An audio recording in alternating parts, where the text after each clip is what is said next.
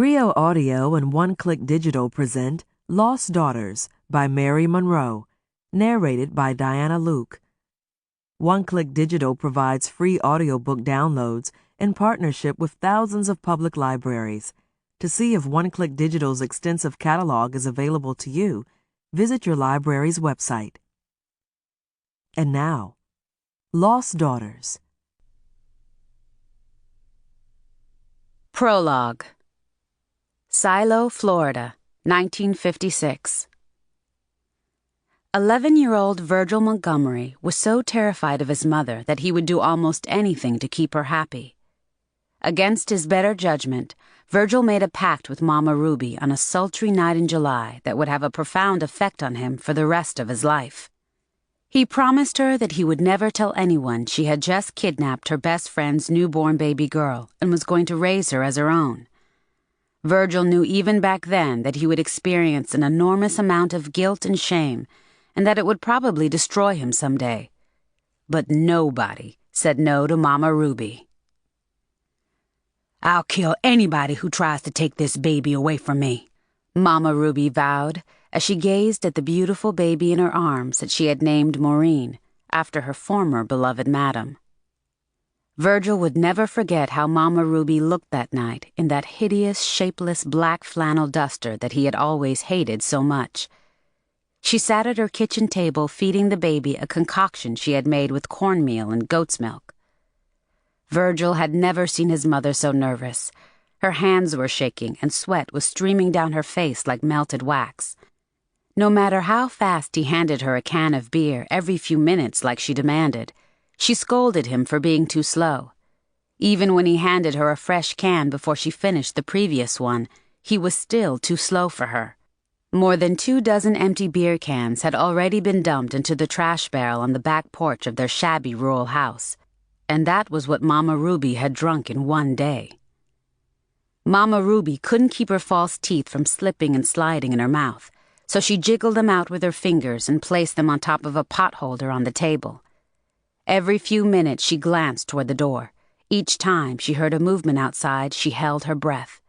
She had scratched her head and fussed with her hair so many times since she'd come back home with the baby in a shoebox that it looked like she had combed it with an egg beater. It was a very long night for Virgil. After he got too tired to remain in his mother's company, he put on his long john pajamas and crawled into his tipsy roll-away bed in the tiny bedroom behind the kitchen. Before he could get to sleep, a bat squeezed through a crack in the wall and entered his room. Virgil flung some balled-up socks at the creature until it squeezed back out the crack. He was convinced that the bat's sudden appearance was a bad omen, and that frightened him. He lay there for hours, gazing at the ceiling and out the window at the full moon, wondering what kind of mess his mother had gotten them into this time. Virgil was not surprised when Mama Ruby entered his bedroom a couple hours later and ordered him to get back up. He had just dozed off, so it took him a few moments to realize what was going on. He sat up and rubbed his eyes, staring at Mama Ruby as she hovered over his bed. Her suitcase was on the floor in front of the doorway. The baby was still in her arms, rolled up in a towel like a cocoon. Even though she had already told Virgil that she was keeping Othello Johnson's baby, he had not believed her until now. "Boy, drag your tail out of that bed and shake a leg. We fixin' to haul ass," Mama Ruby growled with her jaws twitching. She clamped her ill-fitting false teeth more securely onto her gums, hoping they wouldn't fall out of her mouth during the night like they often did. "Grab you a few sugar tits and some tea cakes out the icebox. Then go empty out your bladder and your bowels so we won't have to make too many stops." Despite an assortment of crimes that Mama Ruby had committed over the years with Virgil as her accomplice, they had avoided jail so far. He didn't count the months she had spent behind bars for leaving some white kids in her care unattended when she went to go shoot and kill her unfaithful husband, who was also Virgil's father. That had happened before Virgil was even born. But what Mama Ruby was about to do now scared him. He was well aware of the fact that kidnapping was a very serious offense, even if the victim was a black child in a racist southern town. Virgil looked from the suitcase to Mama Ruby's face and opened his mouth to speak. but before he could get out a word, she gave him one of her grim, "don't ask me no questions" looks, so he didn't. He scrambled out of bed and got dressed. After he had stuffed only what he could carry into a shopping bag, Mama Ruby made him creep around outside the house to make sure that the coast was clear. "We ain't got nothing to worry about. I even checked to make sure that everybody at Othello's house had gone to bed," Virgil reported, chewing on a sugar tit as he tiptoed back into the house. "What about Othello's hound dog?" Mama Ruby's voice was hoarse. She had just raked a comb through her hair, braided it, and covered it with a plaid scarf. She had taken a bird bath in her kitchen sink, sprayed lemon-scented toilet water behind her ears and on her wrists, and changed into a fresh duster. She had even smeared on some lipstick and slapped rouge across her bloated cheeks. She had plain features, but she was still a very vain woman. Making herself look more attractive was one of her better habits, and it had always paid off. She had been a very popular prostitute back in New Orleans 15 years ago, and she was still able to draw men in like a Venus flytrap. "Oh, we ain't got to worry about that mangy creature. I gave him a ham bone and tied him to Othello's pecan tree. Even if he was to see us leaving and start barking, he can't get loose." Virgil paused, swallowed the last piece of his snack, and gave Mama Ruby a curious look. "What's wrong with you, boy? Why you looking at me like that?" she asked. She was still nervous and had begun to sweat even more. I was just wondering." "Wondering what?" "I was just wondering. Can you, run real fast?" It was a question that Virgil didn't feel safe asking a woman who weighed almost 400 pounds. There were times when Mama Ruby could barely stand up, let alone run real fast. Mama Ruby glared at Virgil and said hotly, "Yeah, I can run real fast if I have to. Why?" "Well, things might get real serious," Virgil pointed out. "You ain't no spring chicken. You a little on the heavy side, and you kinda clumsy." There was an edge of sarcasm in his voice. He averted his eyes from Mama Ruby's and glanced down at his feet to make sure his shoelaces were tied, in case he had to suddenly run real fast from her. "Look here, I got news for you, boy. Things is already real serious," Mama Ruby growled, ignoring Virgil's remark about her age and weight like she usually did. "Mama Ruby, what I want to know is, and I ain't trying to be funny, do you think you can run fast enough for us to escape in case Othello's hound dog starts barking loud enough to wake her up?" "Oh," Mama Ruby mouthed, scratching the side of her face with 3 fingers. "Well, tonight I bet I could outrun Tarzan," she whispered, looking toward the door again. "Make sure you pack my Bible and blow out all the lamps, and let's make tracks, lickety-split." "Yes, ma'am," Virgil whispered back. By now he was almost as nervous as Mama Ruby. Other than a few pennies from her coin purse, a piece of candy, and some peanuts from the local grocery store, he had never stolen anything before in his life. Yet here he was now, involved in a conspiracy to steal another woman's baby. Mama Ruby died suddenly in the first week of January 1983. Despite her unhealthy eating habits, her love of beer, and her dangerous weight, almost everybody believed that she had died of grief. She couldn't bear the thought of going on after Maureen had moved out on her own a few months earlier. 2 weeks before, the last time Virgil had seen his mother alive, she had reminded him of his promise to keep her crime a secret. "I'm so proud of you, boy. You been a good son, done almost everything I told you to do all your life. I knew you wouldn't blab to nobody about me stealing Othello's baby," she said, with a touch of sadness in her voice. "No, I never told nobody.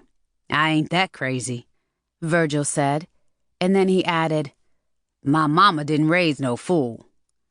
Ruby chuckled. "I sure didn't." She chuckled again, and then she got serious. The sadness returned to her voice.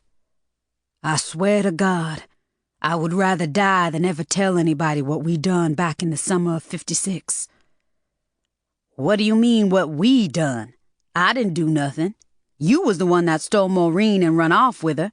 If the law ever was to catch up to you, they ain't got nothing on me. Besides, I was only 11 when it happened." Virgil snorted, giving his mother a defiant look. He was the only man on the planet who could be so bold with her and live to tell about it. "Well, you ain't no 11-year-old boy no more. You pushing 40 now. I couldn't have avoided getting caught and getting locked up without your help all these years. That's what the law would look at." Mama Ruby paused. She glanced from side to side. Then she shaded her eyes and looked up the dirt road toward the pyramid-shaped hill that faced her house. The palm trees and thick bushes on both sides of the road were good places for busybodies to hide behind. The last thing she needed was for one of those busybodies to sneak up and overhear this conversation and report it to the one person in the world she wanted to keep it from. That person was not the sheriff. It was the victim herself, Maureen, who was now 27 years old. Mama Ruby occupied her front porch glider that Saturday afternoon, 2 weeks before Christmas. Virgil sat on the banister facing her. They couldn't share the glider like they used to when he was a small boy and she was still a fairly normal size. Mama Ruby's 400-plus-pound body, the weight that she had maintained for the past 20 years, lay slumped to the side, almost covering the entire glider. The same shabby Bible that she had been reading a few hours before she kidnapped Maureen now lay in her lap, splayed like a fillet. A check mark in red ink highlighted a proverb that she had made Virgil memorize. "He who guards his lips guards his life, but he who speaks rashly will come to ruin." Proverbs chapter 13, verse 3. A half-empty can of beer, her 10th one in the last 4 hours, was in her hand. Mama Ruby was a wise woman. She even possessed supernatural abilities if you believed her and some of her associates. She had made a few lame predictions that had eventually come true, and she had laid her alleged healing hands on a few sick people and made them feel better. But even with her special powers, she couldn't predict how her precious Maureen would react if she knew that Mama Ruby had kidnapped her. And it was the one thing that Mama Ruby never wanted to find out. Kidnapping a baby was a secret that she was determined to take with her to the grave. She had told Virgil that on more than one occasion. "Well, even if you told Maureen what you done now, you wouldn't have to worry about her real mama causing no trouble and taking Maureen away from you," Virgil eased in. "You took care of that when you killed that woman." "That was self-defense, boy. I had to chastise Othello. She came at me with a blade in her hand, and in my own house at that. Even the cops sided with me."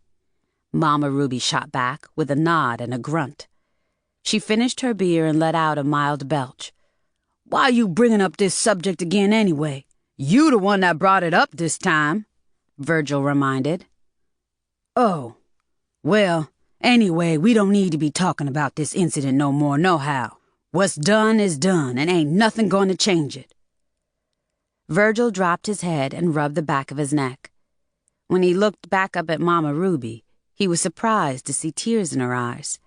She was as rough and tough as a person could be, but she was also so sensitive that she would often burst into tears at the drop of a hat.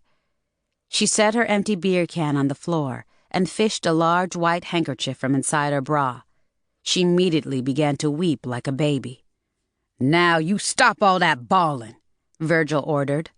"I feel bad enough, and have for years, about you kidnapping Maureen," he fumed. "I can't help it," Mama Ruby wailed, blowing her nose into her handkerchief. "I don't know why you won't lay this situation to rest like I did." Mama Ruby stopped crying and gave Virgil a look that was so frightening it would scare a ghost. "The past is the past, and we can't change it. I advise you not to mention this kidnapping incident to me no more as long as I'm still breathing. Do you hear me, boy? Yes, ma'am.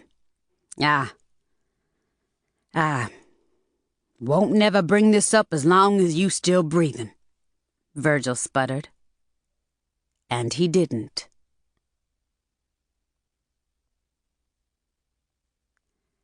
Chapter 1. Goons, Florida, 1983. Nobody was surprised when Maureen and Loretta, her 9-year-old daughter, returned to Goons, Florida from San Francisco just 2 months after they'd left, 3 days after Mama Ruby's funeral.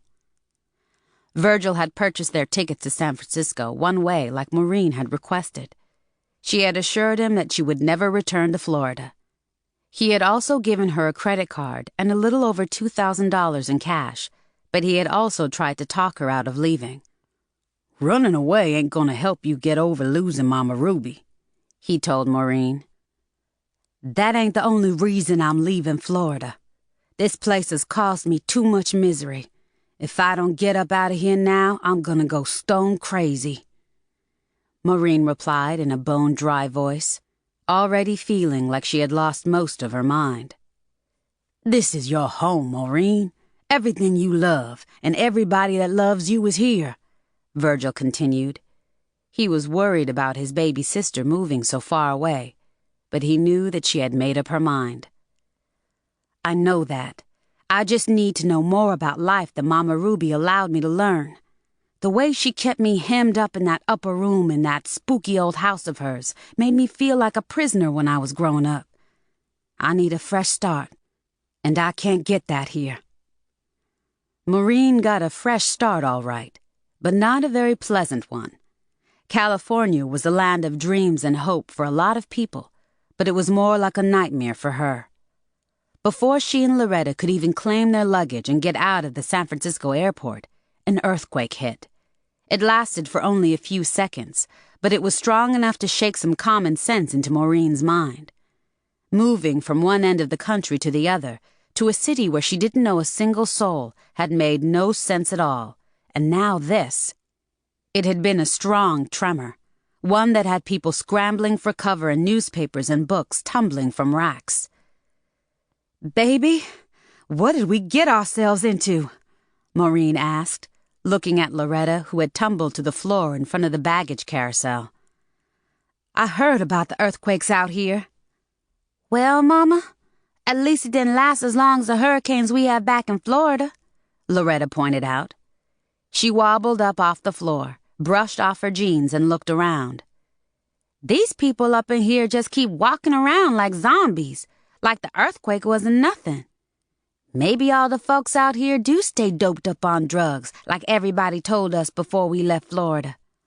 Us being in a damn earthquake before we can even get out of the airport ain't a good sign of things to come," Maureen said in a worried voice. "Why did we come out here in the first place, especially if you already knew about these earthquakes?" Loretta said. "Huh? Oh, we just needed to get away, that's why. A change might do us a lot of good," Maureen insisted with a dismissive wave. "We'll get used to this place. We'll be all right." But they wouldn't be all right. They checked into a motel that rented rooms by the hour in San Francisco's seedy Tenderloin district.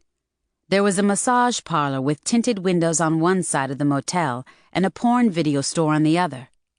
Each day, Maureen and Loretta ate crackers, cheese, and bologna sandwiches for breakfast, lunch, and dinner. Their neighbors included hookers, marauding drug dealers, runaway teenagers sleeping under filthy blankets in doorways, and horny men beating a path to the nearby strip clubs. Maureen enrolled Loretta in a school that was filled with gang members, some as young as 7. When she picked Loretta up after school one day during the first week, Loretta had a black eye because 2 mean girls had attacked her and taken her lunch money. That incident, and the fact that Maureen couldn't find a job or an affordable apartment by the end of the second month, was all she could stand. She used the credit card that Virgil had given her to purchase tickets back to Florida. It was more of a relief than an admission of defeat. She belonged in Florida, where everything was familiar, and she prayed where she would eventually find true happiness. Maureen and Loretta returned to Florida on Loretta's 9th birthday, which was March 15th. Loretta was still pouting about having to celebrate her special day with a Happy Meal at McDonald's near the San Francisco airport instead of a birthday cake. "This is the worst birthday I ever had," she complained. "I'll make it up to you once we get settled back home. I'm going to treat you like a princess from now on, girl," Maureen promised, ignoring the simmering scowl on Loretta's face. "You better do that, Mama," Loretta said in a voice that was disturbing coming from a child. "Or I'm gonna make you real sorry." Loretta laughed, and Maureen laughed along with her. Many years later, Maureen would recall Loretta's ominous threat. Maureen's legs almost buckled as she ran toward Virgil in the baggage claim area in the Miami airport. He looked even more frazzled than Maureen. He had been worried about her and Loretta since the day they left. "Let's get the suitcases and get the hell out of here and back home," Maureen told Virgil as she hugged him. Loretta glanced from Virgil to Maureen. "Home? Back home to Mama Ruby's old house with the upper room where Uncle Virgil lives now?" she asked in an excited voice, picking at the dried snot beneath her nose. "Yippee!" "No, sugar. I don't want to go anywhere near that place.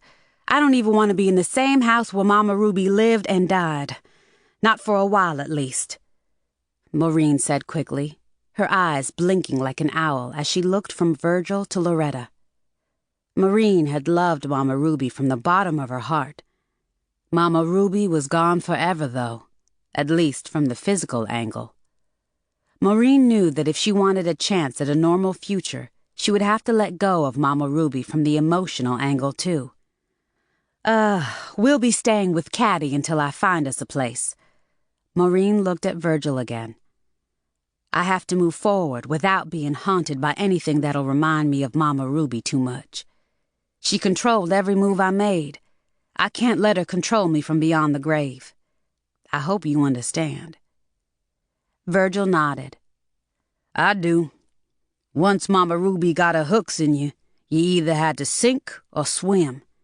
If I hadn't run off and joined the army when I did, there's just no telling what kind of man she would have turned me into."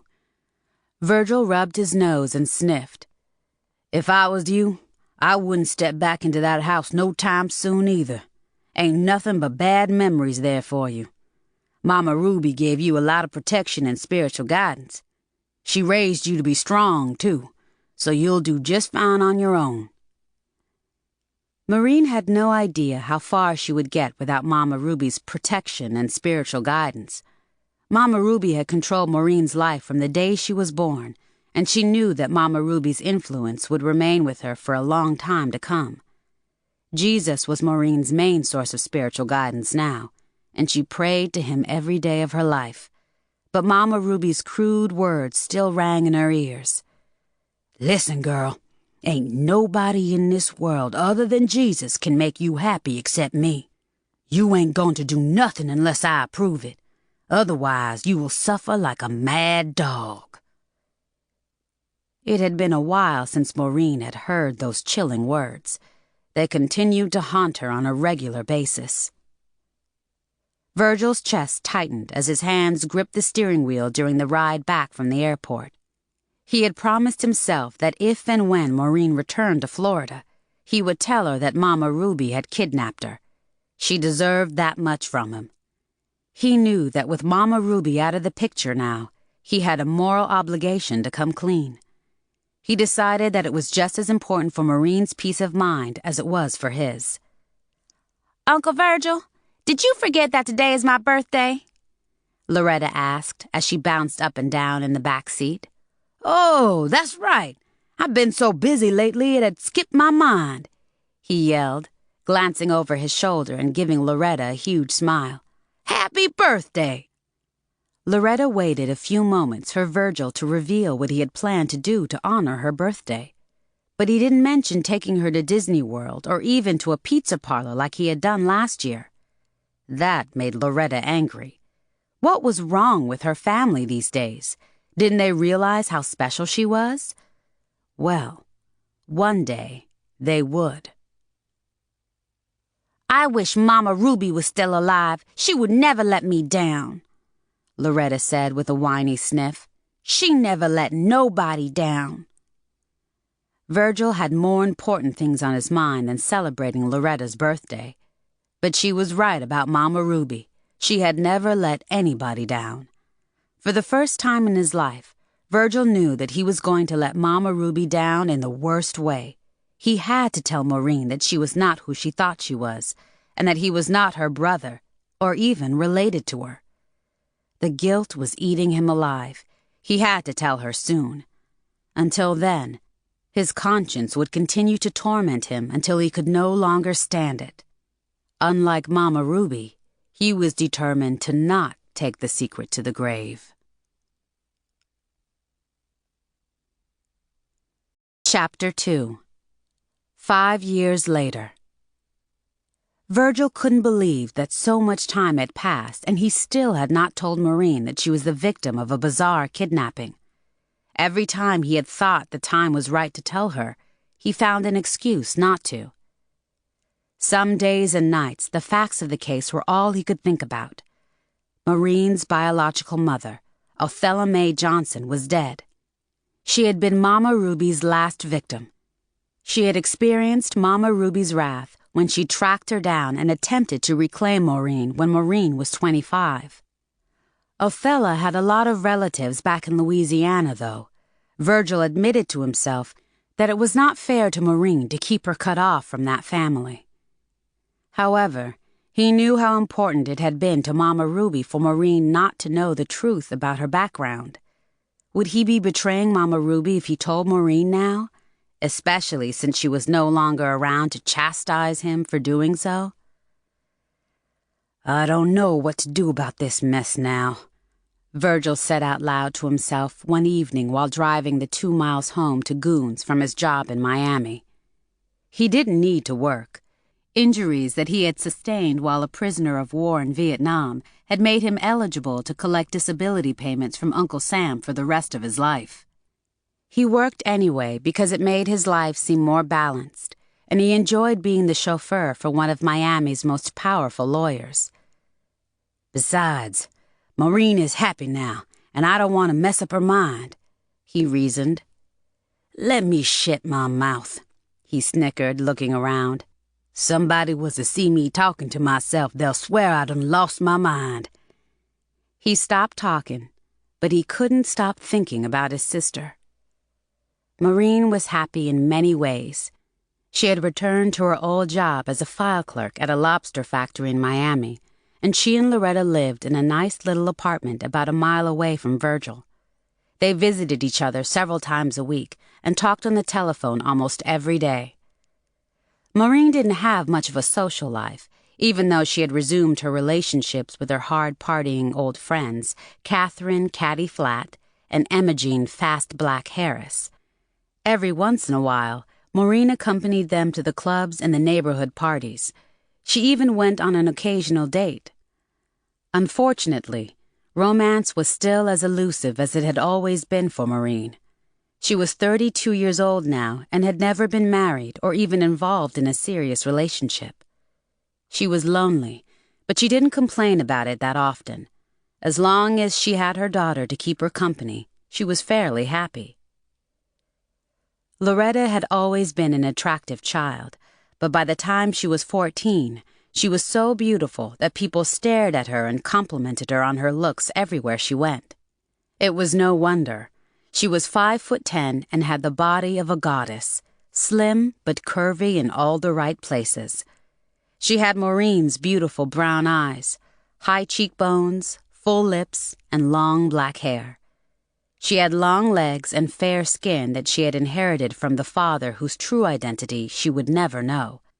A father whose true identity nobody else would ever know either, Maureen had decided.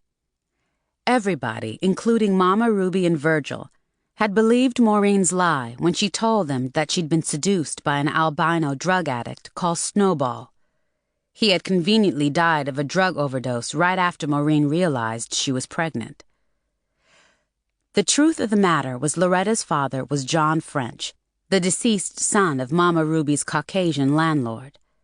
As toddlers, Maureen and John had played in the sand together and frolicked naked in the blue lake near Ruby's house. They had ridden together on John's old mule and played marbles and hide-and-go-seek. They had romped in the blackberry patch behind Ruby's house. That was where John had overpowered Maureen one afternoon and raped her when they were 17. She didn't see or hear from him again until a few weeks later. She had tracked him down to let him know that she was pregnant, and he was the one responsible for her condition. She had asked John for the $500 she needed to get an abortion, so he'd attempted to rob a gas station. The attendant shot and killed him for his trouble. When Loretta and her identical twin Lorraine had come into the world with very light skin, everybody believed Maureen's story about her tryst with the albino.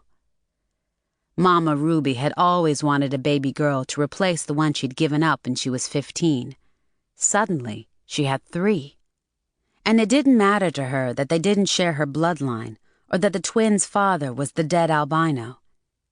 Mama Ruby told several people that if that all-white devil had not already died, she would have killed him herself for taking advantage of her baby girl. Shortly after the twins turned 8, Lorraine fell into the blue lake and drowned. Mama Ruby was devastated. She whooped and hollered for days. It had taken some powerful tranquilizers from her doctor to calm her down. "I don't know why Satan keeps messing up my life," Mama Ruby complained from bed, where she remained for 3 days after Lorraine's death. Once she was able to get up, she crawled to the upper room.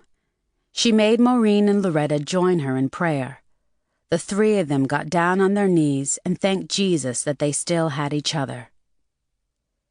Now that Mama Ruby was gone, Maureen was more attached to Loretta than ever. She knew that if she lost her too, she couldn't go on.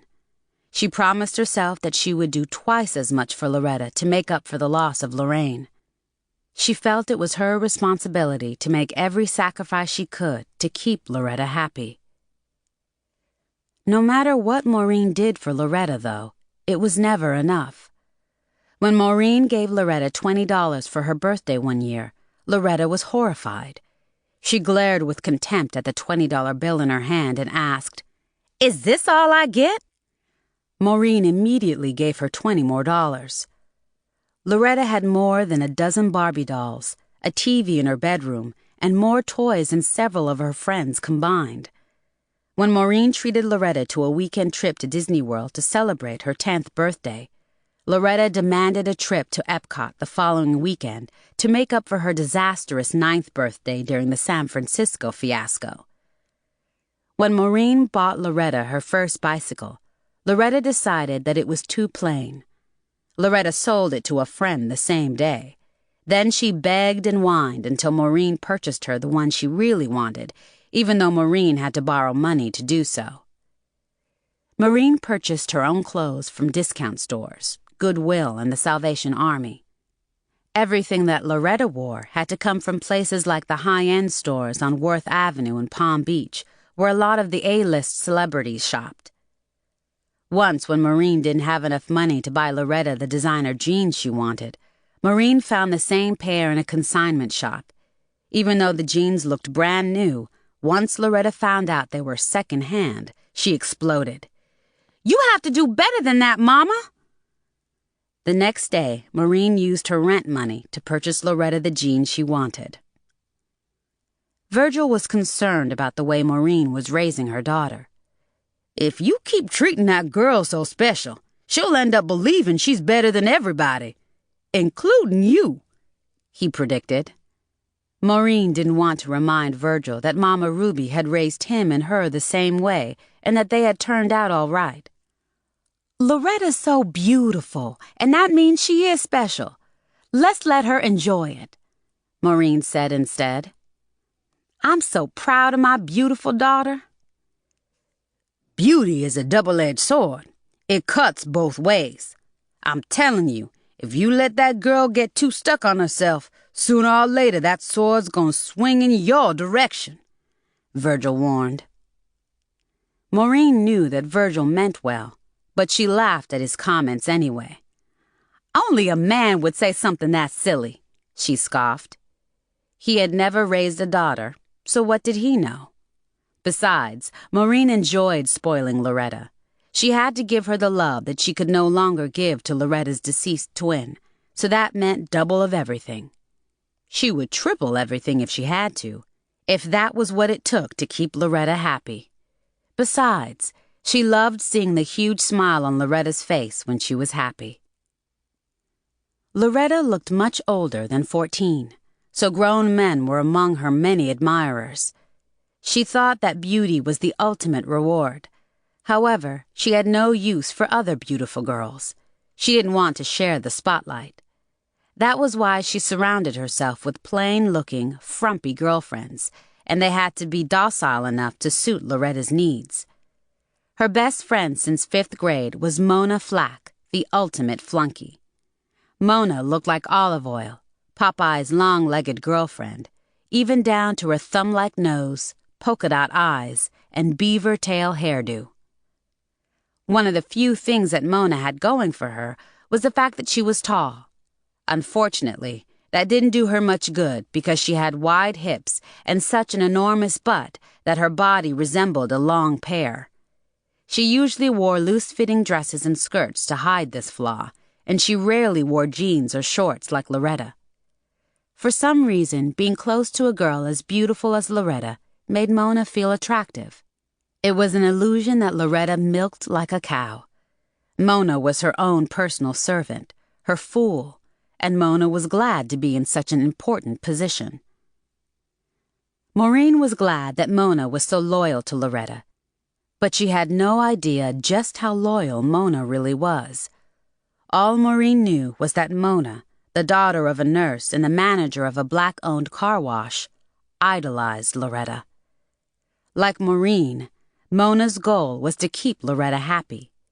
No favor or chore was too inconvenient, difficult, or nasty for Mona to perform when Loretta asked. Each day, Mona sank lower and lower.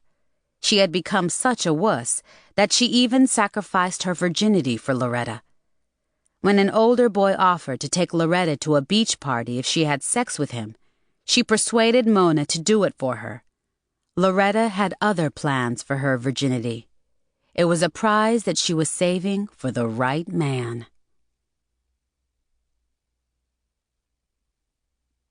Chapter 3. Loretta had a few quirks that seemed harmless to Maureen at the time. One was that Loretta was so impressed with her looks that it was almost scary. She couldn't walk past a mirror without stopping to check her makeup and her hair. One day, Maureen passed by Loretta's bedroom doorway and saw her sitting at her dresser staring at herself in the mirror. 20 minutes later, when Maureen passed by again, Loretta was still sitting in the same spot, still staring at herself in the mirror. Maureen thought that was strange, even for Loretta. She was pleased to know that her child had so much confidence and pride in her looks, but she was worried that Loretta might lose her perspective and think that looks were all it took for a girl to be happy. Maureen knew firsthand that that was not true. Even though people had always told her that she was as beautiful as a film star, Maureen had never felt like one. Especially now that she was in her 30s, working a dead-end job and still unmarried. That was all the proof she needed to know that looks didn't mean everything. She prayed to Jesus that Loretta would do more with her life than she had done. With the Lord's help, Maureen would make sure that Loretta got everything she desired. "You look beautiful already," Maureen told Loretta, as she watched her apply a fresh coat of lip gloss one morning as she got herself ready for school. "I know," Loretta replied with a smug look on her face. "I can see what I look like." "Then don't keep putting on more lip gloss or anything else," Maureen advised. "Mama, you wouldn't understand. I have to be the one to decide when I look beautiful enough," Loretta replied with a casual shrug. She applied another coat of lip gloss. Maureen rolled her eyes and shook her head. Loretta continued to work on her face. Loretta always looked like she had just stepped off the cover of a fashion magazine. She didn't wear ripped jeans or oversized t-shirts like a lot of the other kids. On this particular day, she wore a white silk blouse with ruffles at the end of the sleeves, a plaid skirt, and white tights with black pumps that she had wiped and waxed so thoroughly she could see her reflection in them. She never wore sneakers or flip-flops, not even to the beach. She wore her long black hair with bangs almost touching her eyes, like Cher used to wear hers back in the 60s. When Loretta joined Maureen in the kitchen a few minutes later, she had changed into a pink silk blouse and black leather skirt with a split up the side. A white silk scarf was around her neck. "Loretta, why did you change clothes? You look so cute in your plaid skirt." "I know I did, Mama, but I just remembered that I wore that outfit last month. It wouldn't be cool if everybody saw me in the same clothes again so soon," Loretta explained. She smoothed down the sides of her skirt and brushed off the sleeves of her blouse. Even though Maureen showered Loretta with compliments on a regular basis, she always countered them by telling her that looks were not everything.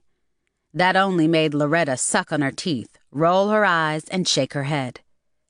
"A beautiful girl is special and has to act special. If she behaves like regular girls, that's what she'll be, regular," Loretta insisted a few days after the lip gloss and plaid skirt episode. "A lot of beautiful women lead regular lives," Maureen told her. "Mama, you need to get with the program. The whole point of being beautiful is so you don't have to be regular. I bet if Liz Taylor hadn't acted special on account of her beauty when she was my age, she would have ended up being just a housewife sitting on a porch with a cat," Loretta insisted. "Ending up like that is my worst nightmare," she added with a grimace. The following week, a man who was one of the sponsors of the annual Miss Black Teenage Citrus Princess pageant called up Loretta and invited her to be a contestant. Loretta was already in a good mood that Saturday afternoon. A few hours earlier, she had been among a huge crowd of spectators watching the filming of a Miami Vice episode, her favorite TV program after The Cosby Show. She had attracted the attention of one of the film crew members. He had made such a fuss over her beauty that her head felt like it had doubled in size. As far as Loretta was concerned, no other teenage girl could compete with her. When it came to beauty and style, she was as good as it got. She eagerly accepted the invitation to be a contestant. She planned to put together an acceptance speech before the event because she was convinced she was going to win. It was an annual event, but last year when Loretta had expected to be invited to participate, no one had contacted her. When she took it upon herself to fill out the application to be a participant, attaching to it the most glamorous picture she had ever posed for, those blind idiots ignored her. Loretta decided that the sponsors were a bunch of fools and that the whole event was probably nothing more than a dog and pony show anyway.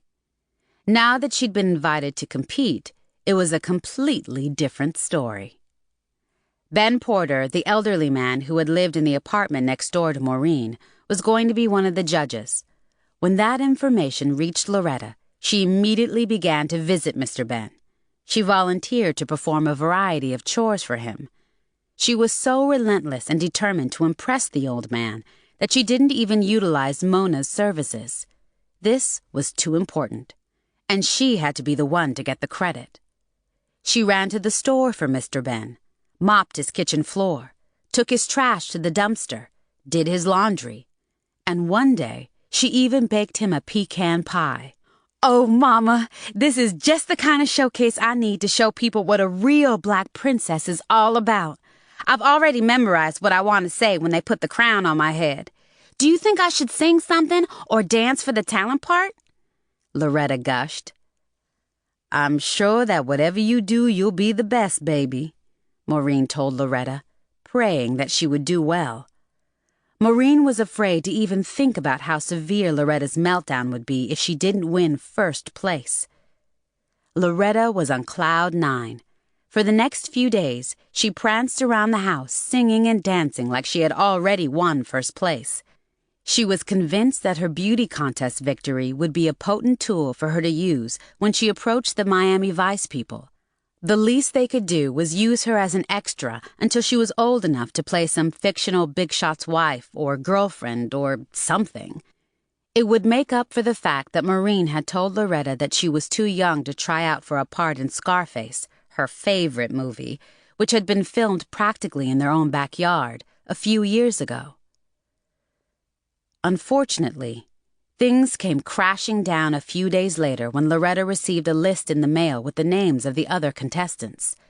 She stormed the kitchen, where Maureen was cutting up the chicken they were going to have for dinner. "Mama! Mama! You won't believe this! Just take a look at the names of the girls I'll be competing against!" Loretta shrieked with a strangled gasp. Words could not describe how horrified she was. "I can't believe my own eyes!" She waved the list in front of Maureen's face, frowning at it like it was a soiled diaper.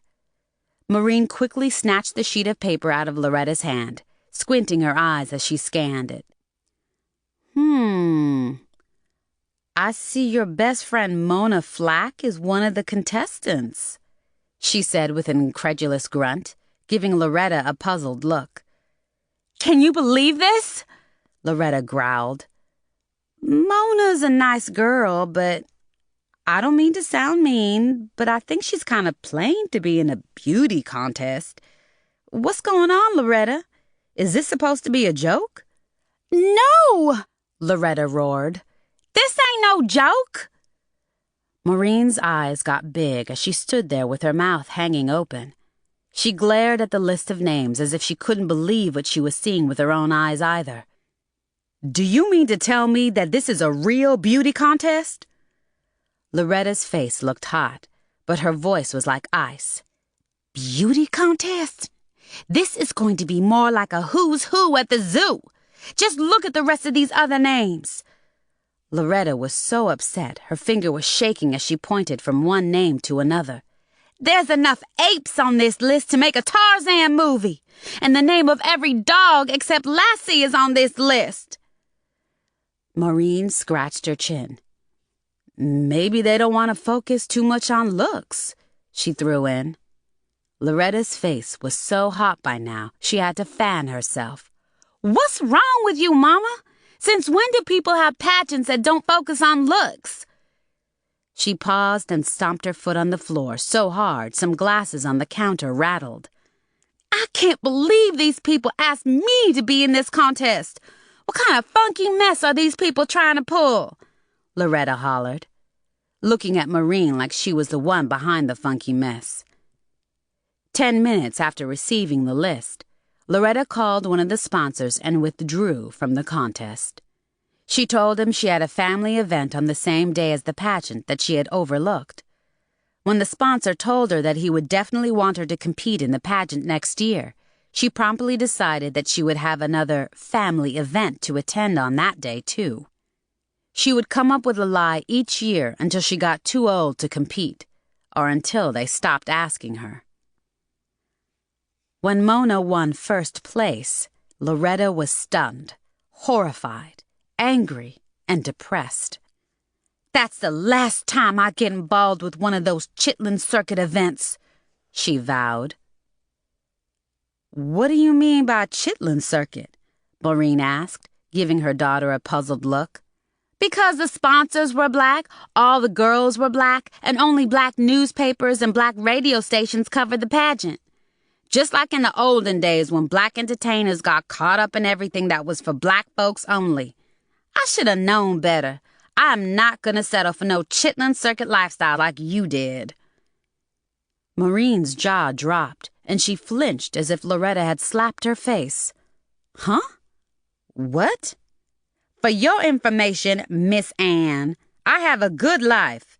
If it's what you call Chitlin Circuit, that's fine with me," Maureen retorted in a tight voice. She was tempted to remind Loretta how she always gobbled up at least 2 bowls of chitlins every time Maureen cooked some, but she didn't. She decided that there was already enough tension in her residence.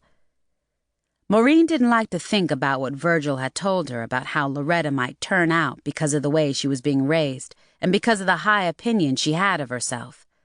However, Maureen couldn't stop herself from thinking about Virgil's comments, especially after the way Loretta had reacted when Mona won the contest.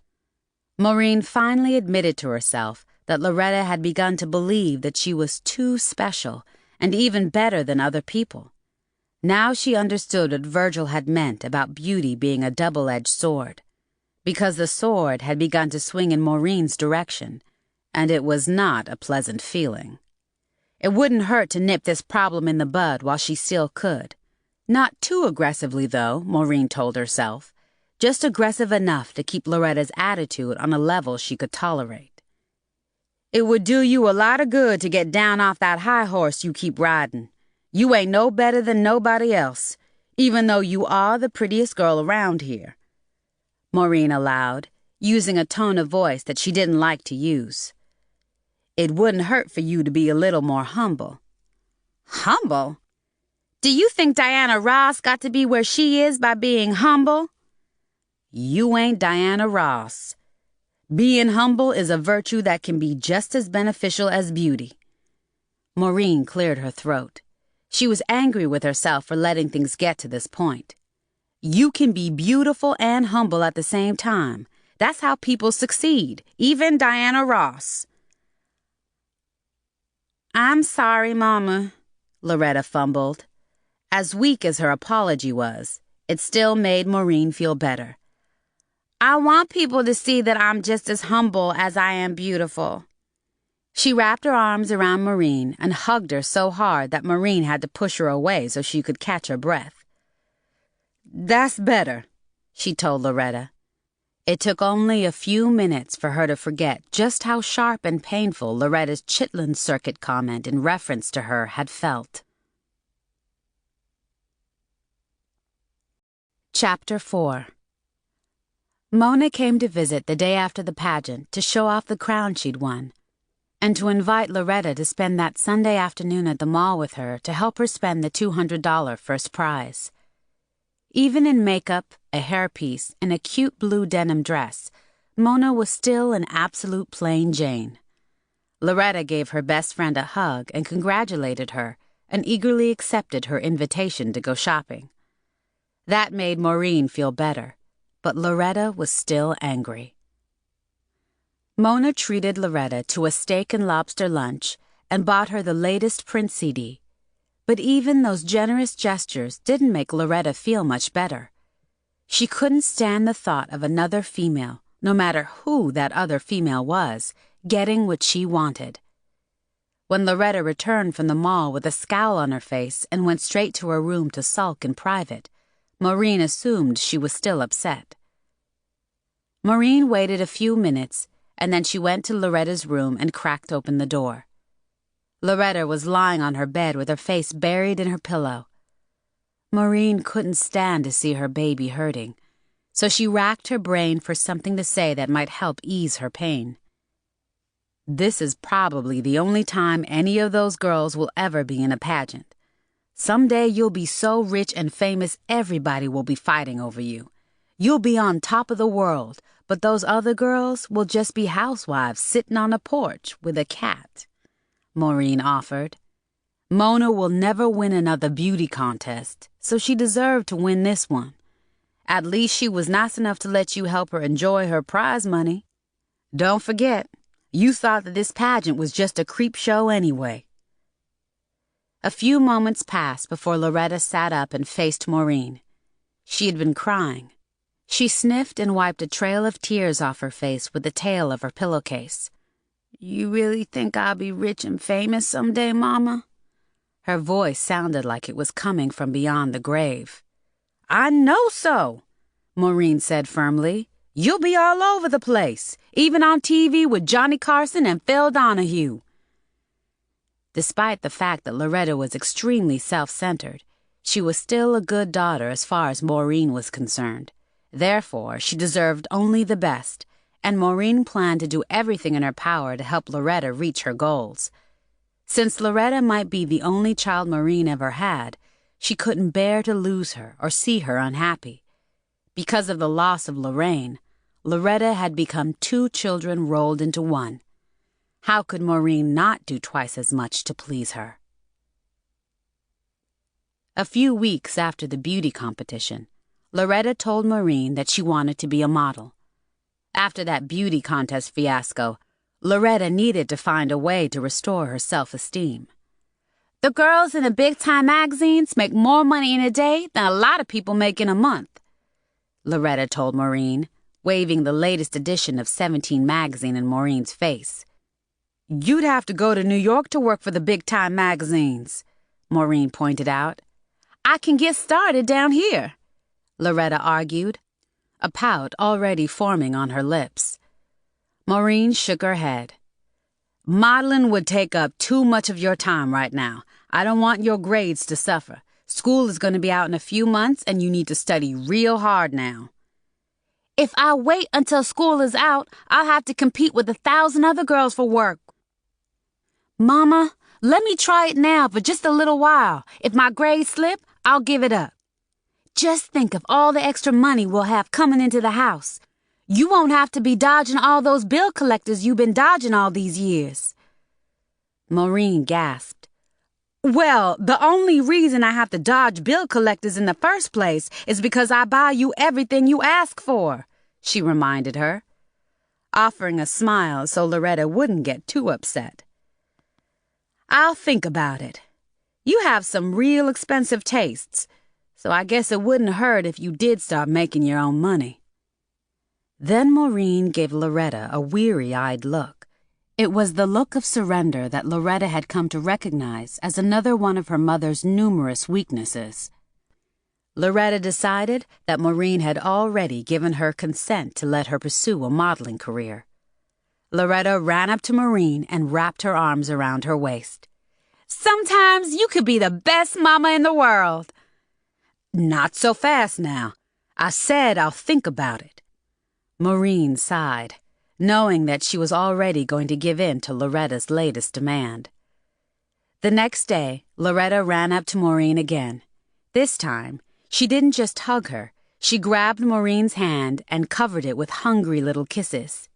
"You gonna let me be a model or what?" "I told you I would think about it," Maureen responded with a weary sigh. Each day for the next week, Loretta gently badgered Maureen until she gave in. "All right, Loretta, you can try it out for a little while, but only on weekends and after school, as long as it's not too late in the evening, and only on the days that you don't have a lot of homework. If your grades slip, you have to give it up." The following Saturday, Maureen began to drive Loretta around Miami in her 3-year-old Taurus from one photographer to another, hoping to find one who would put together the kind of photo portfolio Loretta deserved. Loretta was hard to please, though. She decided that one photographer was too old. Even though he seemed like a nice man and he was very professional, he kept calling her Luann, which meant his memory was on the blink. A geezer like him would probably cancel appointments due to one age-related ailment after another, Loretta predicted. Another one was too fat and slovenly. Loretta didn't think that it would be good for her image to be associated with a slob. And there was not a chance in hell that she was going to work with the one female photographer they had encountered. Had Loretta known that L.B. Spencer was a woman, she would never have made an appointment with her in the first place. A woman? A woman with so many tattoos on both arms, they looked like sleeves. "Mama, did you notice how long and hard that lady photographer stared me up and down? She's a straight-up dyke," Loretta complained with a frightened look on her face as soon as she and Maureen made it back to their car. "She didn't look at you any longer and harder than the other photographers did," Maureen countered. "If you feel like that about a woman in this business, there is no telling what a male photographer might try to do." "That's why I need to be careful which one I decide to work with. Some of these photographers are up to no good from the get-go. They think models are stupid, so they can take advantage of as many of them as they can. I read about a dumb blonde in Hollywood who was so stupid, a couple of photographers passed her back and forth until she got pregnant." I bet that blonde won't let something like that happen to her again, Maureen commented. She sure won't, because she's dead. One of the photographers strangled her when she tried to blackmail him. Maureen looked at Loretta and shook her head. That's a horrible story. Maybe we need to think this modeling thing through some more. I didn't know they had photographers running around loose, taking advantage of young girls and then killing them. Mama, you know me. You know that when somebody gets out of line with me, I tell you about it right away. Remember that college boy who squeezed my butt? And what about that church deacon who shook his pecker at me and Helen Barton? Didn't I tell on them right away? Loretta yipped. Let's stay on the subject of photographers, okay? Maureen suggested. Okay, Mama. Maybe you need to think about looking at another career, Maureen sighed. As picky as you seem to be. By the time we find a photographer that you like enough to want to work with, you'll be too old to be a model. Mama, don't be so countrified. Don't say stuff like that. We will find the right photographer, Loretta protested. Something tells me that the next one we talk to will be the one. Loretta was right for once. Melvin Ross, the very next photographer they met with, was everything that Loretta wanted in a photographer. And everything she wanted in a man.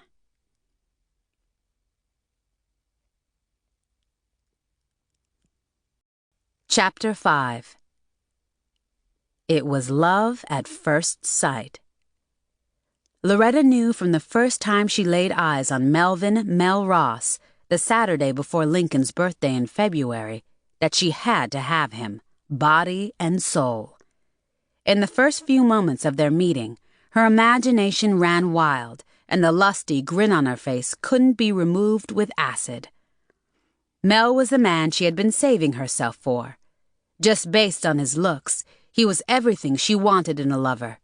He was the same shade of pecan brown as Maureen, and he had the brightest brown eyes she'd ever seen on a man. Loretta couldn't determine his age. There were no wrinkles on his face, but there were a few faint lines around his eyes and the corners of his mouth. His thick, curly hair was jet black, probably dyed, but she didn't care. His face had that slightly hard look that comes with age, so Loretta estimated that he was in his mid or late 30s. She didn't particularly care for hair on a man's face, but Mel's mustache was so neat and sexy that in his case, it didn't matter. He could have been as hairy as an ape for all Loretta cared. Loretta's mind went into orbit. Thoughts were zooming through her head like a jet. She liked the fact that Mel was tall, at least 6'2". She wouldn't have to lean down to kiss him like she did with most of the boys she'd been with. That was the only thing she hated about being 5'10". He had long legs and long, thick fingers, which, according to Mona Flack, usually meant a long, thick piece of meat between his legs.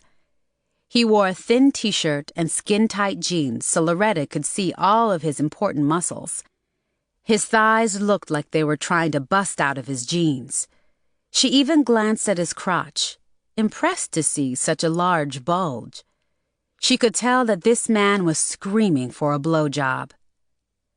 Mel was the man, and she was going to be his woman. So what if she was only 14? She was not as innocent as her mother thought she was. She had been fooling around with boys since she was 13 and had participated in a variety of sexual activities. Technically, she was still a virgin.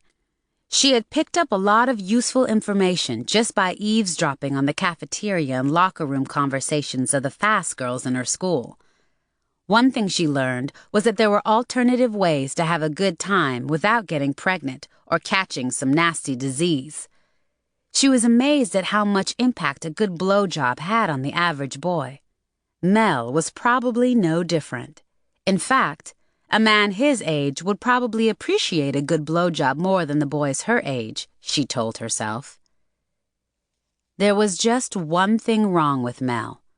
Apparently, he didn't know a good thing when he saw it. Incredibly, he was paying more attention to Maureen than he was to her. Was he as blind as those beauty pageant fools? Getting her hands on this fine specimen of a man was going to be a real challenge. When Loretta and Maureen had entered Mel's small apartment, which was also his studio next door to a private mailbox service, he had assumed they were sisters. Maureen had called him up a few days earlier and set up an appointment. She was surprised to see that he was black. On the telephone, he had sounded more like some stuffy white dude from a Midwestern state. Within 10 minutes after meeting Mel, Maureen and Loretta knew the short version of his life story. He was originally from Chicago. After he had gotten tired of the brutal winters and his bossy mother and 2 older sisters, he didn't mention his pregnant ex. He decided to relocate as soon as he could scrape up enough money. He moved to Tampa when he was in his senior year of high school to live with a widowed, childless, elderly uncle. Mel had been married for a brief period of time, but he was divorced now and had no children. That was all he wanted to reveal. When you called me up, I guess I misunderstood you," Mel told Maureen, giving her an apologetic look. Maureen took a deep breath and gave Mel a stern look. "What do you mean by that?" "You gave me the impression that your daughter was 18, he answered. "Oh, well, I told you that she was still in her teens, but I don't remember telling you she was 18. Maureen paused and then said quickly, "She looks 18, sure enough. See, she takes after the women in her daddy's family." How does the rest of your family feel about your daughter pursuing a modeling career?" Mel asked, looking at Loretta. Before Maureen could respond, Loretta piped in. "It's my life, and I can do whatever I want to do." She glanced at Maureen, and when she saw that Maureen was not looking at her, she gave Mel a suggestive wink.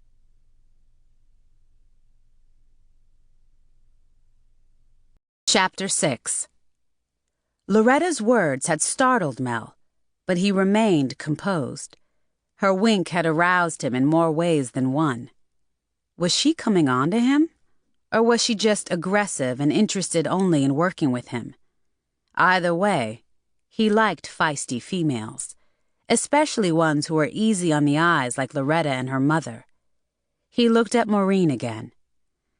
"Your daughter seems very mature," Mel remarked. From the corner of his eye, he saw Loretta's eyes roll. "She is. She's always been, kind of grown," Maureen said with a giggle. "You know how it is with us black folks. When I was her age, people used to tell me all the time that I was too grown for my age." "How does the rest of your family feel about Loretta getting into modeling?" Mel asked again. Maureen cleared her throat. "Her daddy's deceased, and I don't have any other kids," she answered. "Look, my daughter is a real good girl, and I wanted to learn early what life is all about. She's got everything it takes to model. Just look at her." Maureen placed her hand on Loretta's shoulder and slowly turned her around so Mel could get a look at her from the front and the back. He was glad to do that, too. This young girl looked good enough to eat, and he would certainly like to taste her. "You can't tell me that she's not as pretty as that Christy Brinkley or that Iman that everybody's making such a fuss over." "Your daughter is definitely model material," Mel agreed with a nod, wondering what it would feel like to play with a fresh pair of 14-year-old titties. Her appearance from behind was just as impressive as her appearance in the front, maybe even better. She had a butt that wouldn't quit. Mel could see himself riding her doggy style, spanking her perky young ass with each thrust. "I hope you won't let her age stop you from working with her. I read somewhere that some of the top models got started around 13 or 14. That girl from England that called herself Twiggy back in the 60s, I read in the Inquirer that she reached the top of her game when she was just 17. "That's true, but the teenage models on that level are with big agencies, and a lot of them attended modeling school.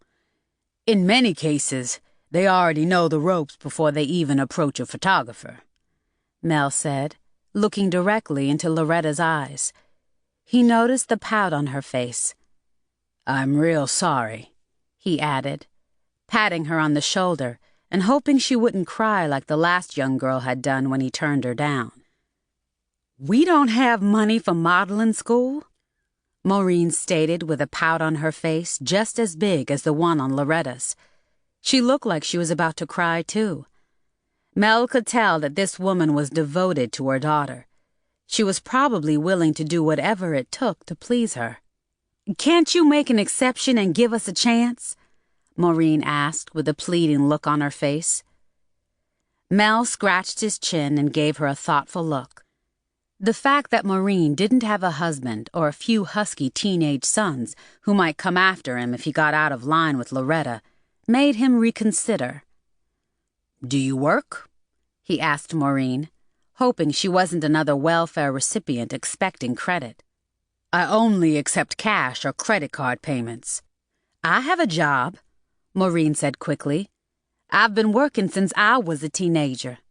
"Right now, she's just a file clerk at that lobster factory near the docks," Loretta offered. Just a file clerk in a lobster factory. Panhandlers probably made more money than Maureen did, Mel thought. It was a damn shame for such a pretty woman to be wasting her good looks on a lobster factory. Mel suddenly felt sorry for Maureen and her daughter, but he didn't do charity work. He had to make that clear. "For the deluxe order, which is what I would recommend for your daughter, I would need a 20% deposit, cash, check, or credit card. Then the balance would have to be paid in full before I release the photos. No exceptions," Mel asserted. "How much would that cost, and what all would we get?" Maureen wanted to know. "Oh, we'd negotiate a price and quantity based on what you can afford. In addition to glossy 8x10s, head and full body shots, the package includes a waterproof leather case, as many wallet-sized copies as you'd like, and a 30% discount if you use my services again." Mel gave Maureen a serious look. "A lot of my longtime clients let me choose my own models when I do ads or local TV and department store catalog work. I can tell you right now that I would use Loretta on a regular basis." From the look of delight on Maureen's face, Mel could tell that he had her hooked. For a moment, he thought she was going to kiss his ring. "I have part of the money now, and I'm sure I can borrow the rest," Maureen said, sounding hopeful, "as long as it's something that I can afford." "Like I said, we can negotiate a price based on what you can afford. I'm sure that we can work something out that you'd feel comfortable with." Maureen nodded and slid her tongue across her bottom lip, which was so dry she couldn't wait to be on her way so she could stop somewhere and get a Slurpee. So, can you take my daughter's pictures today?" Mel shook his head. "I'm sorry, I have a very busy schedule for the next few days. In the meantime, maybe you should give this a lot more consideration before we make a commitment," he suggested. "I don't want to waste your time, and I can't afford to let you waste mine." He knew that the more professionalism he displayed, the better. He also knew that it was not too smart for him to seem too eager. I am very demanding, and I don't hesitate to drop a model if I don't like the way things are going." "Mr. Mel, I won't disappoint you. I want to work with you," Loretta hollered, shifting her weight from one foot to the other. "I mean, I looked at the pictures in your front window, and they look real good." Maureen jabbed Loretta's side with her elbow. "Maybe you ain't photogenic enough for Mr. Ross." Maureen sniffed. "We can go back to that guy out at the mall, that white guy." "Your daughter is very photogenic, Mrs. Montgomery, but this is a serious business. I work hard and I expect the models I work with to work hard. See, I don't just photograph a lot of them. I do a little managing, too," Mel volunteered, knowing that if he got the chance, he would manage more than Loretta's career. His breath caught in his throat. He looked at Loretta. She winked again, and this time she slid her tongue across her juicy bottom lip. Oh yes, she was ripe and his hands were itching to pluck her. What was even better was the bait and hook method. It was the best way to catch a big fish. "Let me think about it for a few days," Mel compromised, handing Maureen his business card. "I still have your telephone number, so I might call you in the next week or so. Thank you for coming by." He held his breath, hoping that he didn't sound too discouraging, but that was exactly how he sounded to Loretta, especially when he added, "Now I hope that you ladies will enjoy the rest of your day." Loretta was absolutely horrified. She decided to do what she had to do: beg. "Oh, please, Mr. Mel, pretty please with sugar on it, give me a chance.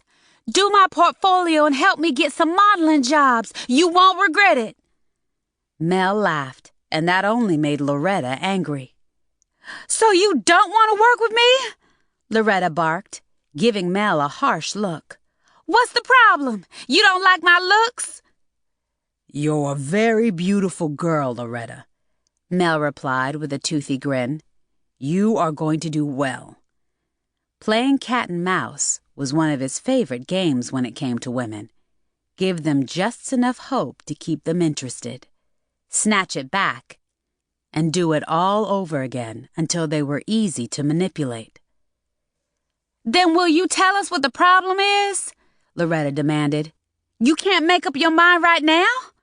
"I told you that I'd think about it. Whether or not I decide to work with you, I will call you in a few days to let you know." "If we have to pay you to do her portfolio anyway, what's the big deal? That's all we really need from you. We didn't come here looking for a manager to get my daughter some work. You don't need to do that if you don't want to. We can do that on our own," Maureen said firmly. "We just need something to show the people with the modeling jobs. I know my daughter can be a good model." Yes, if that's all you want, I can do a portfolio only," Mel admitted. He could tell by the way Maureen blinked and smiled that she was still dangling on the hook. "I'll call you. One way or the other, I'll call you," he said again. It had been a while since Mel had encountered a level of desperation this high. Now he wasn't so sure Loretta would be worth the aggravation that it might cause him down the road. He moved toward the door and opened it. "You ladies have a blessed day," he said. Maureen wanted to slap him. Who did this uppity punk think he was? She dropped Mel's business card into a receptacle on the sidewalk on the way back to her car. Had she known it was going to be this hard just to get a qualified photographer to help Loretta put together a decent portfolio, she would not have agreed to do it. However, from the look of disappointment on Loretta's face, Maureen knew that if she backed out now, she would never hear the end of it. "None of those other photographers said anything about you going to modeling school, and they didn't care about you being just 14. They were all anxious to take some pictures of you and hook you up with some of the local businesses," Maureen told Loretta as soon as they got into her car and had eased out into traffic. "I don't want to work with any of those other people," Loretta snapped. "Mr. Ross is the right photographer for me. I just know he is, Mama." "Loretta, you don't even know that man. What makes you think he's the right one?" "For one thing, he's a brother, and you and every other black person I know is always yip-yapping about how we black folks need to support more black businesses. I don't think a white photographer would work as hard to get work for me as a black one would." "I'll call this mailman up again next week," Maureen said with a heavy sigh. "But if he gives me the runaround again, I'm through with him. If you don't want to work with one of the other photographers that already said they would like to work with you, you can forget it. Is that clear, Loretta?" "Yes, ma'am." Chapter 7. That Monday morning after Maureen left for work, Loretta leaped out of her bed, got dressed, applied her makeup, and fixed her hair the way she did every morning before she went to school. She wasn't going to school today, though. She was going to visit her future lover. She didn't give a damn about the lack of interest that Mel had shown in her. She knew he was the one for her, and she was determined to prove that to him. Loretta hated riding on buses. The one she was on now was full of frumpy women, most of them in maid attire, and filthy-looking men.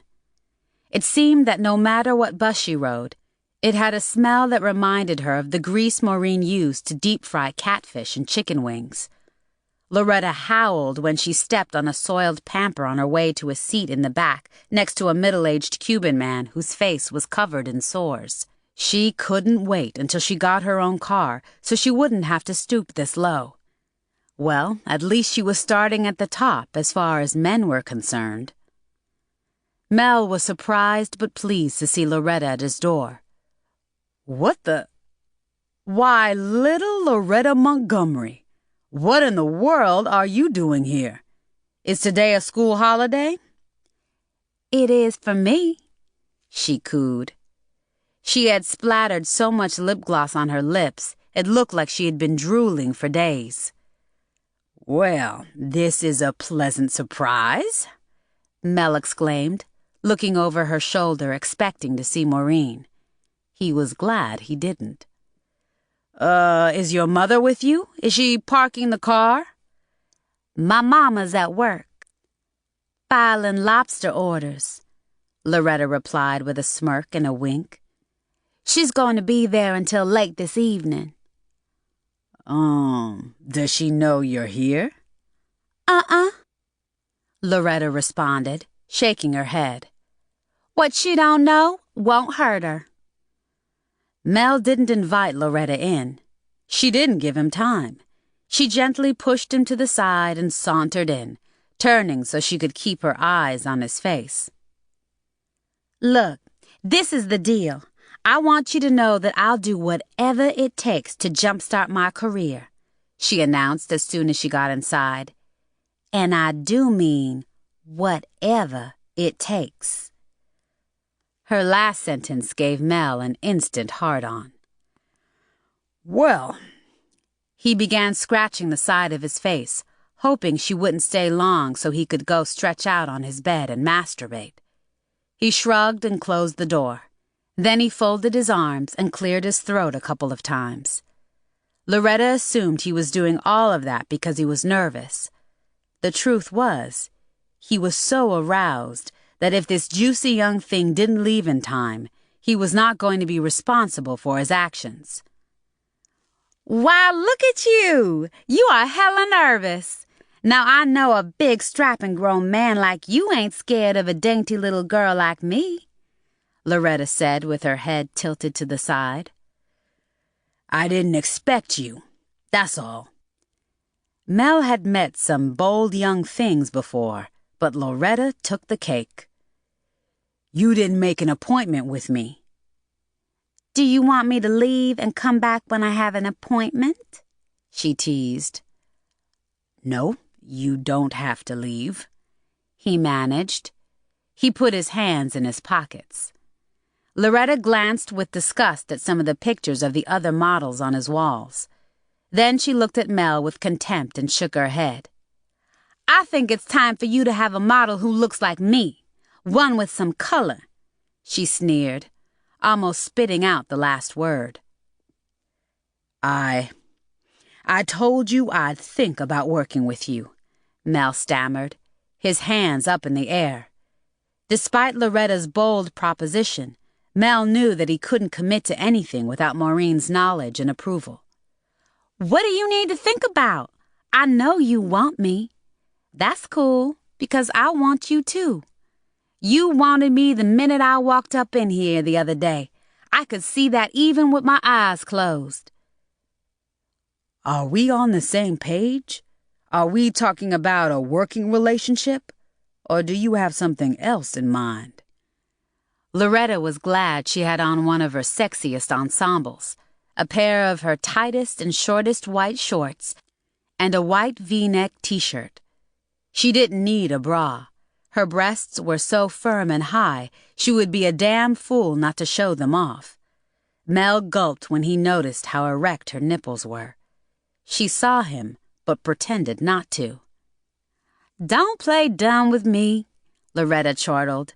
"You know damn well why I came back here." She opened her mouth and rapidly stuck her tongue in and out several times, and then she slid it across her bottom lip. She smacked her lips so loudly it sounded like she had snapped her fingers. "Any more questions?" she asked with a straight face. Mel laughed and clapped his hands. "You seem like a real smart little girl, sweetheart. But that's just it. You are just a little girl."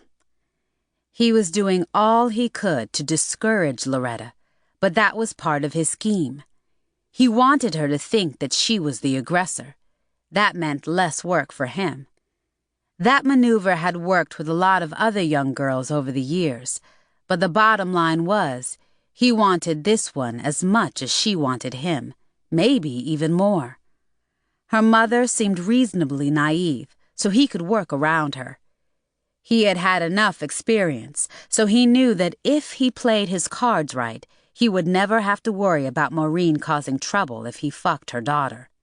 He would be taking a risk, but it was a risk that he could not resist. He was a dog and he knew it. What else could he do? Especially when girls as luscious as Loretta threw themselves at him like they were dog meat. "I am flattered." "What are you doing?" he hollered.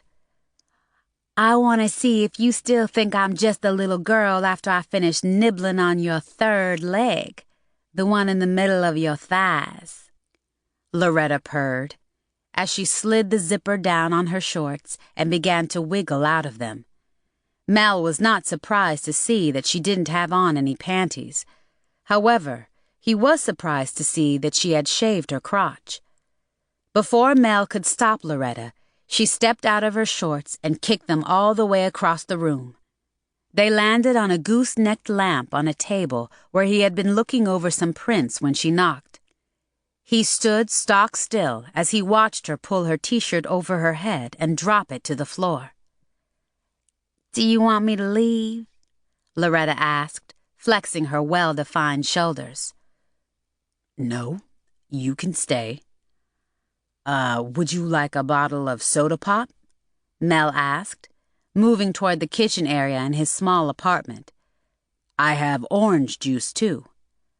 "Fuck a bottle of soda pop," Loretta snickered. "The only juice you need to be thinking about right now is this juice between my legs. Any more questions?" Mel's eyes got as wide as saucers, but he managed to remain somewhat calm. "I can't think of any more right now," he admitted, his eyes watering with lust. He looked Loretta over some more. Under the circumstances, there was only one thing to do. He took a deep breath, and then he locked his door. He smiled at Loretta as he placed the closed sign in his front window. "That's more like it. I know you ain't stupid enough to turn this down," Loretta insisted, speaking in the most mature and throaty-sounding voice she could manage. Mel's mouth dropped open, and he began to salivate as he watched her gently pat her crotch. Loretta thought of herself as a real woman now, and it was time for her to start acting like one. The only way for her to do that was to be with a real man. Mel was no match for this vixen, and that was exactly what she was. He realized that in spite of how she looked and behaved, she was technically, and according to the law, still a young girl. He could go to jail because of her. He reminded himself that the possibility of going to jail had never stopped a man from doing what the average man would probably do even in the eye of a hurricane. At least he wasn't raping Loretta like some men probably would have done by now. If anybody was about to get raped, it was him, and when it happened, he enjoyed every minute of it. When he realized it was her first time, he thought he'd died and gone to heaven. He had not been with a teenage virgin since he was a teenage virgin more than 25 years ago.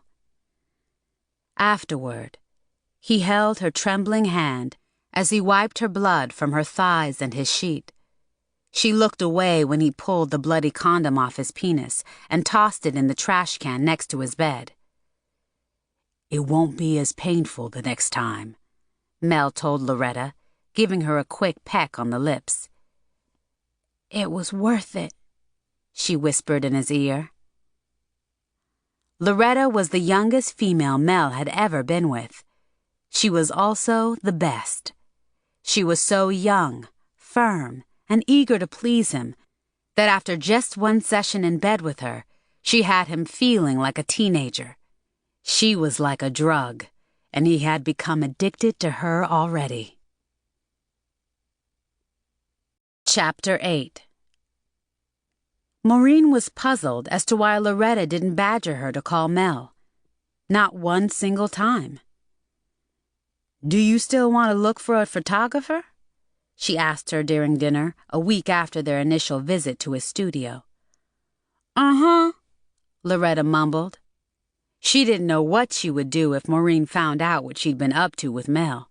She was afraid to even let her mother look at her face for too long because she didn't want her to notice that there was something different about her. Love made her feel like a different person. Her mind wandered, and she got goosebumps just thinking about Mel and that third leg in the middle of his thighs. She couldn't even sit in the same spot for too long.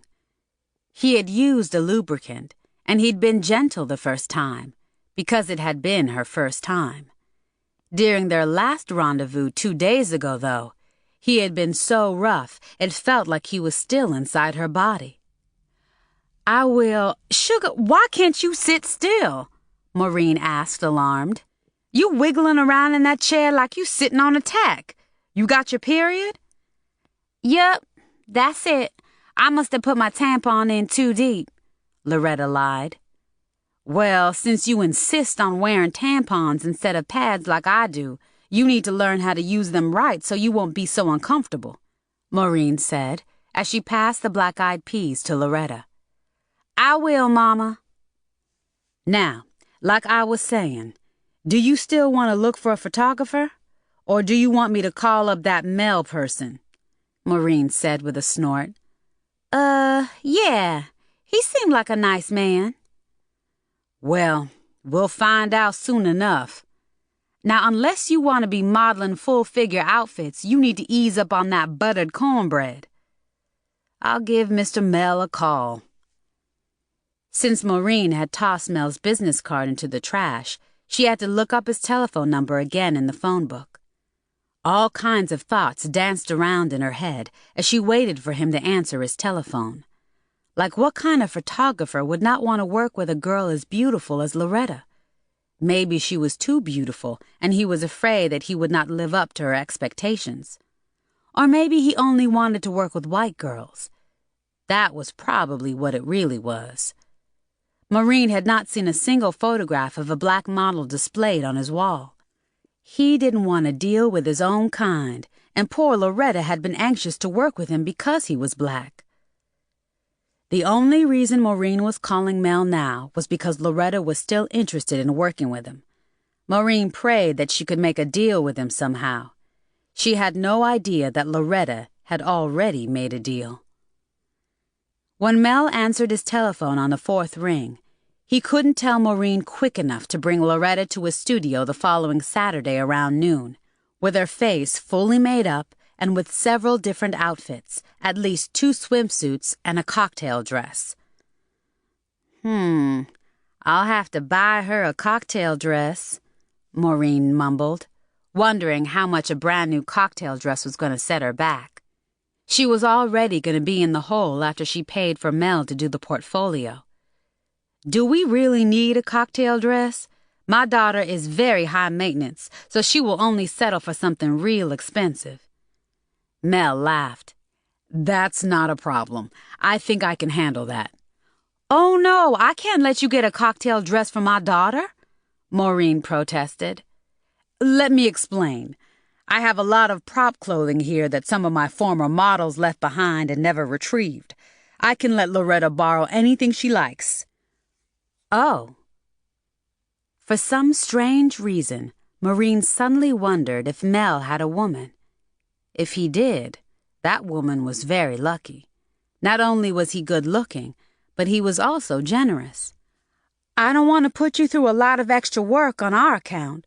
I can borrow the money to get my daughter everything you think she needs for her pictures." "No problem at all," Mel sang. "To tell you the truth, I've been thinking about your daughter a lot since you brought her to my studio. I'd be happy to do her portfolio and provide my management services as well. I've helped a lot of beginners jumpstart their careers. Quite frankly, your daughter's got a lot more potential than most of the girls I've worked with lately. I know I can get her a lot of work." "I'm glad you think that, because that's the same thing two of those other photographers said. But it sounds better coming from a brother like you," Maureen volunteered, hoping that her last sentence stroked Mel's ego. She was pleased that he had come to his senses in time. She had thought that she was going to have to write him off. "We'll see you on Saturday at noon. How long will the session take? I'm meeting some friends for dinner Saturday evening." "Oh, well, a good session could go on for hours. I've done some that stretched over a period of several days," Mel told Maureen. "Several days? Can't you snap all the pictures on the same day? We might go to church on Sunday, and come Monday, I have to go back to work, and Loretta has school." "Not a problem. We could probably wrap things up within 5 or 6 hours. If that doesn't happen, we could finish up on the following Saturday." "Well, do I need to be there all the time? I could drop Loretta off and pick her up later. If you finish up before it gets real late, she can take the bus home. I'll make sure she brings her bus pass with her." "I wouldn't hear of her taking a bus home," Mel exclaimed. "I'd be more than happy to drive her home after the session." Maureen's silence made Mel nervous. "Of course I can understand if you don't feel comfortable with your daughter being alone with a man she just met. I can assure you that you have nothing to worry about. I work with a lot of young girls, and I haven't bitten one yet," Mel jabbered, with his fingers crossed. "Well, you don't look like the type to bite. I would feel more comfortable with her coming home in a cab or on the bus if it came to that. But I think I should be there for the whole session. Loretta can be shy at times, and she might not feel comfortable on her own." "I understand." Mel paused and pressed his lips together. "Listen, when your daughter does the Oprah Winfrey show, make sure she mentions my name." Mel laughed. "Seriously, I will do whatever I can to make this easy for you and Loretta. I can juggle a few things around in my schedule so that I can complete her session all in the same day and in time for you to meet your friends for dinner." "You can? Well, I don't want you slapping together a few pictures and rushing us off. I want my daughter to have a portfolio that she can be proud to show around, especially since I have to pay you." "Listen, I like to make a buck as much as the next guy, but I don't want you to think that all I care about is the money.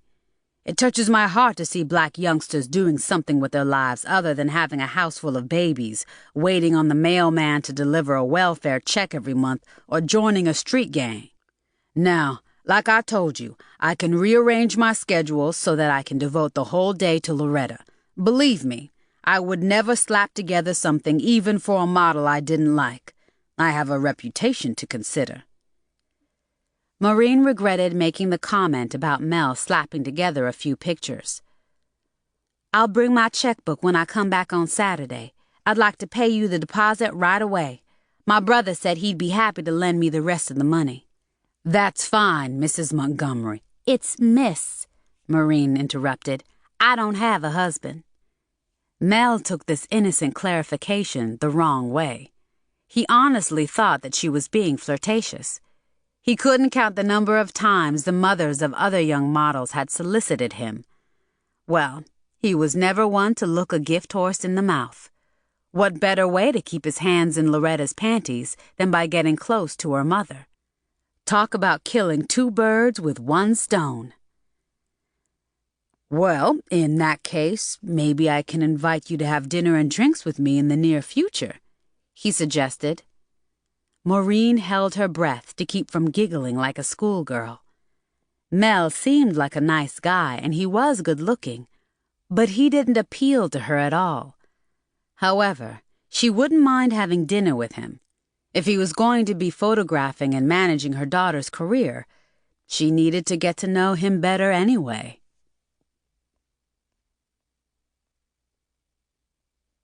Chapter 9.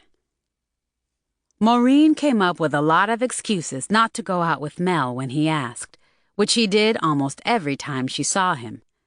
A few examples of her excuses were she had a date with somebody else, she didn't feel well, or she had company coming over. Even when she used the same excuses more than one time, he kept asking. You work with beautiful models, and I know a man like you must mingle with all kinds of other women along the way, Maureen pointed out. Don't you already have a girlfriend or something? She finally asked. Not at the moment, Mel told her, which was the truth. He had recently broken up with the woman he had been seeing for over a year when she told him she wanted to have his baby and was not going to take no for an answer. Well, he was not about to be bouncing a wailing baby on his knee and making child support payments. So that was the end of that relationship. I'm glad I have a thick skin, Mel joked when Maureen told him that she had to stay home every night that week to shampoo her carpets. He added with an exaggerated whine, Otherwise, I'm liable to think that you really don't like me. Maureen laughed. I do like you, Mel. She didn't have the nerve to tell him that she didn't like him enough to start a relationship. She told him the next best thing. But since you work with my daughter, maybe we should just keep things on a business level.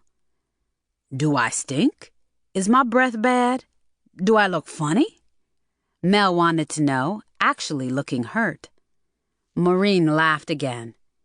The answer to all of your questions is no. Well, if the only reason you don't want to socialize with me is because I work with your daughter, that's not much of a reason. I have dated other women associated with my work. What if you go out with me for a business reason? What business reason would that be? I don't want to be a supermodel. But your daughter does. Since she's still a minor, there will be things coming up in the future that you will have to approve for her. We could discuss things like that over a few drinks. Your daughter tells me you love to eat out. What's wrong with two business associates having dinner together? Nothing is wrong with that, Maureen stuttered. For your information, I have several female friends that I take out from time to time. Some are even married. Maybe in the near future, when you don't have to wash your hair or shampoo your carpet, you can join me for dinner or a drink. We can talk more about your daughter's future. Maureen knew when she was trapped. She had a feeling that Mel was probably not going to stop badgering her for a date unless she did something drastic. Getting ghetto and cussing a pest out usually got that pest off your back. If she borrowed a huge sum of money from him and took her time paying him back, or not at all, that would probably do the trick too. Things like that were not Maureen's style, though. Maybe if Mel saw how much she ate and drank in expensive restaurants, that would scare him off. Or maybe if she did something to embarrass him in public, he'd lose interest in her. It didn't take Maureen long to decide that she couldn't do any of that. The last thing she wanted to do was ruin Loretta's chance for success before she even got her feet wet. Another thought, this one quite frightening, suddenly popped into Maureen's mind. If she didn't keep Mel happy, he just might retaliate by severing his relationship with Loretta. If that happened, living with Loretta would be like living with a human pit bull with a thorn stuck in its paw. Maureen decided that the most reasonable thing for her to do was go out with Mel. Besides, he was handsome, and he had a lot going for him. Discuss my daughter's future? Uh-huh. We can at least do that over dinner and drinks, she told Mel. Had he known that all it would take for Maureen to fall into his plan to have more access to Loretta was for him to mention Loretta's future, he would have brought that up long before now. It started with just dinner and drinks, and they always discussed Loretta's future. By the 6th date, though, their agenda included a 2-hour romp in a motel near Miami Beach. To Maureen's surprise, Mel had made it worth her while. He was one of the best lovers she had ever had. When Mel reared back in his seat and told Maureen that he was in love with her over dinner at Beanie's, the popular soul food restaurant where they'd had their first date, she looked at him like he was crazy. A few seconds later, when he sucked in his breath and asked her to marry him, she choked on her wine. "We don't even know one another that well," she told him, blinking so hard an eyelash fell into her eye. "We just met a few months ago." "It doesn't matter. I've known you long enough to know that I like everything about you, Maureen." Mel poured more wine into her glass. "Get married? I don't remember the last time I was even in a serious relationship. It's been years," she confessed, dabbing at her eye with a damp napkin. "I find that hard to believe. What's wrong with these men around here?" Mel said as he passed Maureen some more pinto beans. Maureen shrugged. "Nothing is wrong with the men around here." "You just haven't met the right one," Mel said with a level of smugness on his face that Maureen had only seen displayed by Mama Ruby. "I've met the right ones, but they all had the wrong ideas," Maureen laughed as Mel stared at her. Then she gave him a wounded look. "It's my fault, I guess. People say I'm too picky, and that's kind of true. I don't want just any man for a husband. He has to be special. But the real reason is that I've devoted my life to my daughter, so I haven't really had the time to find a man who wanted to marry me." "Well, you have now. We found each other." Mel reached under the table and squeezed Maureen's knee. "Will you stay with me tonight?" Maureen gasped and gave Mel an incredulous look. "Oh, goodness gracious, no! I can't stay out all night and leave my daughter at home by herself. She has school tomorrow, so I have to go home and make sure she gets to bed on time. I can't let you spend the night at my place this soon. I don't want to set a bad example for her. See, she's a good girl. She's so innocent and unworldly. I know how hard it must be for her to stay that way with all these loose-bootied young girls running around here being such a bad influence on girls like Loretta. I want her to stay the way she is for as long as she can," Maureen insisted. "A virtuous woman is a godly woman. The man that gets Loretta will be getting a grand prize." "That's for sure," Mel said to himself. "One of the best pieces of ass I ever had." Loretta didn't have a lot of girlfriends because she didn't trust too many females. She considered them to be too treacherous. The fact that she was ready, willing, and able to betray her own mother was proof of that. But Mona Flack was still the best flunky in the world for a girl like Loretta to be friends with. Mona was happy to lie to Maureen and say that Loretta was with her when she wasn't. Mona was 2 years older than Loretta, but they were in the same grade. Mona was somewhat slow, so she had flunked the 3rd and the 5th grade. She already had her driver's license and had access to her daddy's station wagon. Loretta had called her up a couple of hours ago and told her that she needed a ride over to Mel's place. "I know there's a shortage of men, but of all the men in this world, why do you want the same one that your mama is involved with?" Mona asked Loretta as soon as she picked her up. "What if you get caught? Your mama would have a fit and you get a whooping." "My mama is a Kentucky Fried Country bumpkin. She's so clueless," Loretta snapped. She wouldn't know what to do with a luscious, sophisticated man like Mel. Besides, they are just friends anyway. Just friends, my foot. I've seen Mel's SUV parked in front of your building late at night and early in the morning plenty of times. Is he sleeping with your mama or what?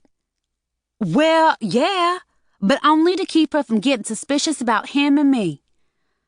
Loretta got quiet and screwed up her face like she had just sucked on a lemon.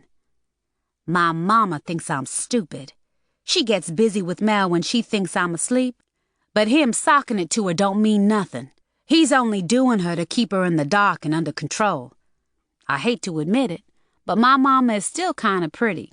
So it's more fun for him to do her than to masturbate or go after some skank if he gets horny and can't get to me in time, Loretta said, patting the side of her hair as she glanced in the rearview mirror. But Mel is my lover. He's kind of old, but he's got a young man's body. I'm gonna get a lot of mileage out of him. Well, since he's your photographer and manager, you better get as much mileage as you can out of that, too, Mona advised. I hope he don't cheat you out of none of the money you make modeling, or do something else crooked like some managers do. Mel only takes 10% of what I make. A lot of managers take 15% from their models. One of the girls he used to work with, she was just on the cover of a trendy local magazine. He got her the job, and he did all the pictures for that shoot. He will be hooking me up like that, too. Mona was thoroughly impressed. Dang! Did that girl have to fuck him to get the job? Loretta gasped and gave Mona a disgusted look. What's wrong with you, girl? Who said anything about a model having to fuck to get work? Especially one like me. I'm sleeping with Mel because I want to. Loretta was talking so fast she choked on some air. As soon as she cleared her throat, she added, I don't have to sleep my way to the top. I'm sorry. You mad at me? Mona bleated, bowing her head submissively. If she had a tail, she would have tucked it between her legs. No, I'm not mad at you. I just wish your questions made more sense to me, Loretta clucked, not even trying to hide her impatience. What's your point anyway? She added, snapping her fingers. What I mean is, ain't you worried that you fucking Mel might mess up things? What if he gets tired of you? Do you think he'll still want to work with you then? If you and him so in love, how can y'all work together and keep your hands off one another? We know how to keep things under control. There are always other people around when we go out on shoots. We get it on in hotels every now and then, but we never show our true feelings to one another when we are out in public working, Loretta said. Right now, the best way he can be alone with me is in my mama's house or at his place. You the only one of my friends that's fooling around with a man Mel's age. Mona gave Loretta a concerned look. Loretta looked at Mona like she was speaking in tongues. You make him sound like some kind of geezer from Jurassic Park. He's not old, he's just mature, Loretta insisted. Keep your eyes on the road. These joggers coming out of nowhere. Does that grown man know what a huge crush you got on him? Mona asked, her eyes directly on the road. Crush? Loretta erupted, almost choking on the word. Have you not heard anything I just said? I don't have no crush on Mel. I don't go around screwing people I have crushes on. How many times do I have to tell you that I'm in love with him, and he's in love with me? We're going to get married as soon as I'm old enough. Chapter 10. Girl, you met Mel a year ago, and you're already talking about marrying him? For reals? Mona yelled. Her eyes looked like they were about to pop out of their sockets. Yes, for reals, Loretta yelled back. Nuh-uh. You just turned 15 back in March. There was a touch of envy in Mona's voice. Mona, don't be so ignorant. We will wait until I turn 18 and graduate. In the meantime, Mel and I will really get to know one another." For Mona to be so slow, she often made some smart remarks. If you ask me, I say you and Mel need to get to know one another real good before you even think about getting married. You are going to meet a lot of hot men working as a model. What if you meet one you like more than you like Mel?" "I won't. He won't meet a girl he likes better than me, neither. I know it," Loretta insisted. "I don't know, girl. I have a hard time believing that your mama's man is gonna marry you." "Yes, he said so himself. Why are you acting like that's such a big deal? Men marry the women they love all the time." "Well, for one thing, you and Mel getting married is going to surprise the hell out of everybody. Especially when they find out y'all been together all this time. Woo!" Mona slapped the side of the steering wheel, and even though she had her eyes on the road, she almost hit a jogger anyway. "Watch it!" Loretta hollered, grabbing the steering wheel. "I knew I should have taken the bus or a cab to Mel's place." "You know I don't mind driving you over there. I just wish you'd let me drive you all the way instead of you getting out at the corner and making me wait for you in some spooky parking lot, or the movies, or the mall." "I don't want Mel to see you. He's already worried about somebody seeing me over there when I'm supposed to be somewhere else with you." Loretta softened her voice. I hope you don't mess things up for me. You know I would never blab on you. I mean, I don't mind covering for you and Mel, as long as there's something in it for me." Mona sniffed and began to tap the steering wheel with her finger, anxious for Loretta to respond to the last part of her sentence. "Oh, yeah, you can pick up those black pumps you wanted to borrow when I get home this evening," Loretta said. "One more thing. I need to borrow your brand new Gucci purse, too," Mona added. "My Gucci purse?" Loretta hollered. "Yes, your Gucci purse. When you sent me into that adult store behind that strip club to get that slimy lubricant for you and Mel, and that humongous, disgusting dildo, because you were too embarrassed to go in and buy that shit yourself, you promised me that I could borrow your Gucci purse. Don't you remember?" Loretta scratched her head and gave Mona a thoughtful look. "I remember sending you into that adult store, but I don't remember telling you that you could use my only Gucci purse." "Well, you did, and I want to use it," Mona snapped. "And another thing, don't forget to bring me some gas money.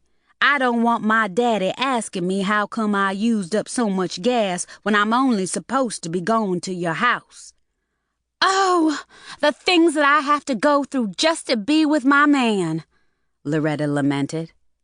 Then she giggled. "I'm almost sorry that I found out sex was so damn good. Girl, if you could just see Mel naked and the way he kisses, ooh-wee, I can't get enough." Mona sucked on her teeth so loudly it made Loretta flinch. "Loretta, I hope your mama never hears you saying crazy shit like that. She would whoop your ass if she thought you were screwing already." "Don't you worry about my mama. I got her in the palm of my hand. She thinks I'm into Jesus as much as she is. She would never think that I was screwing already." Loretta lowered her voice to a conspiratorial whisper and leaned her head closer to Mona's. "Let me borrow a few condoms in case Mel runs out again." Maureen found out that Loretta was screwing already in the worst way possible. One Friday night, while Loretta was at the movies with Mona, Maureen went into her room to put away her laundry. Just as she was about to leave the room, she looked down and saw a condom wrapper on the floor by the side of Loretta's bed. Maureen was so crushed she wanted to cry. She couldn't believe that her baby had crossed such a serious line so soon. When she called up Virgil a few minutes later and told him, he only made her feel worse. "Well, the girl is 15 going on 25 and almost looks it. These boys around here ain't gonna ignore a cupcake like Loretta. She's been up for grabs for a while now, so this was bound to happen sooner or later," Virgil told Maureen with a snicker. "If I was you, I'd keep a real close eye on her, though. It ain't like it was when me and you was her age. Getting pregnant used to be the worst mess that a girl could get herself into. Them days is over, though. It's a whole new ballgame now. Nowadays, they got diseases going around that a witch doctor can't cure." Virgil let out a loud, deep breath. "One of the guys I used to play cards with just found out he got AIDS." "Now, why did you have to go there? I feel bad enough. You don't have to make me feel no worse by talking about AIDS and all the other mess going around," Maureen blasted. "Look on the bright side. At least Loretta's got some common sense. Enough to make sure she protects herself. Don't let no condom wrapper upset you too much. Be glad you found a condom wrapper and not one of them pregnancy testing doodads." "I'm not glad I found a condom wrapper in her room. I'm not glad to know that my child is having sex already. Loretta is my baby." "Your baby? Honey, I got news for you. You ain't got no baby no more," Virgil said, putting a lot of emphasis on his words. "She's still a baby to me. She's still a baby that's trapped in a woman's body," Virgil broke in. "I know that already. I just wish she could have waited a couple more years," Maureen wailed. "All this time. I thought I was raising Loretta up right." "You can raise a child up right, and they'll still turn out to be a fool. I know raising one by yourself is hard," Virgil declared. "All you can do is the best you can and pray that you don't end up with a Charles Manson on your hands. Shit, I hear all kinds of complaints from my ex all the time about my son acting up, but she chose to run off and be on her own, and I know she's a good mama. If you ask me, kids need two parents to turn out like they got some sense. Me and Corinne have been trying to make a baby for years now. When and if we ever do, I guarantee you that I'm going to be in that child's life no matter what. If Corinne was to take that child and up and move to another state the way my ex done, I'm going to follow behind her like a bloodhound. I don't care if I have to haul garbage or rob banks. I'm going to be around my child. I didn't have no daddy when I was growing up. You didn't have no daddy neither. I think that's why me and you had so much unhappiness in our lives. Loretta needs a daddy, and you need a husband." "I would love to be married, Virgil. I would have been married a long time ago if I could have found a decent man who wanted to marry me." "Maybe you shouldn't be so picky." "Picky? Virgil, I ain't a spring chicken no more. Men my age want young girls, and I don't want no old man that I'll wind up bathing and spoon-feeding when he can no longer do it for himself." "What about that photographer Loretta's been posing for? Mel. You ought to know him real good by now, and you must like him a whole lot to be going out with him so much." "Mel is a nice guy, and Loretta loves him to death. He even quit working with all the other models he used to work with just so he could devote more time to Loretta. He just hooked her up with some more ads for some of the top department stores in Miami, some that almost never use black girls." That's good to hear. I'm real impressed with that dude. He must really know his business then." "Virgil, Mel is a real good photographer, and he's so thoughtful and generous. Every time he comes over to my place, he brings us something, wine, a bucket of chicken, flowers. That's the kind of man he is." "You must be impressed with the dude too, huh?" Virgil asked. Maureen laughed. "I do like him, I guess. I even let him make a dark room out of my pantry. That way he can develop prints at my place. I gave him a key to my apartment in case he needs to get into the dark room when me and Loretta go out shopping or someplace else. He even offered to pay me to use the room, but I told him that wasn't necessary. You know, I never knew taking pictures and developing them was so interesting. Poor Mel. He has so much patience with me and Loretta asking him questions about this and that. Maybe you can get him to snap some pictures of me and Corinne so we can frame them and put them on the wall. I keep trying to get over to your place so I can meet him, but it seems like every time I got time, he ain't got time. I'm gonna make sure you get to meet him soon. Maureen took a deep breath. Mel is the first man I've dated that Loretta took a shine to so fast. He's become real important to her. Virgil gave Maureen's words some thought. Important? How? He asked. You ought to see how her face lights up when I tell her he's coming over. She loves Mel to death. Poor Loretta. If I had known how bad she wanted a daddy, I would have spent more time with some of my used-to-be boyfriends. Uh-huh.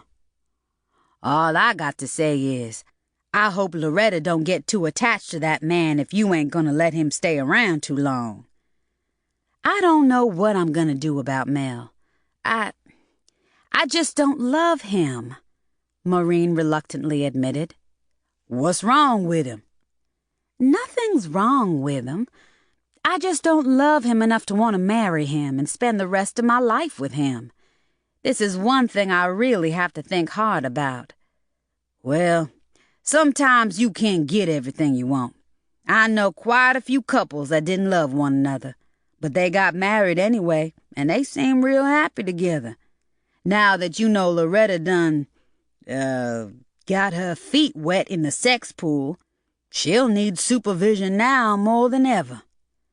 Tell me about it, Maureen quipped. But I don't know if I want to burden Mel with another man's child, even though I know he's just as crazy about Loretta as she is about him. Baby sister, give the man a chance. I don't want you to grow old alone, Virgil said gently. Think about it. I will think about it, Maureen muttered.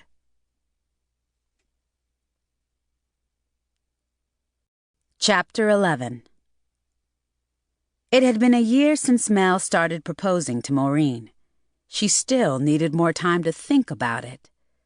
What if she married him and then met a man she really did love? That was one of the things she had to think about. Another reason she was reluctant to marry Mel was because she didn't like the idea of divorce, and having an affair while she was married was out of the question.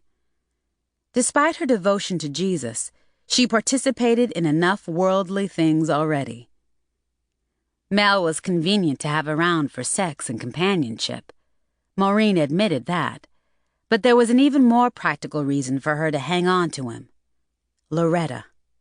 Because of him, she was doing so well as a model that Maureen knew that someday her child would share the spotlight with Beverly Johnson, Christy Brinkley, and Brooke Shields.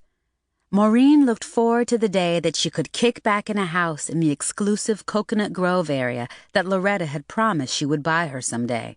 She wanted Maureen to live like a queen. If Maureen would eventually live like a queen because of the way Mel was guiding Loretta to success, would she feel obligated to marry him then? However, she knew she couldn't think about Mel's proposal forever. Her friends made that clear to her. Girl, you better go ahead and marry that man. You ain't got too many chances left.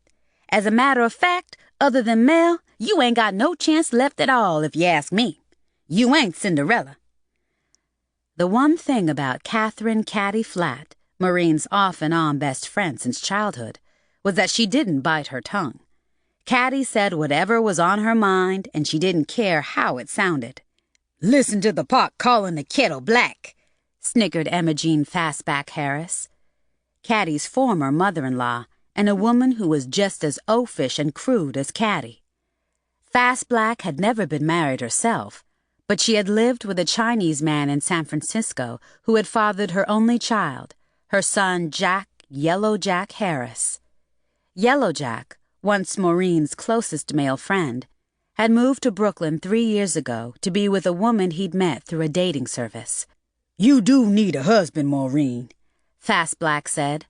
Fast Black was the one who had bragged about the glamorous life she had enjoyed in San Francisco and had encouraged Maureen to go there. Well, since that didn't work out for Maureen, she was not that anxious to take any more advice from Fast Black. "I don't love Mel, y'all," Maureen protested. "Bah! Love ain't nothing but a 4-letter word," Caddy griped. "If a man has a decent job, is easy on the eyes, and gets along with your child, you better take him and run before some other woman snatches him up." "Caddy's right, Maureen. You ain't got to be in love with nobody to have a good life with them," Fast Black added. "Look at me. I ain't never been married, but I done had more than my share of men. As strange as it sounds, the one I cared about the most was Yellow Jack's daddy." "So why didn't you marry him?" Maureen wanted to know. "Did you have a good reason not to?" Caddy and Fast Black guffawed at the same time. "That Chinaman didn't want to marry my black ass," Fast Black admitted. "He was with me for the same reason I was with him. I was lonely and curious." "I'm lonely, but I'm not curious," Maureen offered. "You horny as hell, though. I can tell by the way you keep crossing and uncrossing your legs every time we talk about Mel," Caddy accused with a smirk on her round face. Unlike Maureen, whose looks had improved with age, Caddy looked hard and tired. The wrinkles that she referred to as laugh lines crisscrossed her face from side to side and top to bottom.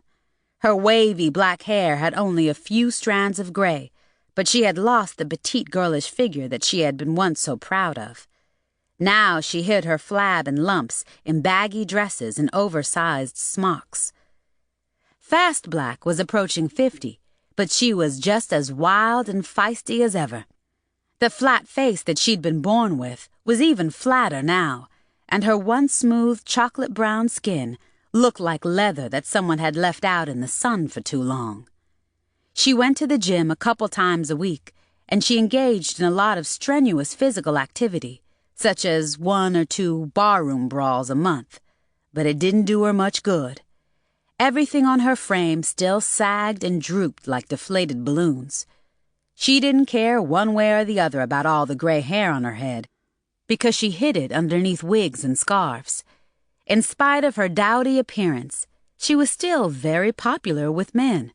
She was currently involved with 3 different men, and since they treated her like a queen, she decided that she was an authority on affairs of the heart. "Caddy's right, Maureen. You do act horny.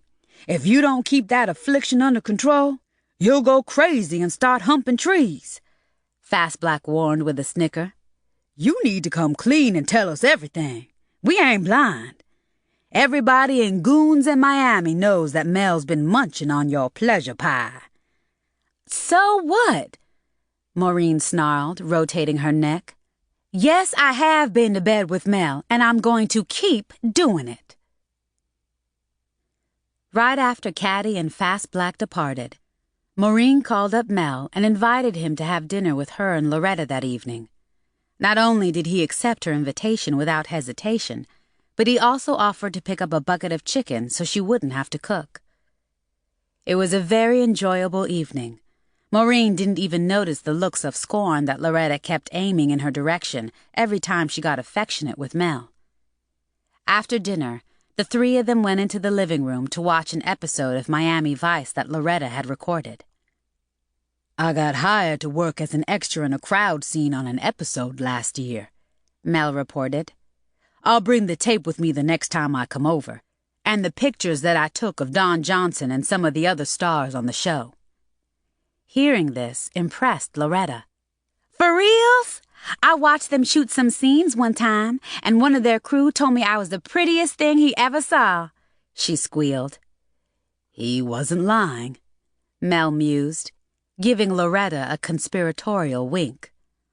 "Honest to God, Mel, a man like you should have your own TV show," Loretta swooned, giving Mel a dreamy look. Huh, Mama? Don't you think Mel is sexy enough to be a TV star? Uh-huh, Maureen mumbled, gnawing on her second chicken wing. Loretta's comment about Mel being sexy enough to be a TV star made a lump form in Maureen's throat. That, and the condom wrapper she'd found on Loretta's bedroom floor, was another indication that her baby was growing up. After Loretta excused herself to go to her room, Maureen waited half an hour before she checked to make sure she was asleep.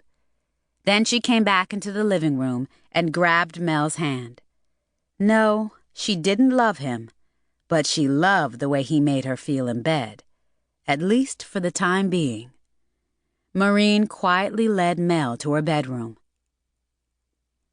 After they had thrashed about for a good 20 minutes, Mel rolled to his side of the bed with Maureen still in his arms. He stopped huffing and puffing long enough to ask her, "Did you think about what I asked you last week?" About us getting married? Mel had been more aggressive in bed than usual this time. Toward the end of the session, he had almost humped Maureen clean off the bed. She was still gasping for breath. Uh-huh, he replied, huffing and puffing some more. I think about it a lot, Maureen told him in a shy voice. It was hard not to think about Mel's frequent marriage proposals. "Well, will you marry me?" he asked again.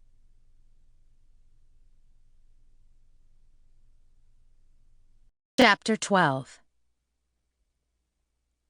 Mel, Maureen said in a heavy voice, sitting up in bed as she gently rubbed his shoulder. didn't I tell you that I don't love you that way? Why would you want to be in a loveless marriage? She had repeated these same lines so many times she sounded like a broken record. Mel was beginning to get on her nerves. However, she had to admit that she was flattered to know that a man like Mel wanted to marry her so badly. "Maureen, sweetheart, there's a lot more to marriage than love. If you ask me, I say that love is the least important part of the bargain. We need to be more concerned about the financial security and other benefits of marriage." Maureen gave Mel a puzzled look. You make marriage sound more like a business venture. Business venture was right. Marriage to the right woman was a smart career move as far as Mel was concerned. Once he had realized what a prize package Maureen and Loretta represented, he decided to take them. Maureen and Loretta had the potential to provide the security he deserved. If he played his cards, and played Maureen and Loretta right, he could be set for life. He'd marry Maureen first, which is what Loretta had begun to strongly advise him to do. She wanted him to live under the same roof with her so they'd have easy access to one another until she became of age. Like with his first wife, Loretta was in love, but he was in business. He was willing to please her so she would be willing to please him, and if that included marrying her mother, that was all right with him. That thought had crossed his mind the first time he'd made love to Loretta anyway. The more he got to know Loretta and saw how easy it was to line up modeling jobs for her, the more he was convinced that she would really hit it big someday. Mel didn't want to waste too much time. He wanted to get his plan underway as soon as possible, so he had to work hard and fast on Maureen. Yes, he'd marry her and stay with her for as long as it took to get everything he wanted. He'd married for the same reason once before, and saw no reason not to do it as many times as necessary. His second marriage would be more enjoyable than his first. He wouldn't have to get drunk to sleep with Maureen like he'd had to do with his first wife, a fat, hairy old hag. Making love to her had been like sticking his dick into a dried-out pothole. Maureen was a beautiful, luscious woman with a decent body.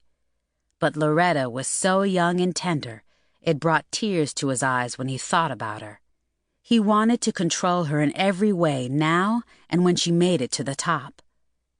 Using her body along the way was icing on the cake. She was the perfect fool. Therefore, he would eventually have to marry her too. She'd be rich, and as her husband, so would he. However, had Mel known that Maureen was going to be so reluctant, he probably would have thought things through a little more carefully before plunging in so hard and fast. Every businessman had to take a few risks and expect a few setbacks, though.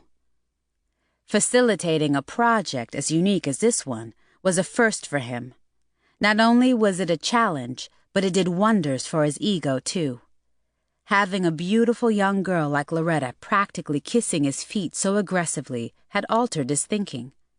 Maybe, just maybe, after Maureen had outlived her usefulness and he disposed of her and married Loretta, he would remain with her permanently.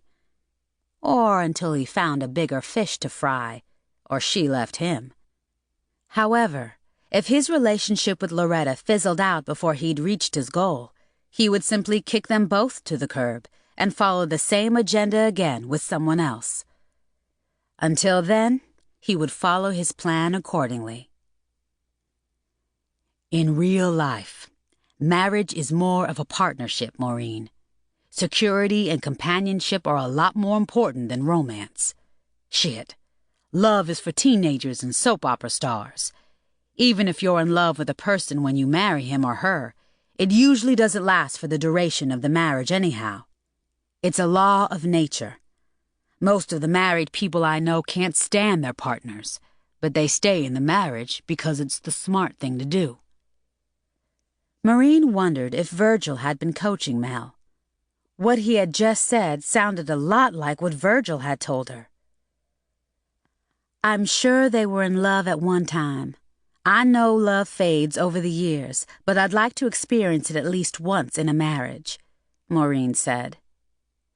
Mel sat up and looked at Maureen with a pleading look in his eyes. Then he cupped her face in his hands. He was surprised at how cold her skin felt against his flesh. He wondered if her heart was just as cold. In spite of what she had just said, he knew that she had to have some feelings for him. Beautiful women didn't go around screwing men they had no feelings for, unless they had just been released from prison or were desperate as hell. There was nothing desperate about Maureen. She was honest about her feelings, and he admired her for that. However, he could never be honest enough to tell her that he didn't really love her either, and never could. Loving her or any other female was still an impossibility for him. Even if he eventually got over the pain of his past, he could never really love a woman as independent as Maureen. Without giving it much thought, Mel altered his plea. Then why don't we just live together? I don't want to live with a man I'm not married to. My mama would turn over in her grave. What in the world was wrong with Maureen? Mel wondered. He had made a lot of progress with her, but he was not going to pursue her forever. His clock was ticking. Had he not truly believed that Loretta was the cash cow he had been looking for his whole life, he would have given up and moved on by now. He almost wished that the sex with Loretta wasn't so damn good. That would make it a lot easier for him to throw in the towel. He decided that he would give this project just a few more months. Maybe he would continue to fuck Loretta and work with her on a limited basis, but he would drop Maureen like a bad habit. All right, Maureen. But think about it from a practical point of view. If we get married, we'll both be able to save more money. We both need newer cars. And don't you want to own your own house someday? Yes, I do want my own house someday, and I will get me one eventually, she vowed. Not with what you make filing lobster orders. Maureen gave Mel an incredulous look. I plan to get a better job someday, Mel, she said sharply. Things are fine the way they are with us. Why do you want to get married so bad? I love being married. I'd still be with my ex if she hadn't run off with her ex. Neither one of us is getting any younger. When and if you do decide you want to get married, in love or not, there might not be anybody interested in you. You need to give that some serious thought. I already have, she confessed. She had begun to weaken, but she had other issues she wanted to address and resolve before seriously considering Mel's proposal. The main thing she wanted to sort out was Loretta. She was more than a little concerned about her daughter being sexually active. It had been a year since Maureen had discovered the condom wrapper on Loretta's bedroom floor, and she still had not confronted her about it. She planned to do so eventually, but in the meantime, she was more interested in keeping the peace. "That Harris boy asked about you when I was at the market the other day," Maureen said to Loretta over dinner the next day as she reached for her second deep-fried pork chop. "That boy has been eyeballing you since y'all was in first grade." Without even looking up from her plate, Loretta replied, "The boy has a cone-shaped head, pimples, a flat nose, and bad breath. His kids will be born with hooves. Besides, I wouldn't waste my time with a boy who bags groceries for a living," Loretta insisted. When she looked up, Maureen noticed a gleam in her eyes that she had never seen before. "I want me a man who is going to go places and take me with him. A man like Mel." "Well, when you get old enough, you can look for a man like Mel," Maureen told her. "Until then, I think you need to focus on school." "And my modeling. I just lined up a couple of new jobs to do later this month." "Oh? Didn't I tell you to let me know about new job offers before you accept them?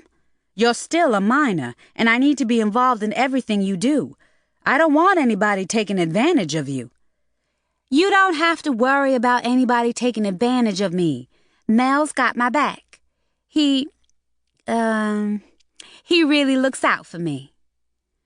Loretta returned her attention to her plate, pushing the peas around with her spoon like marbles. "I'm glad you hear you feel that way, but Mel's not your daddy. He can only have your back up to a certain point. He can't make legal decisions for you. He can't sign contracts or photo releases for you or anything else unless I know about it and approve it. That's been our agreement from the get-go." Loretta gave Maureen a blank look. "I'm glad you brought that up, Mama." Maureen held her spoon up in midair. Peas fell back on her plate like pebbles. "Glad I brought what up? Contracts?" About Mel not being my daddy." "Well, Mel is not your daddy." "He told me yesterday that he asked you to marry him again." "And I told him that I had to think about it." "Why? What do you need to think about? You ain't Zsa Zsa Gabor. Men ain't lining up to marry you. Besides, you like Mel and he likes you. He's making decent money and he spends more time here than in his own place anyway. What's the problem with you marrying him?" "I don't love him," Maureen said with a gasp. "I want to be in love with the man I marry." "Oh, Lord, Mama, do you know how you sound? You sound like the woman from the olden days. I can't believe my ears." "Loretta, what's so bad about a woman wanting to be in love with the man she marries?" "Nothing if your name is Farrah Fawcett or Tina Turner. Celebrities are the only ones who can afford to be that silly. Love. Bah! That's such a pipe dream." Loretta's logic only made sense to her, as usual. She wouldn't even consider the fact that her being in love with Mel was a pipe dream. "Well, I don't care what you or anybody else says or thinks. I am not interested in marrying a man I don't love. The man I fall in love with has to have certain qualifications." "Like what?" "Well, he has to be sensitive, good-looking, ambitious, employed, and the right age." Loretta gave Maureen a pitiful look and shook her head. "Mama, you just described Mel Ross." "I just described a lot of men, but I don't love them either," Maureen insisted. "That's why you walking around here at your age and ain't never been married. Other than a few jokers that fly by night with you every now and then, And that bald-headed dude that takes you to Disney World once a year and to a rib shack a couple times a month. You don't have any other man in your life, except for Mel. It wouldn't be fair to Mel or me if I marry him feeling the way I do. Look, Mama, life is not fair to everybody. You told me that yourself. At least if you marry Mel, it would be fair to me, because I'd finally have a daddy. If Mel knows you don't love him and he still wants to marry you, I don't think he's worrying about what's fair and what's not.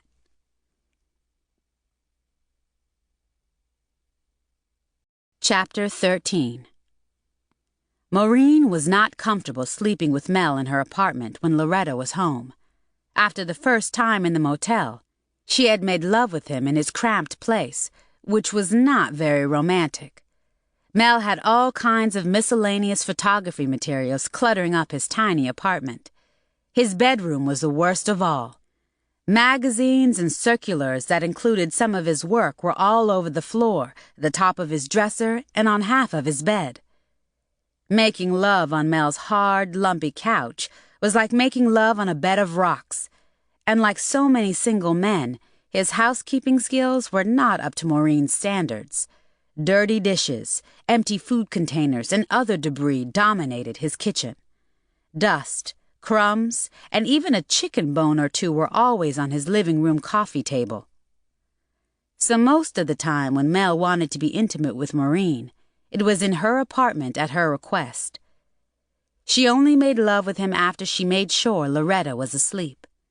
She still only allowed him to spend the whole night when Loretta was sleeping over with her Uncle Virgil and Aunt Corinne, or with one of her friends.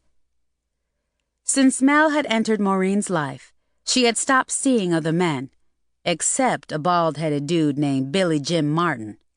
She finally told him that she didn't want to see him anymore. "Why don't you want to see me no more?" Billy Jim asked nastily, while they sat munching on some barbecue at one of Maureen's favorite rib joints. Since Maureen had had nothing better to do that Friday night when Billy Jim had dropped by her apartment, she had jumped into his Jetta like a carjacker. "What did I do wrong?" "Nothing, Billy Jim." Maureen paused and held her breath. She didn't like to hurt anybody's feelings, but there were times when that couldn't be avoided. I'm seeing another man, and I think it's gonna get real serious between me and him. He's even talking about marriage."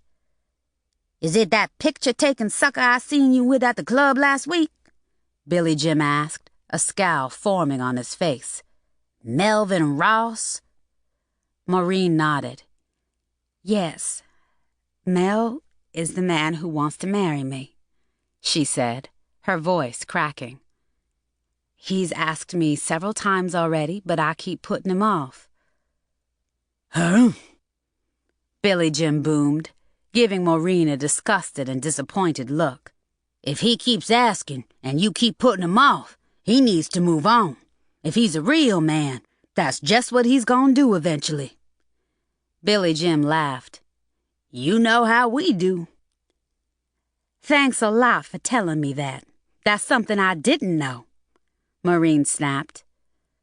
"Aw, Mo, don't be getting all hot and bothered with me. We've been friends for a long time, but let me give you some advice. Don't overplay your hand. If you don't make up your mind with Mel Ross and stop dragging him along, you gonna end up by yourself. Black women can't afford to be too picky no more. Not with all the white girls, Latinas, and Asian cuties y'all got to compete with for us brothers now. Now let me tell you one more thing you probably don't know. One woman's trash is another woman's treasure. I bet the next woman Mel asks to marry him will take him and run. Girl, you better shit or get off the toilet. Marry Mel while you can." Billy Jim gave Maureen a stern look. Then he looked at his watch and started tapping his fingers on the table. "I might just do that. My brother and everybody else feels the same way you do, even my daughter." "Your girl? Holy moly! That's another thing I need to run by you," Billy Jim volunteered, sounding even more disappointed now. The puzzled look on Maureen's face prompted him to be more specific. Most men don't want to raise another man's child, especially a teenage girl. My daughter gets along real good with Mel, Maureen insisted. He's managing her modeling career and doing a real good job. Because of him and his contacts, she's getting so much work she can't handle it all. If Mel didn't like teenage girls, he wouldn't be working so hard for Loretta. That don't mean nothing. Kids is crazy as hell these days. Most stepdaddies and stepchildren don't mix too good. They never did and probably never will. Working with them and raising them is two different things. Especially gals. Your girl being so cute and doing all that modeling and whatnot, she probably thinks her booty don't stink. She will draw boys to your apartment like flies to pig shit, if she ain't already doing that. It's gonna take a hell of a man to get along with her and keep her in check. I picked up on that the first time I came to visit your place. Loretta gave me some serious attitude. Maureen was anxious for this date to end. Even if she stopped seeing Mel, she would never date Billy Jim again. He had struck Maureen's last nerve when he brought up Loretta's name. Like I said, my daughter and Mel get along just fine. I think it'll be good for her to have him living with us full time. She's going through that moody stage now. With all of these horny boys around here, it might be good to have Mel in the picture to help me keep them in line. Okay, you got a point there, Billy Jim said with a nod and a mysterious look on his face. Who's gonna keep Mel in line? I went to high school with him, and I can tell you one thing. His eyes like to roam, he sniped. What's that supposed to mean? Nothing. Billy Jim glanced at his watch again and signaled for the waiter to bring the check. Maureen could see that Billy Jim was anxious to leave now. This was the first time he had not encouraged her to order another drink and some dessert. It was also the shortest date she had ever been on with him in their 2-year relationship. She was just as anxious as he was to call it a night, and she let him know that by looking at her watch, too. As usual, the waiter took his time bringing the check. To keep from feeling even more awkward and uncomfortable, Maureen kept the conversation going. If you're hinting that Mel might cheat on me, don't waste your time. If and when he cheats on me, I know how to deal with him. That's one of the best things I learned from Mama Ruby. Maureen, when it comes to men, if a woman don't take no mess, won't be no mess, Mama Ruby had advised her. Maureen was 11 when Mama Ruby told her that. That same day, Mama Ruby had chased one of her unfaithful suitors from her house after she had almost flattened the back of his head with a cast-iron skillet. How come you got that big grin on your face, Maureen? Billy Jim asked, grimacing so hard it looked like someone had squirted vinegar in his eyes. Did I say something funny? Oh, nothing like that. I was just thinking about something my mama told me when I was a little girl. They finished their meal and left the restaurant a few minutes later and got into Billy Jim's car. Except for a few comments about the weather and other mundane subjects, they rode in silence. When Billy Jim parked in front of Maureen's apartment, he shook her hand, told her to have a nice life, and then he sped off. Maureen was in the kitchen pouring a glass of wine when Loretta sauntered in with her bathrobe on inside out. There was sweat on her face, and she looked like she had just run 5 miles. "Why did you come back so soon, Mama?" Loretta asked, blinking rapidly and nervously glancing toward the door. "Billy Jim didn't want to continue the date after I told him that Mel wanted to marry me," Maureen replied, heading toward the living room with Loretta close behind. "Did you do your homework and put away the laundry like I told you before I left?" "Uh-huh." "Did Mel call or stop by?" Yeah, he called. He said to tell you that he would call again later." "What's wrong with your face, girl?" Maureen narrowed her eyes and gave Loretta a critical look. "How come you breathing so hard, Loretta?" "What do you mean?" Loretta asked. She rubbed the side of her cheek and held her breath as long as she could. "You look as red as a strawberry." Maureen laughed as she plopped down onto the couch, kicking off her shoes. "I was on the phone with Mona, and she was telling me something so funny, I laughed for 5 minutes. It made the blood rise in my face." Maureen shrugged. "That's the downside of being high yellow. I'm glad I never have to worry about that."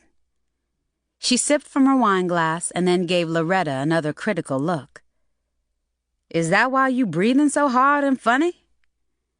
"Oh, well, just before Mona called, I jogged a few laps around the block, faster and longer than I usually do. With all the fattening food you like to cook, I have to do something to keep my weight down." "Well, you better slow down. You don't need to lose any weight."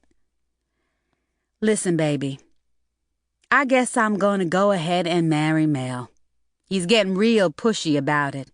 If I don't keep him happy, he could take it out on you and stop helping you get work and all." Maureen gave Loretta a pensive look. "You work so hard, and I want to see you make it to the top." Maureen took another sip of her wine. "I know that with your good looks and ambition, you could probably do all right without Mel's help. But I don't want to take that chance. I don't want us to lose Mel." Loretta sat down in the seat facing Maureen, looking relieved. "I am so glad to hear you say that, Mama. It's about time. I'm glad Mel hasn't given up. He's a good man, and I don't want us to lose him either." "After he moves in, I hope you'll continue to behave yourself," Maureen said, giving Loretta a stern look. "Mel's taken on a lot of responsibilities by marrying me and having to be a daddy to you." "I know, Mama, and you don't have to worry. I'll be real good. Mel won't regret marrying you." Loretta was glad that her hair was long enough to cover the sucker bites that Mel had left on the side of her neck an hour ago. This was one night that she wanted to forget as soon as possible. Minutes after Maureen had left to go on her date, Loretta had called Mel and told him that if he came over to keep her company, she would make him very happy. After they had drunk a couple of beers, they had gotten busy in Loretta's bedroom and lost track of the time. If Maureen had not coughed when she entered the apartment, they would not have known she had returned until it was too late. Mel had grabbed his clothes and shoes and crawled out of Loretta's bedroom window and slid to the ground like a seasoned thief. He was hiding behind a dumpster in the backyard, waiting for Loretta to let him know when the coast was clear. 10 minutes later, Maureen finally got up off the couch and went into the bathroom. 1 minute later, Loretta sprinted to the back door. Mel had put on his clothes and was sitting on the ground wiping sweat off his face. He had parked 2 blocks away, but he had to pass by the front of Maureen's building to get to his vehicle. Since the owner of Maureen's apartment building had recently installed a tall gate around the backyard, the exit door to it led to the front of the building. If she happened to look out of the bathroom window, she would probably see him. Mel had no choice but to leave the same way he had come, through the front door of Maureen's apartment. "Mel, Mama's in the bathroom. You'd better make a run for it now," Loretta told him, speaking in a low voice. "Come on, honey." "Shit," Mel cursed, stumbling up the porch steps. "I thought you said she wouldn't be back home until around 10, he snarled. He walked behind Loretta as they crept in through the back door and down the hall through the living room. "That's what she told me. Then that fool she went out with got crazy jealous when she told him about you, so he brought her home early." Loretta glanced down the hallway. They had almost made it to the front door. "This was a little too close for comfort, you know," Mel whispered as he eased open the front door. "I don't like playing Russian roulette with my dick." "Don't worry. You'll be moving in with us soon." Mel gave Loretta a curious look. "What?" he asked, turning his head so that he was looking at her from the corner of his eye. "She told me a little while ago that she's going to marry you." Loretta poked Mel's crotch. "It was a long time coming, but it was worth it." Mel was just about to speak again when they heard the toilet flush. He gasped and stumbled over the threshold onto the porch. He tiptoed down the steps and ran the 2 blocks to where he had parked. Loretta went back into the living room where Maureen had already returned to the couch and poured another glass of wine. Chapter 14. The news that Maureen had decided to marry Mel made Loretta's day, but there was a worried look on Maureen's face that Loretta couldn't ignore. You don't look that happy, Mama. Loretta joined Maureen on the couch. If I was you, I'd be turning somersaults all over this room if I was about to marry a man like Mel. You look more like you about to bury him instead of marry him. I'm happy. It's just that I was thinking about Mama Ruby. I know she had some strange notions, but do you think she would have accepted Mel? Maureen said in a sad voice. Shoot, no! Even though Mel is the kind of man that no woman could deny. Both of Maureen's eyebrows shot up. What do you mean by that? Huh? Oh, I mean, no normal woman can deny how wonderful he is. He's cute, he makes good money, and he's funny and generous. What more could a woman ask for? Everybody knew that Mama Ruby was no normal woman, so she could have never appreciated a man with all that Mel got going for him. Maureen shrugged. Yeah, that's right, I guess. She gave Loretta an affectionate pat on her arm. Don't worry, baby. Someday you'll marry a man with all that going for him. I know I will, Loretta said with a sniff. Loretta didn't feel the least bit guilty about betraying her mother. If anything, she felt that Maureen was betraying her and Mel. The most potent part of Loretta's logic, and the most ridiculous, was the fact that Maureen didn't love Mel, and she made no secret of it. There had to be hundreds or thousands of women in America who would have fallen in love with Mel the moment they laid eyes on him, like Loretta had. But this was almost like a catch-22 situation. Loretta didn't want Maureen to have Mel on a permanent basis because she wanted to marry him someday. For now, she wanted access to him 7 days a week, and the only way she could do that was for Maureen to marry him so he could move in. In a way, that would make it seem like she was already his wife, Loretta decided. She knew that once Mel moved in, they would be in each other's arms every time Maureen turned her back. It was an underhanded way to land a husband, but Loretta had a feeling that whoever said all's fair in love and war had probably been in a similar situation. I can't wait to see what it's like to actually live with a man, Maureen said, sounding almost like a giddy teenager herself.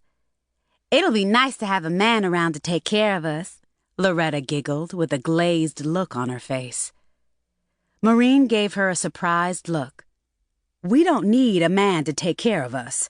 I can take care of myself and you. I've been doing it for years, she said in a stiff voice. Mama, I know that, but you know what I mean. Me and you never lived with a man before. It'll be nice to have him on the premises at all times in case we need a leaky faucet or something else fixed. Maureen didn't bother to remind Loretta that whenever they needed something fixed, she had always taken care of that herself, too. Yeah, it'll be nice to have a man around in case we need something fixed. Maureen sucked in some air and gave Loretta a look that made her tense up. Sugar, I need to ask you something, and I need for you to be honest with me. Do you love Mel?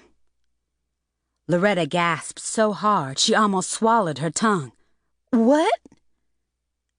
What I mean is, do you think you will ever love Mel the way you probably would have loved your real daddy if he hadn't died? Oh! Loretta was so relieved she almost peed on herself. I think I could, love Mel. I was hoping you'd say something like that. The thing is, I'm doing this more for you than for myself.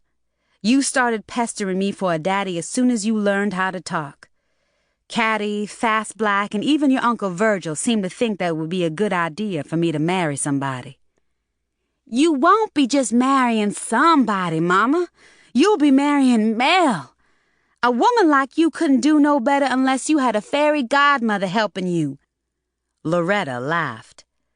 Maureen nodded and laughed too, even though she didn't like Loretta's last remark. "I hope you still feel that way about Mel once he moves in with us and gets settled. Him living with us will be a whole lot different from him just visiting. He can't tell me or you what to do now, but once he becomes a man of the house, he might set up a few rules." "I don't have no problem following rules," Loretta scoffed.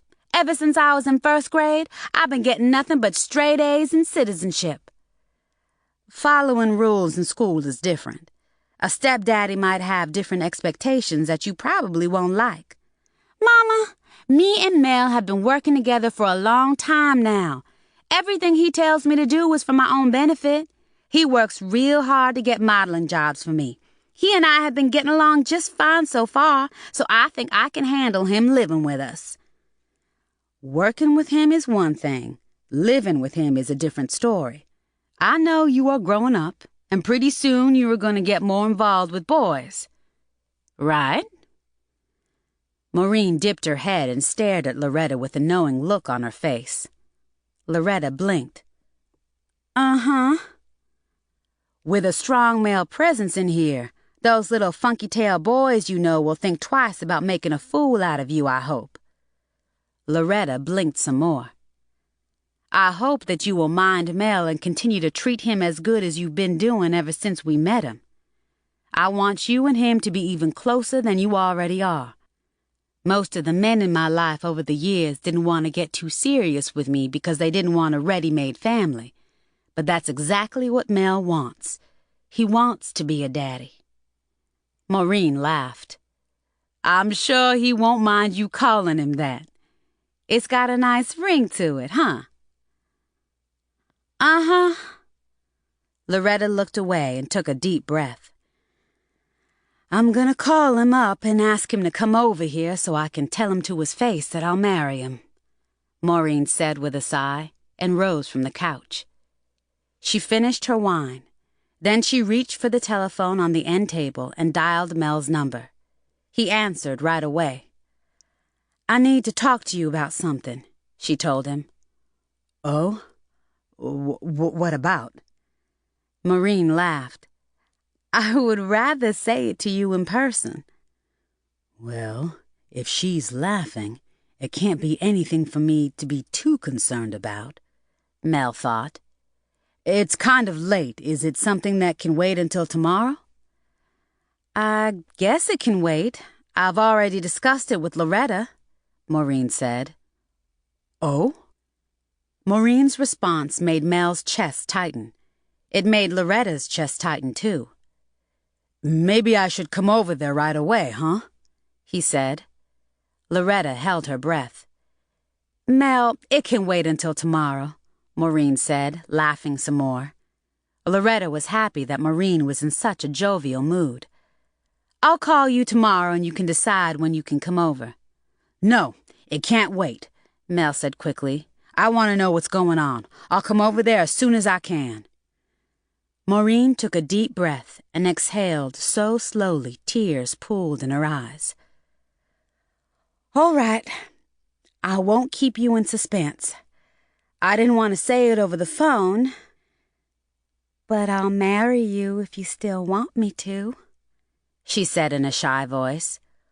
"Oh, baby, that's wonderful," Mel hollered. "I'm so glad to hear that." He wiped bullets of sweat off his face and rubbed his chest. He was so relieved he felt lightheaded. His dirty little secret was still intact. Loretta was even more ecstatic than Mel. The last thing she wanted was for her mother to find out that she had had a man in her bed tonight. Maureen found out anyway.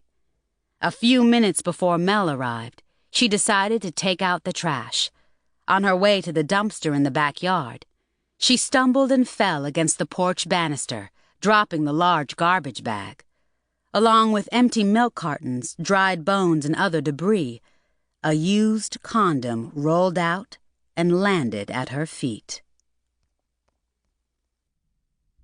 Chapter 15. Loretta had returned to her room and shut her door by the time Maureen finished emptying the trash and got back inside. Maureen didn't bother to knock like she usually did. She opened the door to Loretta's room and entered, with the nasty condom dangling on the end of a twig. "What the hell is this?" she yelled, waving the twig in Loretta's stunned face. Loretta gasped and almost rolled off her bed. She couldn't believe she'd been busted. "I asked you, what the hell is this?" Maureen hollered. I... Loretta stood up by the side of her bed, trembling so hard her teeth rattled. "Mama, I... You had... Maureen stopped talking because it was difficult for her to continue. The words felt like poison sliding off her tongue. "You had sex tonight in this apartment, didn't you?" Loretta's eyes almost popped out of her head. "Who, me?" "Yes, you." "Mama, let me explain." "Explain what? You don't need to do that. I know about you messing around with boys in here when I'm gone. And I know it's been going on for a while. I found a condom wrapper on your bedroom floor last year. You'll stop your shenanigans after Mel moves in here. I don't expect you to be perfect when it comes to boys. I wasn't. I did my share of fooling around when I was a teenager, but I had a lot more respect for my mama than you have for me, girl." A suspicious look crossed Loretta's face.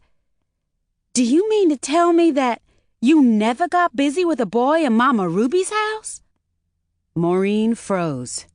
She didn't have the nerve to tell Loretta that she had not only given her virginity to Bobby Boatwright in Mama Ruby's house, but also it had happened in the upper room, the only place outside of heaven that Mama Ruby had held as much regard for.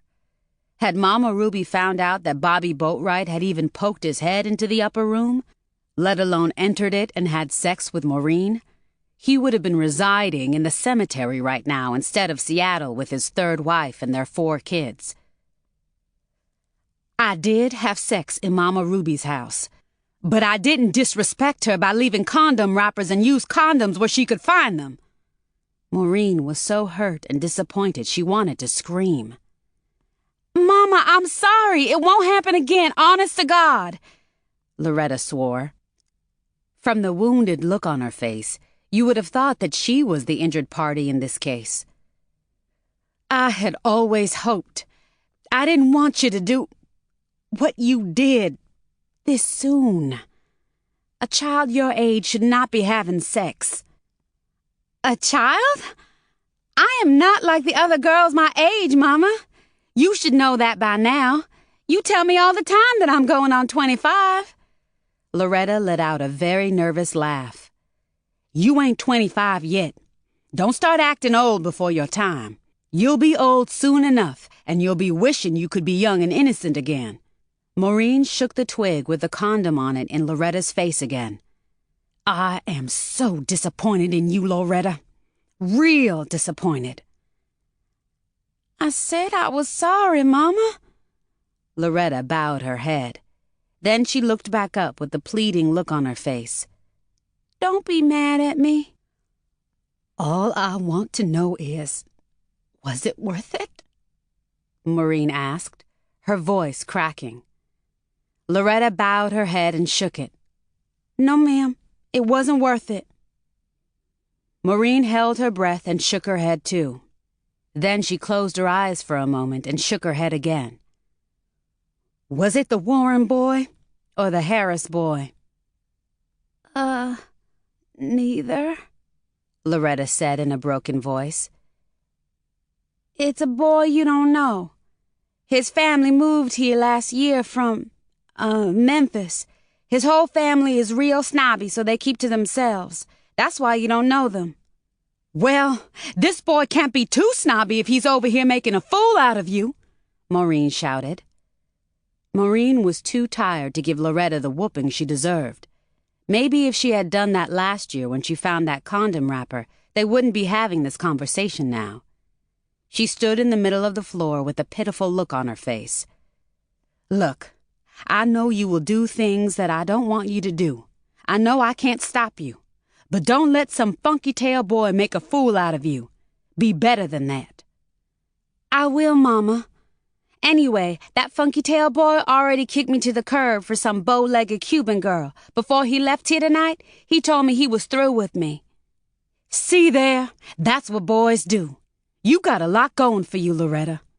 If you really want to be a supermodel, you have to put your hormones on hold. Don't let some boy ruin your future. You work too hard, and I don't want it all to be for nothing at the end of the day. I know. I will take your advice. Honest to God, I will, Loretta said, even crossing her heart with her fingers.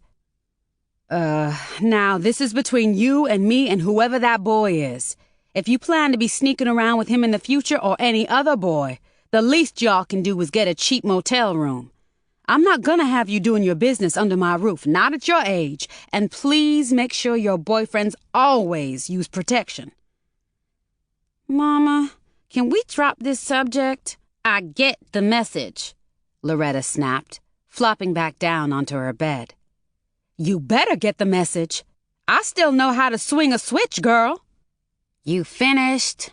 Loretta rolled her eyes. Anything else you gotta say about this? She snatched a Glamour magazine off the side of her bed and started to flip the pages. I don't want Mel to know what you've been up to tonight. He'll be so disappointed. I know it won't be official until I marry him, but he already treats you like his own daughter. Loretta shrugged. I know, she sighed, not even looking up from her magazine. Or your Uncle Virgil. He'd be so hurt. I already told him about the condom wrapper I found. He's the only family we have out here in Florida now, and he's had enough misery in his life. Maureen blew out a tortured breath and glanced at her watch. Well, I guess I need to call Virgil and tell him I'm going to marry Mel. Maureen paused and shook her finger at Loretta. You can't have no company or go to the mall with Mona for 2 weeks. You understand me, girl? Maureen shouted. Now you put that magazine away and get some rest.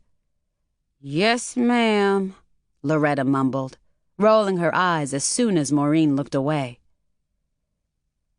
After Maureen had disposed of the condom, she went back into the kitchen and picked up the telephone to call Virgil. He was happy to hear that she was going to marry Mel. I don't want you to spend the rest of your life alone, Virgil said. I just hope Mel is the right one. Well, from the way my love life has been going, Mel is the only one. If I don't marry him, this might be my last chance. But what? But maybe I should just be engaged to him for a while first, like Mama Ruby was with Slim, that old man that died a month after she did. Why? Just to be sure, Maureen answered. Virgil choked on some air. Mama Ruby and Slim stayed engaged for over 20 years, and they were no closer to getting married when she died. You ain't Mama Ruby, so don't do none of the crazy shit she did. Besides, Mel might not want no long engagement. From what you keep telling me, he's anxious to move in with you and Loretta. You done already made it clear to everybody that you won't live with a man unless y'all married. Yeah, I just don't want to make a mistake. Maureen, you won't be the first person to make a mistake. Making a mistake is a good way to learn what to do and what not to do. Marry the man, and if it don't work out, get a divorce, girl. I married the wrong woman the first time, or she married the wrong man, whatever way you want to look at it. We got a divorce and moved on, and I'm with a better woman now. If Mel turns out to be the wrong one for you, you'll find out soon enough. You'll eventually find the right man, if you're lucky.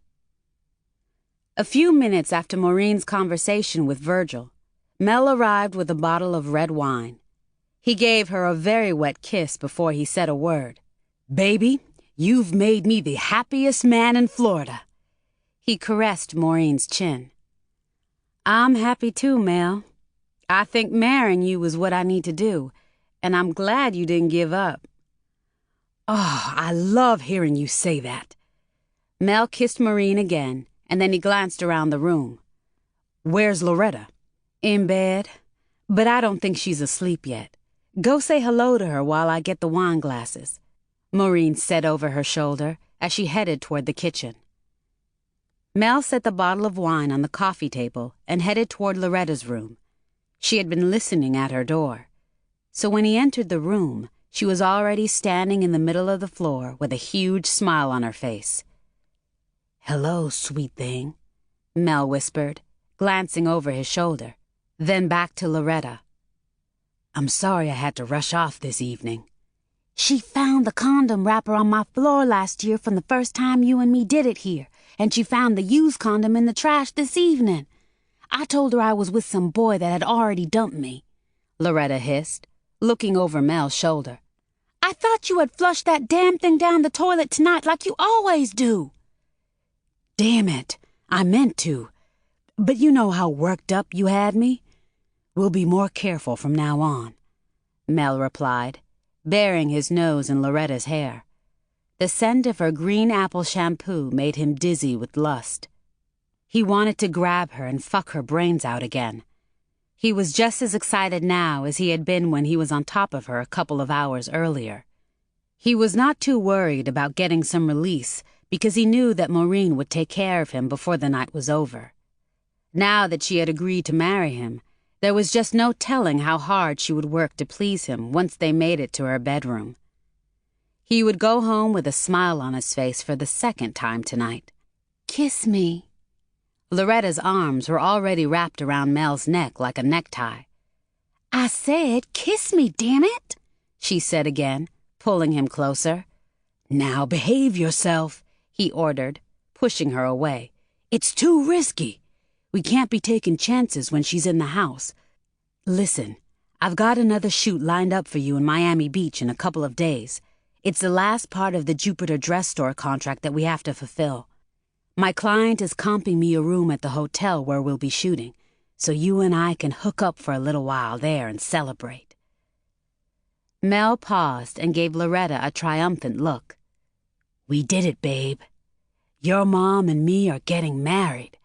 I'll be living here with you and we can be together a lot more than we are now, just the way we planned it." Despite how much Mel hated women, he still loved what they could do for him. He would never get tired of that. "Let's not talk about you getting married to my mama. I'd rather talk about us." Loretta paused and gave Mel a dreamy-eyed look. "That little romp we had this evening only made me hotter. I want to make love again so bad I can barely stand still." That was for sure. She kept shifting her weight from one foot to the other, almost hopping like a rabbit. "So do I, baby. I just can't fuck any more tonight." "Not even my mama?" "Huh?" "Don't you think she'll want some dick tonight?" She most likely will," Mel said, nodding. "Baby, we've come a long way, but I have to continue to play my part, and I have to play it right. It won't be easy, and I'd rather get my groove on tonight with you again. But what the heck? If your mama wants me tonight, I have to do what I have to do." "Just don't enjoy it too much," Loretta advised. "I won't," Mel grunted, rolling his eyes. "Now you get back to bed and let me go spend some time with your mama. The last thing we want is for her to change her mind about marrying me. Then we'll be right back where we started." Mel gave Loretta such an extreme French kiss, she almost choked on his tongue. Afterward, he wiped his lips with the back of his hand and returned to the living room. He plopped down next to Maureen on the couch and kissed her the same way he had just kissed Loretta.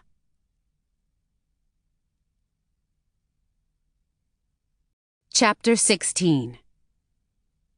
"What took you so long? Is Loretta still up?" Maureen asked Mel as soon as his lips left hers. She draped her arm around his neck, pleased to see a sparkle in his eye. I had to take a leak. My bladder was about to explode. And yeah, Loretta was still up. But she was so tired she wanted to get to sleep real fast. She's real happy that I'm gonna be her daddy," Mel said, pouring himself a glass of wine. He crossed his legs, hoping to hide his massive erection. Your hands are shaking like leaves, Maureen noticed. I know you must be real nervous about us getting married, especially after I put you off for so long. That's all right, because I'm nervous too, she chortled, patting his knee. She didn't notice that his knee was shaking too. I know we've been together for a while, but marriage is such a big step, so I guess it's normal for us to be nervous. Now, don't you worry your pretty self about anything. Everything's going to be just fine, Mel said. He sniffed and took a long drink from his wine glass. So when do you want to do it? As soon as possible, I hope. Yeah, we'll work on a date later. Listen, us getting married is not the only thing I wanted to talk to you about tonight. Oh? What else do you want to talk about? Mel asked, his chest tightening, his blood pressure rising. It was stressful being who he was. At the rate he was going, he was bound to have a heart attack or a stroke, so he told himself to slow down. What about your family? Maureen asked, giving him the kind of goo-goo-eyed look that made him want to laugh out loud. Mel's jaw dropped. My family? What about my family? I know you said you don't have much to do with them, but don't you want your mama and your sisters to know you decided to get married again? They might want to come down here for the wedding. Even though you put them on the top of your shit list, I'd still like to meet them someday. I really don't want to discuss my family right now. Like I already told you, I'm not that close to my folks. That was putting it mildly. Mel hadn't spoken to any members of his family in over a year. He had not responded to the few messages that his mother and sisters had left on his answering machine. He had sent his mother a card on her birthday and last Christmas. He didn't think she deserved one for Mother's Day, so that was one card he would never send. As far as those bitch sisters of his were concerned, he would never send them any kind of card, period. Some families will never be close. Didn't you tell me that you had folks somewhere in Louisiana that you haven't spoken to since you were a child? That's true, Maureen admitted with a mild groan. And that's only on my mama's side. I don't know a thing about my daddy's folks, and after he took off, he never even tried to contact me or my mama. Oh well, like you said, some families will never be close. To be honest, and I hate to admit this, I don't care if I ever see my folks again. They caused me a lot of misery that I would rather not discuss right now. It's too painful, Mel barely managed to say. He had to force himself not to break down and cry. Maureen shook her head in pity. In that case, I won't mention your family again unless you do. I guess we just need to keep our minds on ourselves, and especially on Loretta. I have a feeling she's going to need more supervision than ever these next few years. Even though Maureen had told Loretta she didn't want Mel to know that she had had sex with some knucklehead boy in her bedroom, Maureen now felt this was something she shouldn't keep from him. He would have to know about it sooner or later, especially since he was going to be in such an important position in her and Loretta's life now. Mel had a right to know what he was getting into. It might even make him change his mind about marrying Maureen and becoming the father of a teenager. Baby, what's wrong? Mel asked. Is Loretta in trouble? I really hate to start dumping loads of shit on you already, but it's important for you to know what all you're getting yourself into. You don't have any kids, so you don't really know what raising one is all about. I had 2 older sisters. I saw what we all put my mama through. I decided a long time ago that I didn't want any kids, Mel informed Maureen. I don't want to be tied down with that responsibility. Maureen's jaw dropped, and she gave Mel a sharp look. That's what I'm talking about. If you don't want to be bothered raising kids, especially one that ain't even yours, why do you want to marry me? My daughter will be living with me at least until she finishes high school, and that's 2 more years from now." "I realize that," Mel replied. He held up his hand. "You've pretty much raised your daughter already, so there won't be much for me to do. Like you said, she'll be on her own when she finishes school." "Until then, though, she's a big responsibility," Maureen croaked. 2 years is a long time. "Maureen, I am the one who brought up marriage in the first place.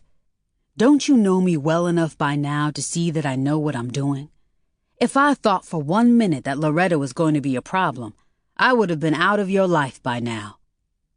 Maureen rose up off the couch high enough to look behind her toward the door to the hallway that led to Loretta's bedroom. "I'll be right back," she said in a low voice as she stood up. She darted across the floor and down the hall. She stood in front of Loretta's door and listened for a couple of minutes. Then she tiptoed back to the living room and sat down next to Mel. "Is everything all right?" he asked, puzzled and curious. Maureen leaned her head toward his. "I found out that my daughter is, having sex," she blurted.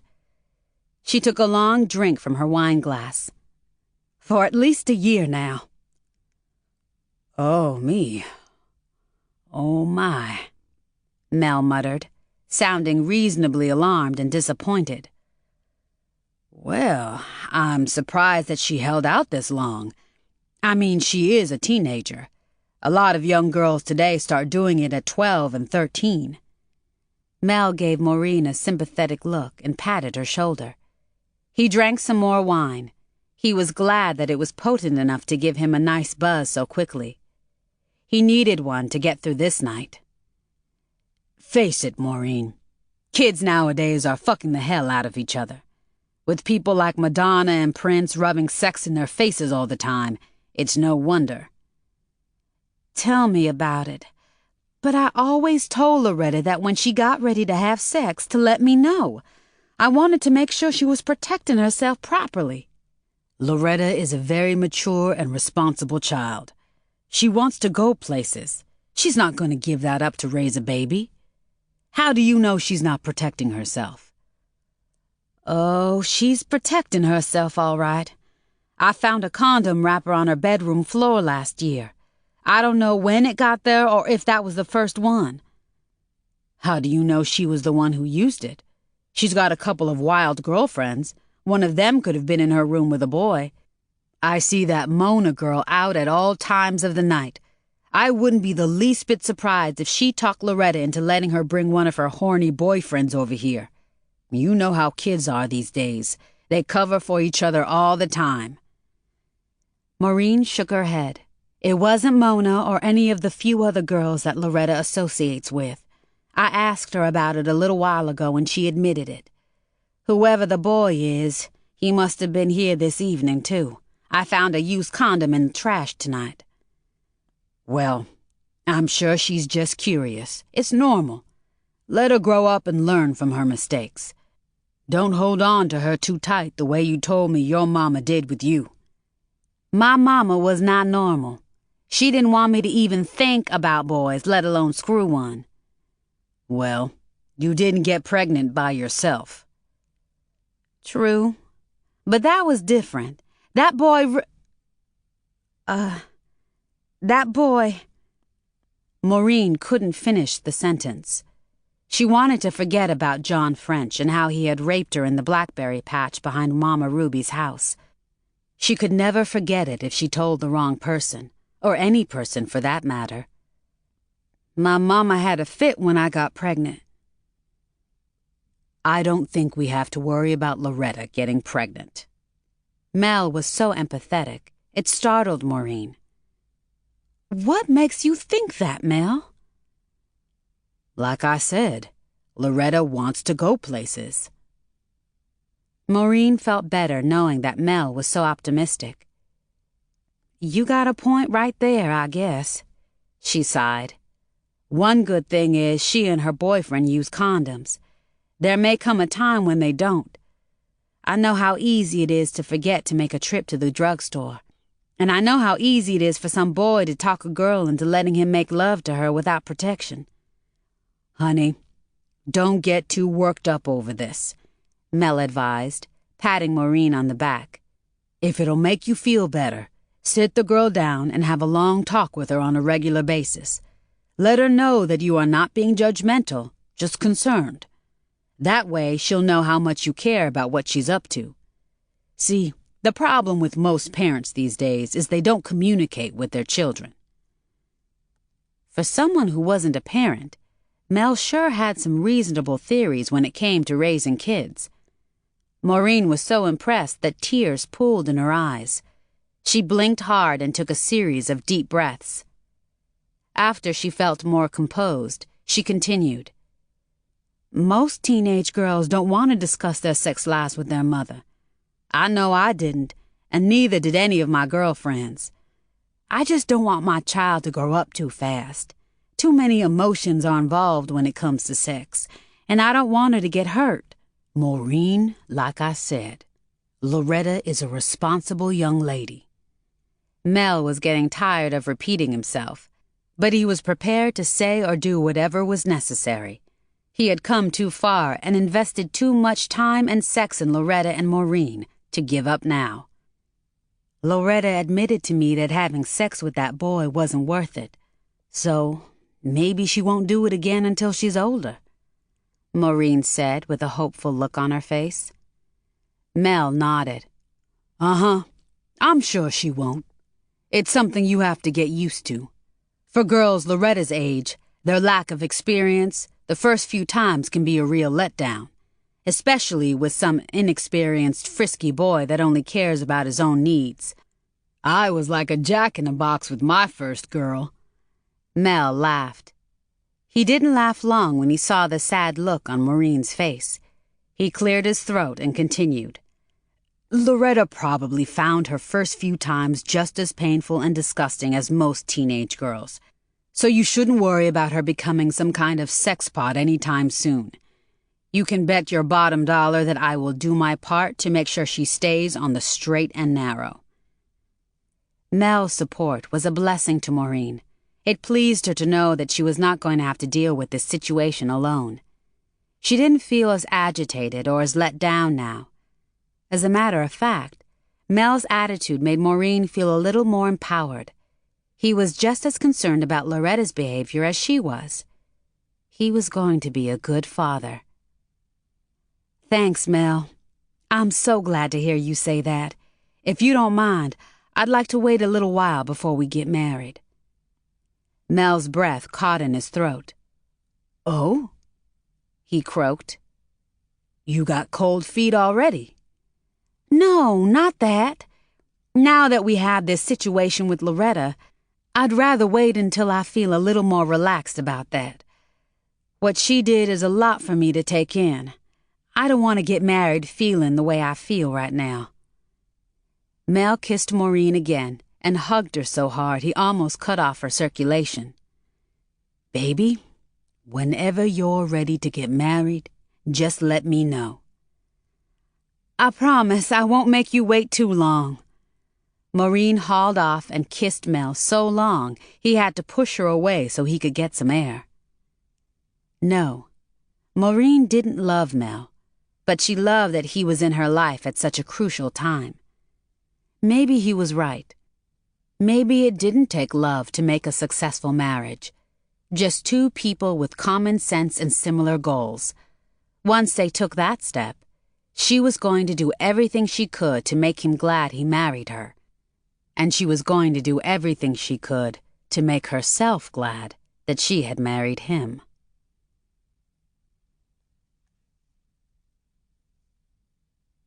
Chapter 17. Mel felt sorry for other men. He had two beautiful women in his life, one in the palm of his hand, and her daughter in his bed whenever he wanted her. Some days, they pampered him like he was a new puppy. He had never experienced so much adoration. What was so ironic about this tragic comedy was the fact that even though he hated women, they gave him so much pleasure. That balance was the reason he was able to continue his charade so well. What more could a man ask for? Unfortunately, despite the importance of the two women in his life and all of the fun he was having, each one got on his nerves in her own way. Loretta was a sexual pest. He enjoyed sex as much as the next man, but even he had some limitations. After all, he was not as young as he used to be. That Loretta was so frisky, she pounced on him every chance she got. Like last Wednesday evening after the Parker department store shoot. She couldn't wait to get home, or even to a motel so he could cool her off. He drove his SUV into an alley behind the mall where they humped each other like rabbits for half an hour. When they got back to Maureen's apartment, there was a message on the answering machine from her. She had informed them that she was going out for drinks with some coworkers and wouldn't be home until after around 8 or 9 p.m. Loretta wasted no time. After she'd made sure the doors were locked, she grabbed Mel by the hand and led him to her bedroom. The juice from their earlier tryst was still wet in the crotch of his boxers. "You're going to kill me, girl," Mel had playfully complained as Loretta straddled him. "Can you think of a better way to die?" she had huffed, tongue hanging out of her mouth like a dog. "Not really. If I have to die before my time, getting fucked to death is the way to go, baby girl." Mel paused and pinched Loretta on the side of the butt. "Now roll over so I can hit it from behind." Maureen was a totally different kind of pest. She claimed she didn't love him, but the way she pampered him, he would have thought that he was the last man on earth. She liked to cook special meals for him, iron his boxer shorts, shave him, and do other silly shit at the spur of the moment. Last Sunday, she had surprised him with a platter of chicken that she had dipped in buttermilk batter and deep-fried. She liked to give him foot massages and back rubs when he least expected it. She took him around her brother and his wife, two miserable busybodies Mel didn't have any use for, but he never complained, at least not to her. He didn't even complain when those two disgusting, ignorant, gossiping black crows, Caddy and Fast Black, dropped in with their diarrhea of nasty remarks. What a pair! He couldn't stand the sight of either one of them. He wondered how they managed to keep men in their lives, and the way they meddled. One recent afternoon while Caddy and Maureen were in the kitchen picking some collard greens and didn't know that Mel had entered the apartment, he had overheard something that enraged him almost to the point of no return. "Girl, you and Loretta need to stop kissing Mel's funky black ass all the time. He ain't nobody. The first time I laid eyes on him, I could tell he thought his shit didn't stink. If y'all don't stop spoiling that sucker, you're gonna have a fine mess on your hands, especially after you marry him," Caddy snarled. "Me? I wouldn't let him fuck me with Prince's dick." That bitch. Mel could not believe his ears. He wouldn't fuck that dollar store Jezebel with a dead man's dick. Instead of making his presence known, Mel had tiptoed back out of the apartment, seething with anger. He wanted to cuss out the world for letting a woman like Caddy roam around like a loose wheel. He had to hold his breath to keep from screaming like a banshee. He wanted to slap Caddy's hag face off so he could dance in the street with joy. Since he couldn't do that, he had to get back at her another way. While she was in the kitchen with Maureen, probably still trashing him, he shoved a nail into one of the back tires on that rusty jalopy of hers. As bald and threadbare as the tire was, it wouldn't go flat right away, but it would be as flat as a pancake by the time she got halfway home. Hopefully, she'd be on the freeway. A few minutes after his mischief, Mel went back into the apartment.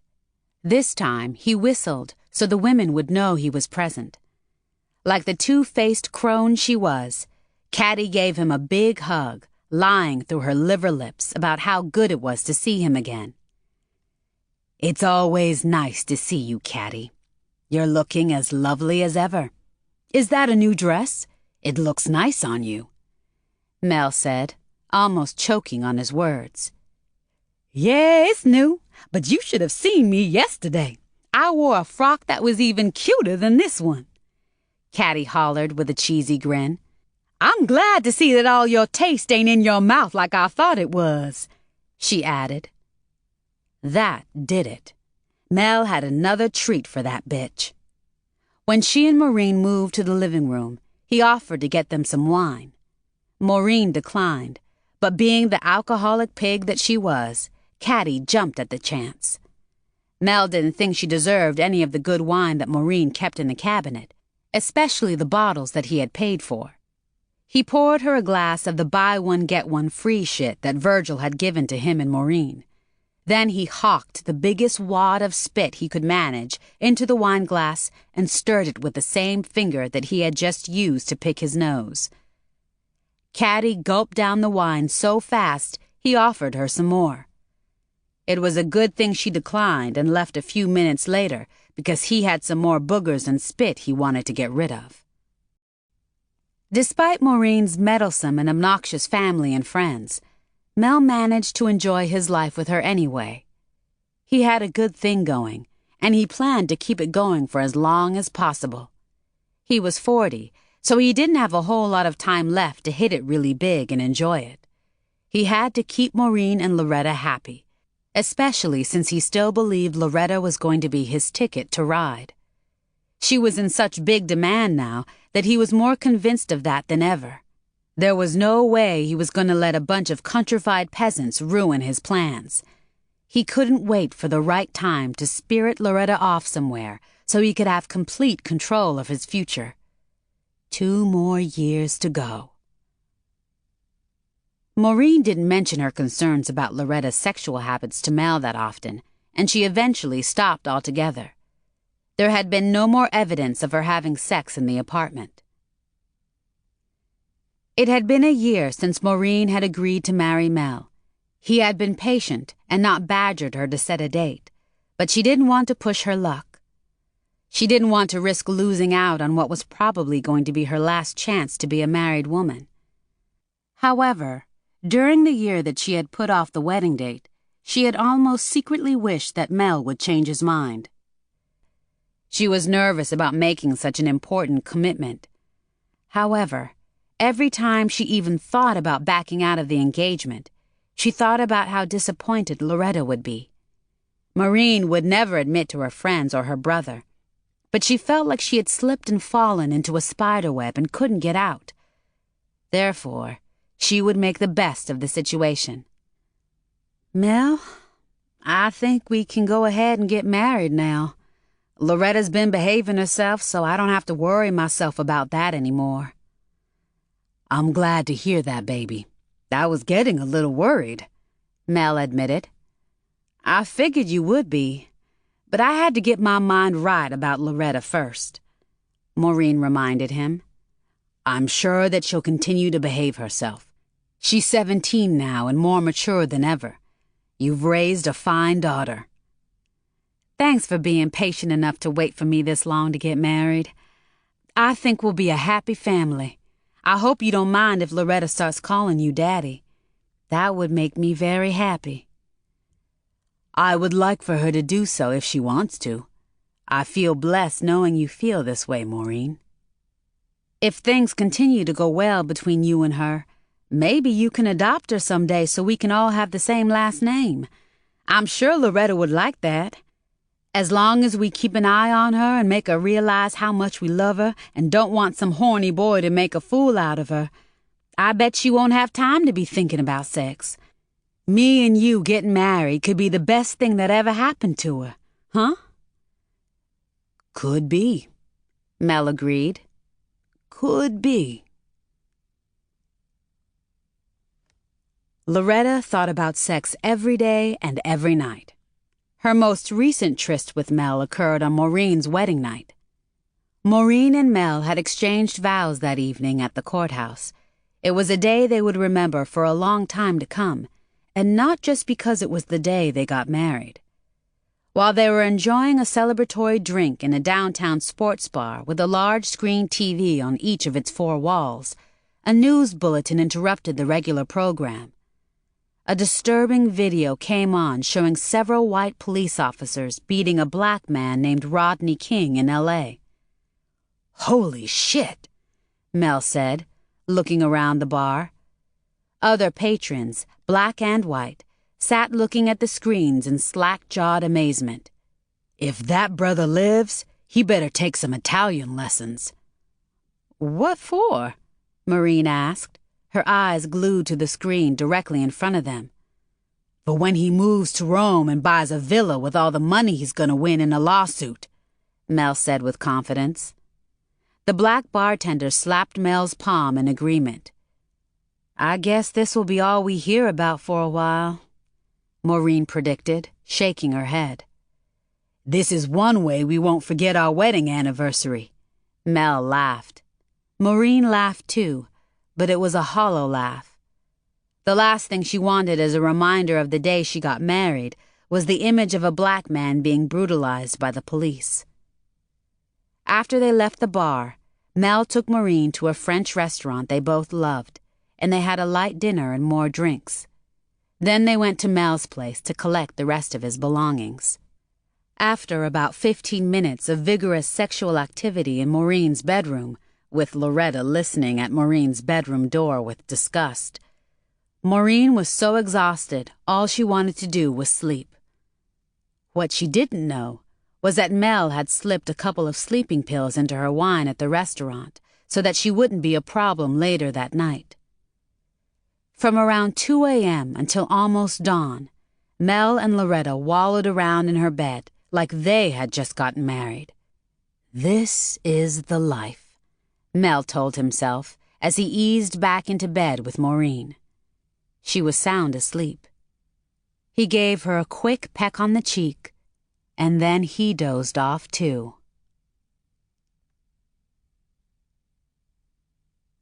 Chapter 18. A year later, things were better than ever. Everybody was happy. At least that's what Maureen thought, until Virgil brought up a subject that had never entered her mind. Don't you think Loretta and Mel spend too much time alone together? Virgil asked Maureen during one of her visits to his house, which had become less frequent since she'd married Mel. Virgil didn't visit her as often as he used to either. The more he got to know Mel, the less he liked him. Virgil had Mel's number, and he didn't care much for it. For one thing, his new brother-in-law was secretive and sneaky. The stupid grin that was plastered on his face every time Virgil saw him was as fake as an aluminum Christmas tree. No man could be so happy that every time a person saw him, he was grinning like a country preacher. What? What in the world do you mean by that? Mel's her daddy now, Maureen said with an amused look on her face. Step-daddy, Virgil clarified, folding his arms. He stood in the doorway of his living room, facing Maureen and his wife, Corinne, who were seated on opposite ends of the couch. A pitcher of iced tea and a plate of tea cake sat on the coffee table. Whatever. Mel treats Loretta as good as a real daddy would, and she loves him the way she would a real daddy. I hear all kinds of stories from other women about how their kids don't get along with their stepdaddies. Maureen paused and looked around the room, then back at Virgil. She didn't like the concerned look on his face, and she couldn't understand why he was so worried about Loretta and Mel in the first place, especially since he was one of the people who had encouraged her to marry Mel. Besides, Loretta and Mel work so well together. He's preparing her so she will know how to deal with other people in the industry when she hits the big time, Maureen added with a broad smile. On top of that, she's making more money from her catalog work in one day than I make at the lobster factory in a week.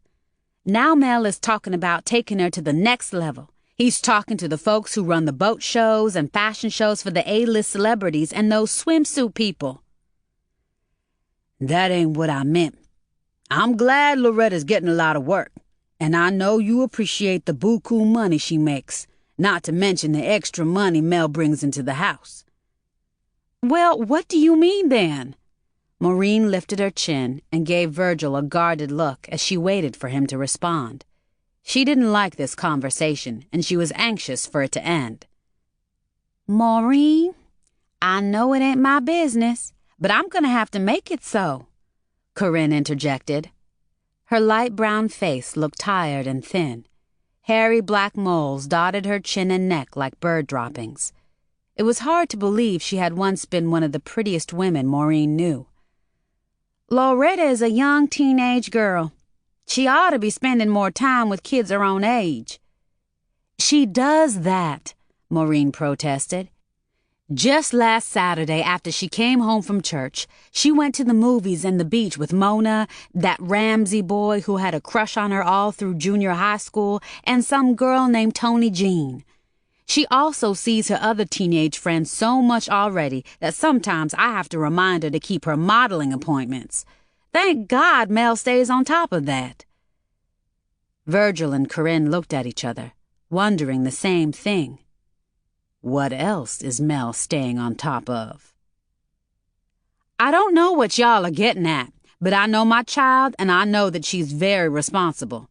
As long as she's safe and happy, that's all I care about, Maureen stated. Don't you think you should spend more time with your daughter than you do now? That's all me and Corinne care about, Virgil said gently. If you kept closer tabs on her, you'd know for sure she's being responsible, Corinne added. With all that extra money coming in now, you don't even have to work if you don't want to. Maureen shot a look at Corinne that was so hostile it frightened Corinne. So what am I supposed to do? Quit my job at the lobster factory after I practically begged them to take me back, and then sit around the house watching talk shows and getting fat?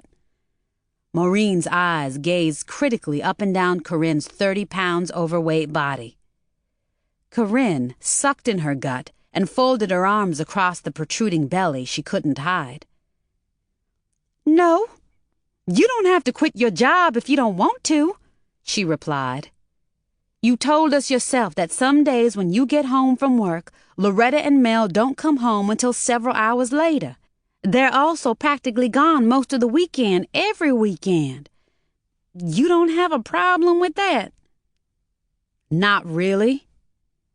The only problem Maureen had was Virgil and Corinne meddling in affairs that didn't concern them.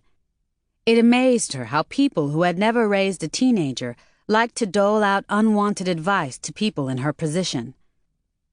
Mel is a man, honey child, Corinne said with a sour look on her face.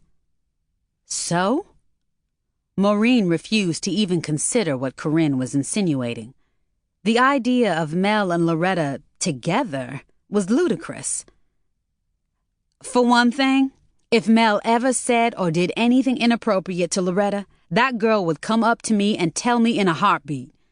I know y'all still remember how she told on that college boy and that church deacon when they got out of line with her.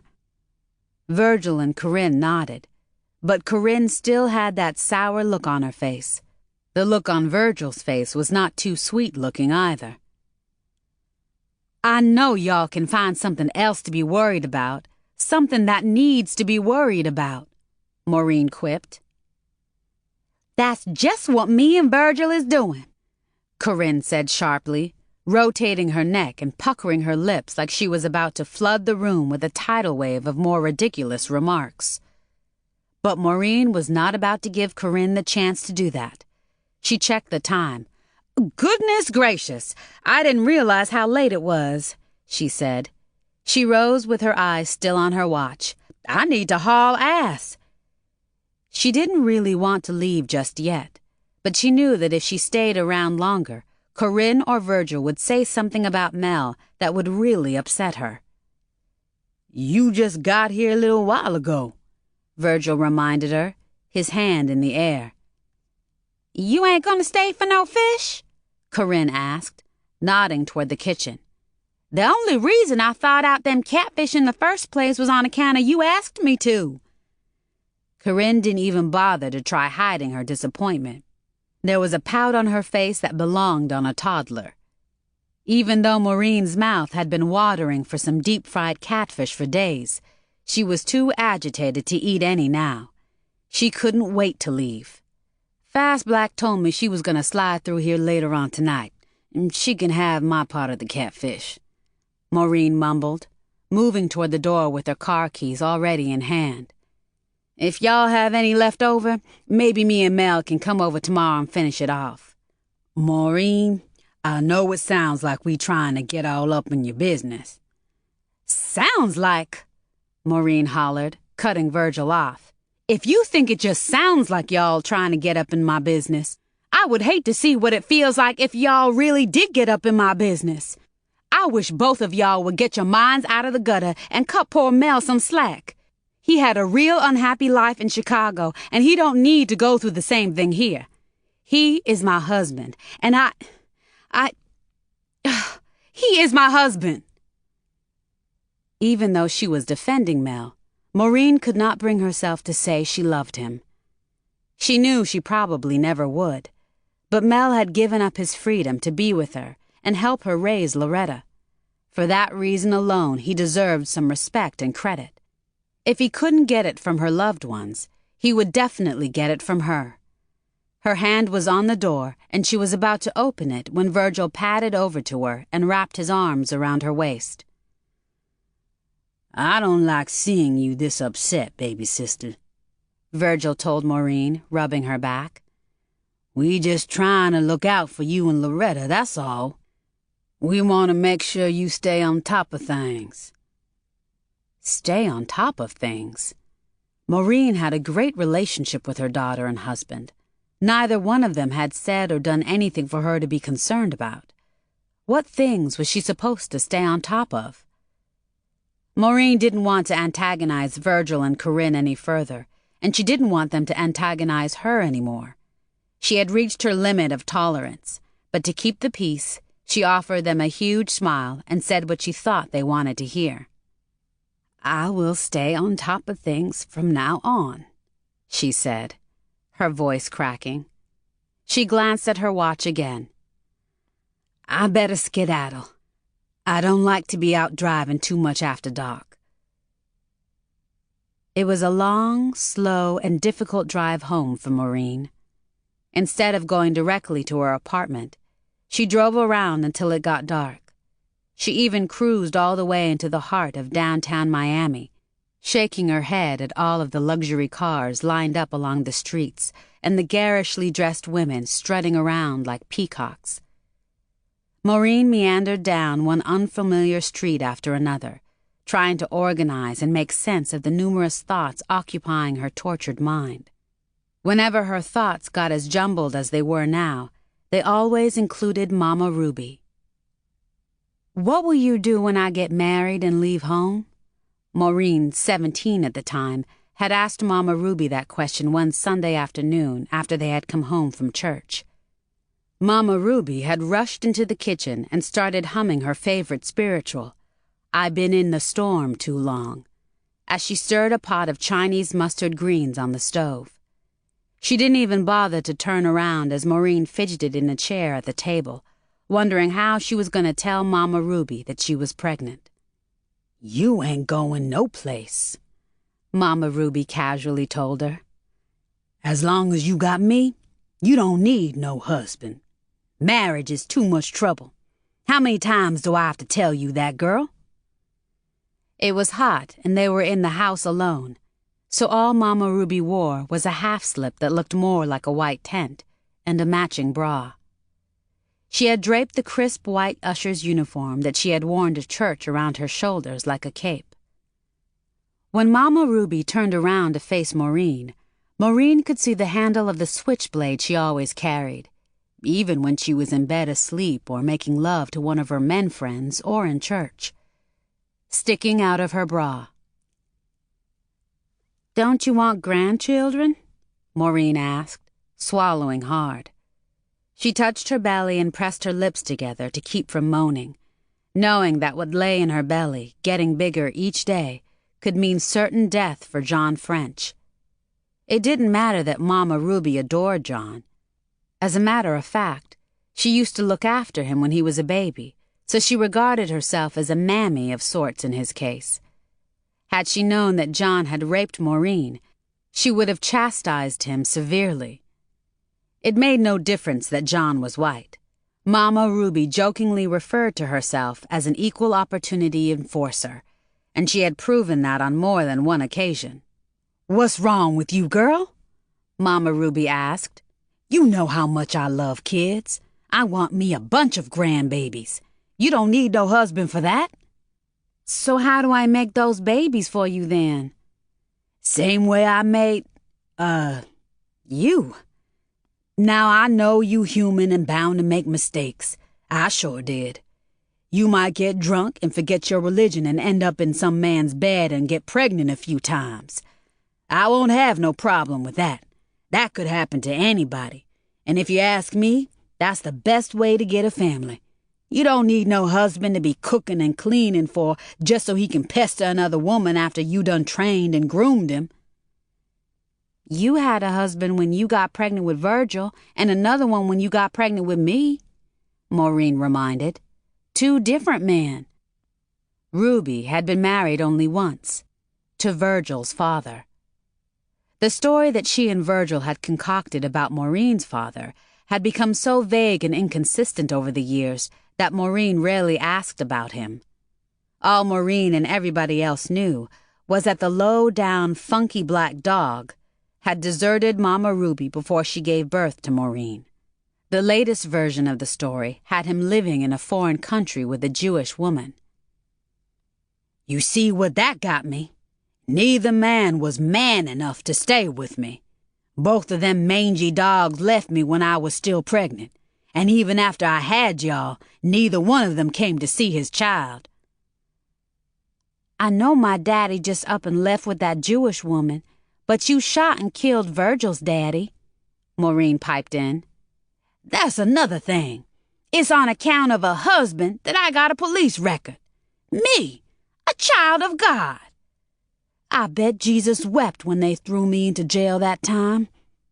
Mama Ruby snorted and began to speak more gently, even though she was still fired up and ready to condemn every man on the planet if she had to, just to make Maureen see things her way. "See, marriage is like having your bowels blocked. Once you get that mess out of you, you'd be a fool to let it happen again. That's why I ain't in no hurry to marry Slim after all these years that me and him been engaged. I just let him think that we get married so he'll keep being generous to us. Come taste these greens and tell me if they need more seasoning." That was the day that Maureen knew for sure she could never tell anybody the truth about how she got pregnant. Not even Virgil. He had enough problems of his own, so she couldn't understand why he was so worried about Loretta and Mel. She wasn't. Mel was a good man, and Loretta was a good girl. The biggest problem that Virgil had these days was trying to decide when he should tell Maureen that Mama Ruby had kidnapped her. With the way things were going on in her life, he had gradually changed the when to an if, and that made him feel better about the situation. Despite his concerns about Mel's relationship with Loretta, Virgil was still pleased that Maureen was married. She seemed happy. She had everything she needed. Therefore, Virgil asked himself again, what good would it really do if I tell her? Virgil had no idea that approximately 2 months later, he would revise his intentions again, and for the last time. He would have no choice but to tell Maureen everything. Chapter 19. To make up for the honeymoon that they didn't go on when they got married last year, Mel offered to take Maureen on a Caribbean cruise. However, since they had recently spent an entire week with Loretta at Disney World celebrating her 18th birthday, Maureen promptly declined. She told Mel that she would rather spend the money on some new kitchen appliances. Maureen did not need any new kitchen appliances. The stove and refrigerator she had now were less than 3 years old. There was another reason why she didn't want to go away with Mel on a romantic cruise and be holed up in a cabin with him for 7 days. That reason made all the sense in the world to her. She felt that since she was going to spend the rest of her life with him now, she wanted to spend as little intimate time with him as possible. Now that she was married to Mel, she didn't enjoy having sex with him as much as she did before. Now she only did it when he initiated it, and even then, there were times when she had a headache or pretended to be asleep when he approached her in bed. It was bad enough that she had settled for a man she didn't love. Just dating him was one thing. Marrying him was so final. In spite of all her reservations, Maureen promised herself that she would be a good wife and make the best out of the situation. She told herself that since they were both fairly young, she still had a lot of time ahead of her to enjoy sex with him again. Maureen was so glad that Loretta was still in the home. With her barging into her bedroom whenever she felt like it, and often sitting between Maureen and Mel on the living room couch when they watched a TV program, Maureen didn't have to worry about getting too affectionate with Mel that often. And she was glad about that. No matter how much she tried, she couldn't bring herself to love him. She liked him, but she liked a lot of men. Since she had never been truly in love, she didn't know exactly how love felt. The fact that Mel's touch sometimes made her skin crawl told her all she needed to know. Not only did she feel guilty about her feelings, but also she had already begun to regret getting married. She told herself that as long as Loretta lived under the same roof with her, she would do her best to set a good example. What would her daughter think if she decided she didn't want to live with Mel after all and divorced him, especially since Loretta had become even more attached to him since the wedding? Each morning when Maureen opened her eyes and looked at Mel sleeping next to her with his mouth hanging open like a goldfish, she asked herself, "What in the world did I get myself into?" "How come you've been working fewer hours since you got married?" Caddy asked Maureen one evening as they shared a bucket of hot wings in Maureen's living room. Maureen let out a long, heavy sigh. "Virgil keeps telling me that I need to spend more time with Loretta. She sees more of Mel than she sees of me, and Virgil thinks it's unhealthy." "I'm glad you brought that up. I've been meaning to tell you that same thing myself. I ain't got no kids, so I don't know firsthand. But young girls these days ain't got no shame." "What's that supposed to mean?" "My girl's got good sense," Maureen said defensively, reaching for her third hot wing. "That's true. And that's the problem. Your girl is too smart and too pretty. But remember that time when Mama Ruby told you that a sword cuts both ways?"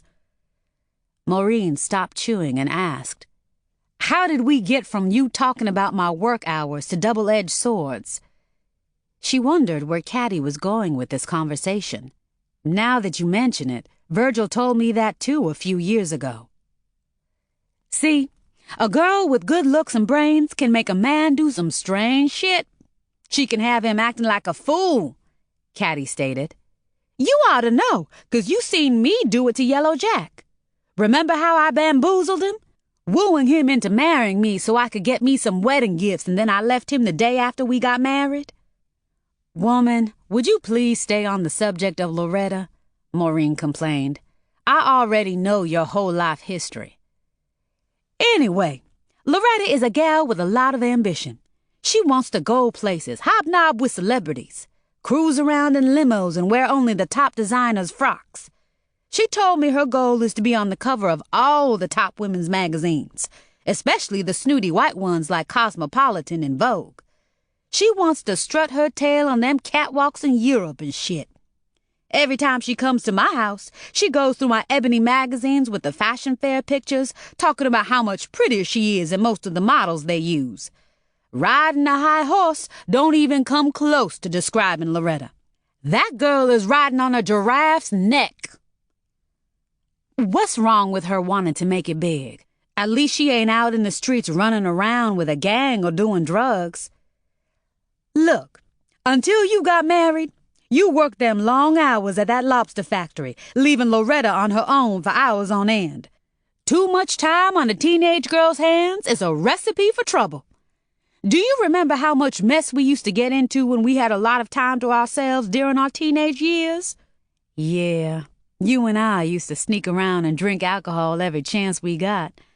I even let Bobby Boatwright talk me out of my pennies," Maureen recalled with misty eyes. "Every generation is going to do what they want to do no matter what people say or do.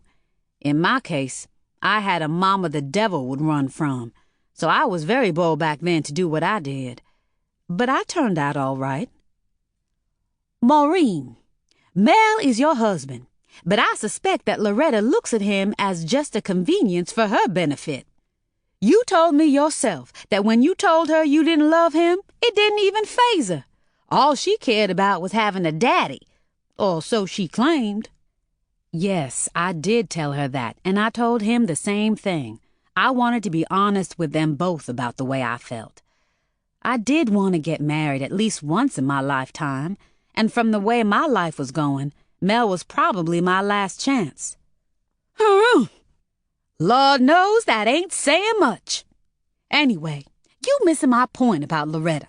My point is, I got a feeling she's cooking up a master plan. She's gonna break Mel down.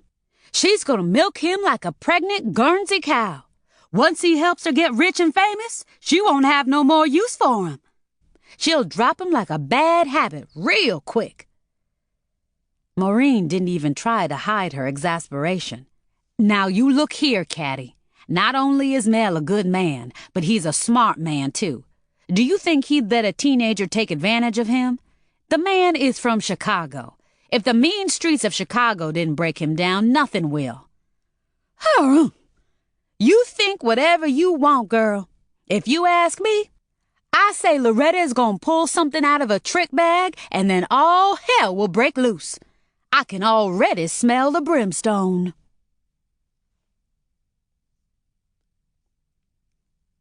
Chapter 20. So what if Loretta is using Mel? Maureen had never asked a guest to leave her residence before, but right now she was close to doing just that. However, she knew that it would do no good, because whenever she saw Caddy again, they would resume this conversation, or one just as disturbing. Caddy had arrived 20 minutes ago unannounced, but since she had come with a bucket of hot wings, Maureen had been happy to see her. Everybody uses somebody in some way. People have used me and you, and we've used people from time to time. I couldn't even say that Mel is using me. By moving in with me, he'll be getting home-cooked meals every day, and even sex whenever he wants it. He didn't have to marry you for that. He was already getting all of that," Caddy yelled. "Put a little more rum in the drink you should have made for me by now." Maureen fixed 2 rum and cokes and gave Caddy the larger of the 2 glasses, which Caddy snatched and immediately began to guzzle. "Can we talk about something other than Mel?" Maureen asked, returning to the other end of the couch and facing Caddy. Caddy shook her head. Let me finish." She set her glass on the coffee table and gave Maureen a hot look. "I bet you wouldn't have married Mel if Mama Ruby was still alive." Maureen took a drink from her glass and gave Caddy a thoughtful look. "Him or anybody else," she responded in a calmer voice. Caddy cocked her head to the side and smirked. "Truth be told, if Mama Ruby was still alive, she probably would have chastised Mel by now and buried him in her backyard like she done with that." Maureen held up her hand. "Please, don't go there right now. I know about all the people my mama chastised." "I hope you never forget. Nobody loved you the way your mama did. All she wanted was for you to be happy." "That is exactly what I want for my daughter," Maureen said with a sniff. "What I want you to tell me is why you think my child is going to start using my husband." Caddy reared back in her seat and gasped. "What do you mean, going to start? She done already crossed that bridge. I can see that with my eyes closed," Caddy hollered, giving Maureen an incredulous look. "Mel is a good photographer, and he's making some good connections. That brother's been working hard for years, and pretty soon it's gonna pay off. He knows how to bullshit the folks with all the modeling work so they'll kiss his ass to work with him. He fits right in with that uppity crowd. He got everything it takes for that, even a non-threatening appearance. What's his appearance got to do with anything? He's smart and he does good work. Do you think them uppity Miami department stores and modeling folks, even the black ones, would have a damn thing to do with Mel if he was some ignorant acting porch monkey with gold teeth and his hair in cornrows? Maureen gave Caddy a disgusted look, but she couldn't stop herself from laughing. I am glad that not everybody thinks the way you do. Ugly people wouldn't have a chance getting jobs. Speaking of jobs, there is a spot open at my work, Caddy announced. I think you need a change. I don't want to work in nobody's kitchen, Maureen replied, shaking her head. Especially not at that nursing home you work for. Fast Black told me all those old people eat is mush, grits, and baby food.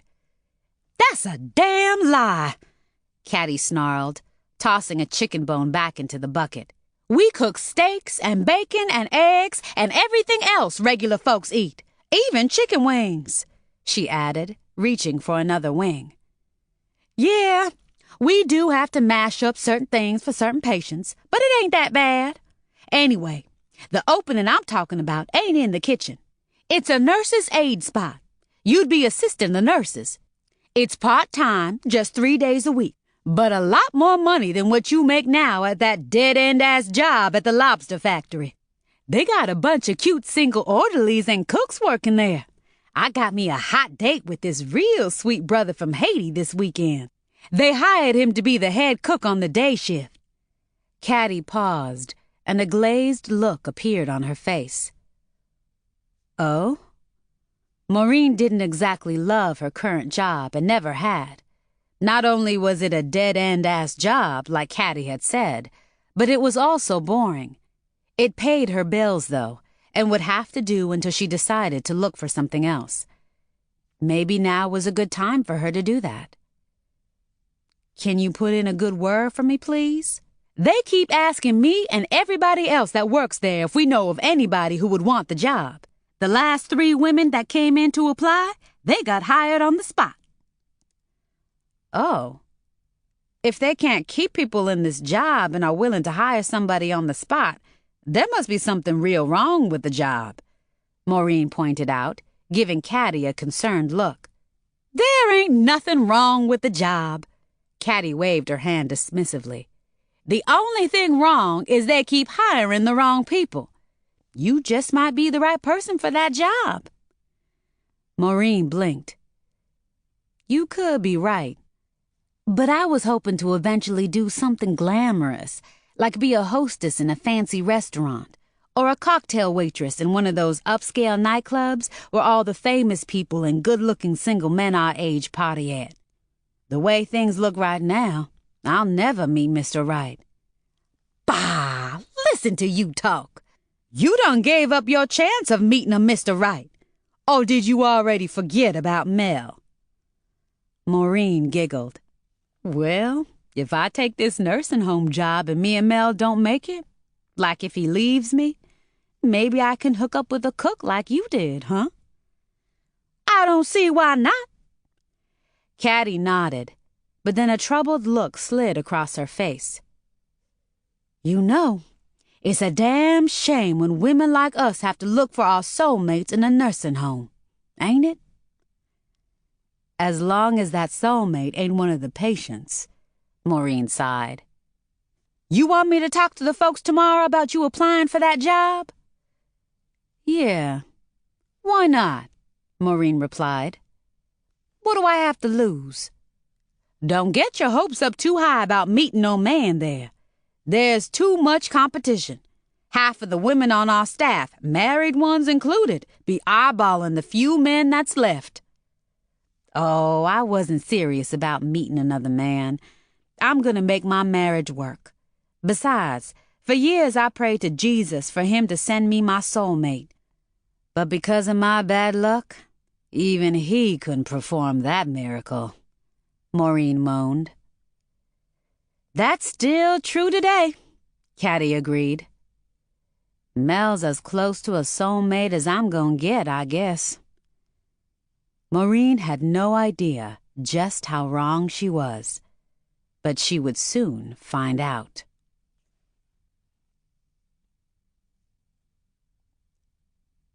Chapter 21. Caddy gave Maureen the nursing home director's name and a telephone number to call her up to set up an interview. 2 days later, while on her lunch break at the lobster factory, Maureen went to the payphone in the employee break room and called up the nursing home director. It was the strangest telephone conversation she had ever experienced in her life. "When can you start?" Mrs. Larson asked immediately after Maureen had identified herself and the reason for the call. "Caddy has already told me so much about you and what a hard-working, dedicated, and capable girl you are. I can't wait to put you on the payroll." "Huh? You mean I got the job?" Maureen asked with an amused look on her face. Either the woman was kidding, or she had Maureen confused with somebody else. "Don't I have to do an interview first?" "An interview? This is the interview, sugar," the woman said quickly. "Didn't I already say that?" No, ma'am, you didn't." "Well, it is." "Okay, but what about the application, ma'am? Shouldn't I fill that out first?" "You can do that when you get here. We are so short-handed, we need somebody in here right away. This place is like a madhouse. Now, Caddy has told me all I need to know about you, and Caddy is a straight-up Christian girl, so I know I can go by anything she tells me. When can you start? Today? Tomorrow?" I'm still employed, and I can't just up and walk off this job today and start working for you tomorrow, ma'am," Maureen said. For one thing, Maureen didn't want this prospective new employer, or any new employer for that matter, to think she was the kind of woman who would leave one job for another at the drop of a hat. Dependable workers didn't do that. "Oh, I was under the impression that you really needed this job and were already available," Mrs. Larson said, obviously disappointed. "I can hold the position open until week after next. If you can't start before then, when can you start?" Maureen could hear the desperation in the woman's voice, but she wasn't going to let that bother her. She had worked with white women before, so she knew how melodramatic and hysterical they could be sometimes. "I don't know right now," Maureen said. "I need to know for sure by close of business tomorrow. The other girl left without notice, and now Rhonda Sue, she's the girl who works the other 4 days in the week, has had to do double duty, and that's not easy for a girl in her 60s. So if we don't get her some help soon, she might end up a patient here herself." "All right, I'm pretty sure I can start on Monday." Maureen paused and tried to gather her thoughts. This was happening too fast for her. She didn't feel comfortable committing to a new job without even knowing what she would be required to do. "First, I need to know exactly what it is I'll be doing. I don't know much about what goes on in a nursing home, work-wise, I mean. Would I be kept busy enough so I won't get bored?" "Bored? Honey, the only people who have time to get bored around here are the dead ones. The patients, I mean. Speaking of dead folks, you wouldn't have a problem dealing with the dearly departed, I hope. This is a nursing home, so the death rate around here is pretty high." Mrs. Larson paused, but not long enough for Maureen to respond. "You'll be performing all kinds of interesting duties, honey child." "Like what?" Maureen hoped she didn't sound like she really wasn't that interested.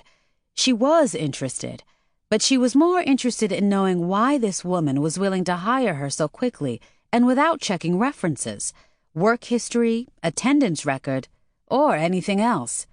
For all this woman knew, Maureen could have a lengthy criminal record or even be some kind of maniac on the loose. "Listen up now. You'll need a pair of white shoes like the ones nurses and women who work in school cafeterias wear. We'll supply 2 sets of scrubs, but you'll have to pay for additional sets. Once you get here and we get you settled and on the payroll, we'll have you go through the required CPR training. Then we'll bring you up to speed on a few light nursing procedures, like dressing a minor wound or monitoring a scab or a bed sore. You don't have any serious allergies, do you? Do you catch things easily? Not that I know of. Why? Accidents happen around here from time to time. One of the patients might accidentally sneeze in your face or dribble something on your hand, and you might forget to wash it. If you have even an itty-bitty cut or scab, something getting in it might be a problem for you. You'll help the patients with their grooming, and you'll serve meals to the ones who are too fussy or unable to eat in the dining room. Now let me think, what else? Oh, you'll keep them occupied and entertained by reading to them or taking them for walks, and you'll help the less ambulatory ones in and out of bed or to the commode. You'll be asked to assist with baths and bedpan procedures, and you'll have to help spoon-feed the ones who can no longer do it on their own. You'll do any and everything else that the nurses you assist don't do. Maureen gulped in some air and swallowed so hard she had to rub her neck to keep it from throbbing. Well, if you don't mind me asking, if the nurses' aides do all of that, what do the nurses do all day? It was a reasonable question, Maureen thought. Oh, they have more to do than you can imagine. They administer shots and any other serious medication. They maintain the charts. If a patient falls and breaks a bone, only the nurses or doctors on call are authorized to assist. My nurses are so overworked that when quitting time rolls around, they leave this place running every single day. Now tell me, my dear, do you have any more questions? Despite the fact that Mrs. Larson sounded even more impatient now, Maureen didn't want to make a firm commitment until she had all of the necessary information she needed. What about salary and benefits? She asked. You'll start at the bottom, sugar. Then you'll have to work your way up. Our starting salary is commensurate with all the other homes in the South Florida area. Well, I don't know what that is, ma'am. I'll tell you what. When you get here Monday morning, we can negotiate your salary. Then we can discuss all the other benefits that go with the job, plus a few that we don't show on the books, such as a $50 cash bonus for whoever makes Employee of the Month and a Christmas gift exchange. Oh, you're not Jewish, Muslim, or into one of those mysterious Eastern religions, are you? No, ma'am. I'm a straight-up Baptist. I was raised in the church, and my late mama was a devout Christian woman, Maureen said proudly. So was my daughter and my husband. You're a Baptist! So am I. Good. We had a Muslim woman working here last month. I declare, Jesus must have wept every time she showed up wearing that burnous, or whatever they call those things, on her head. Everybody was glad she only lasted a week. But right after that unholy episode, we had a Buddhist woman working here. Mrs. Larson paused, sucking on her teeth and letting out a couple of loud sighs. That woman just about scared the daylights out of everybody. She would chant all kinds of gibberish in the break room. It was a blessing when she left after just 4 days. Anyway, another bonus is you can take home any leftover food at the end of your shift. Now, I hate to rush off, but I need to be in a meeting in 5 minutes. You need to be here no later than 6 a.m. on Monday morning. I normally work from 9 to 5, but until we get back on track, I'll be coming in at 6 a.m. If you get here before I do, go up to the girl at the front desk. As soon as I get in, I'll give you a brief orientation, go over salary and everything else, and then put you to work. It was nice talking with you, Maureen. Bye! Maureen listened to the dial tone and stared at the telephone for a few seconds before she returned to her workstation. She didn't know what to think now. She couldn't help but wonder what kind of place this nursing home really was for the director to be so anxious to hire somebody sight unseen. Her job at the lobster factory was about as loosey-goosey as a job could be, but even for that job, she had been required to fill out an application, suffer through 2 interviews, and have her background checked. Thanks to Mama Ruby cracking such a mean whip every day of Maureen's life, she was a responsible person. She didn't want to make Caddy look bad for recommending her and making her sound like some kind of superwoman at that. Mrs. Larson sounded so desperate that Maureen didn't want to disappoint her. The least she could do was try the job out on a trial basis, but she didn't plan on telling Caddy or Mrs. Larson that part. Or Loretta and Mel, for that matter. When she had mentioned changing jobs to them the night before, they seemed very supportive and had already begun to plan their schedules around her new one. "Baby, it's time for a change," Mel had told her, giving her an affectionate pat on the butt. "I'm happy for you, Mama," Loretta said with a smile. "Working in a nursing home ain't a job I'd want, but somebody's got to do it," she added with a grimace on her face. "I'll be able to spend more time with you both," Maureen was happy to announce. Mel and Loretta gave each other a sly look. It was not easy for Maureen to leave the security of the lobster factory. It had been one of her security blankets for more than 10 years now. It was a sad departure. One of Maureen's co-workers rushed out and bought a farewell card and had everybody sign it. 2 of the older women actually shed a few tears during the farewell cake and coffee break that they held for Maureen that Friday morning. Steve Falk, Maureen's sad sack of a supervisor, insisted on taking her to lunch, and he gave her the rest of the day off with pay. With the card and a bouquet of assorted flowers and a box that contained her personal items, Maureen left the lobster factory almost in tears. So far, Mel seemed supportive about Maureen's changing jobs, but he also made comments that made her wonder just how supportive he really was. "If this nursing home thing is what you really want to do, I wish you all the luck in the world," he told her, glancing at Loretta across the table as they ate dinner the following evening. He seemed to be more interested in the wine glass in his hand than he was in Maureen's new job. "I just hope you don't regret it." "I feel the same way," Loretta volunteered. "I'll only have to work 3 days a week, Monday, Tuesday, and Wednesday. Now you and I don't have to wait to go to the mall in the evening or on weekends. We can do it on a Thursday or a Friday," Maureen told Loretta, squeezing her hand. "You would rather be emptying smelly bedpans and wiping old people's butts just so we can spend more time at the mall?" Loretta asked, wiggling her nose. "I liked visiting you at the lobster factory after school, but I don't think I'll be visiting you at that old folks' home. What were you thinking?" The sudden shift in Mel's and Loretta's attitude and their comments worried Maureen, but she still managed to keep a smile on her face. "Loretta, I'm really doing this more for you and Mel than me," she replied. Then she turned to Mel. "I'm a married woman now, and I want to spend more time in my home taking care of my family." Loretta stole a glance at Mel. He couldn't have looked more indifferent had he been attending a funeral for somebody he didn't like. However, when Maureen spoke again, he almost fell out of his chair. "Virgil got on me about spending more time with you, Loretta," she said, smiling and rubbing Loretta's hand. Then she turned to Mel. "Him and Corinne keep worrying about you and Loretta spending so much time together alone." The wine that Mel had just sipped almost spurted out of his mouth. He couldn't have looked more frightened if he had been placed in front of a firing squad.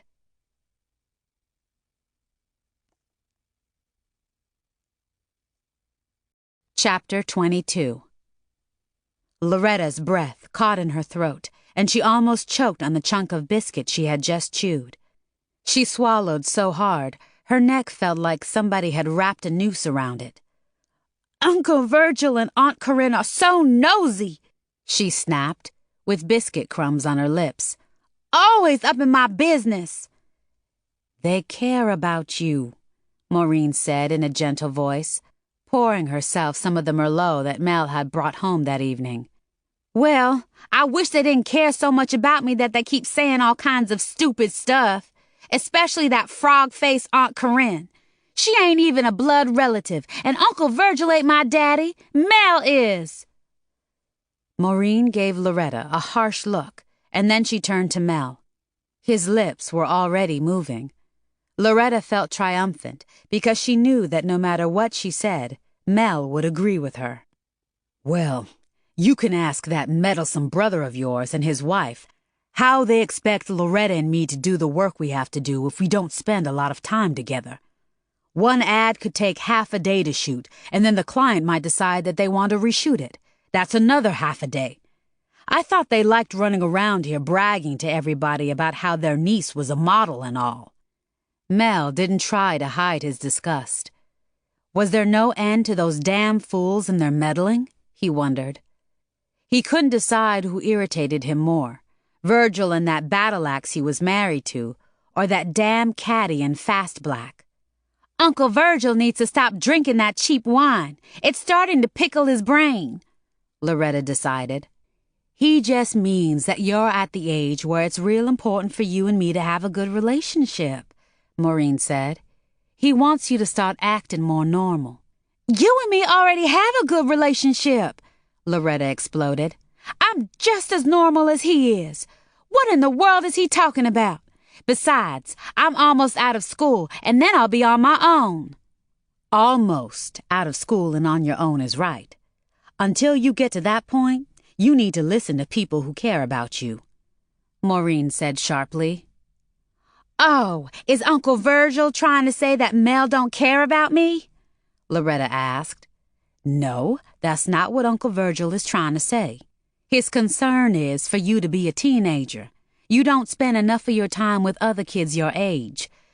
The more I think about it, and the more I hear about it from your uncle and your play aunties Caddy and Fast Black, I have to agree with them, Maureen sniffed. She didn't like the look of disgust on Mel's face. Mel was more than just disgusted now. He had been expecting Caddy's and Fast Black's trifling names to come up in the conversation.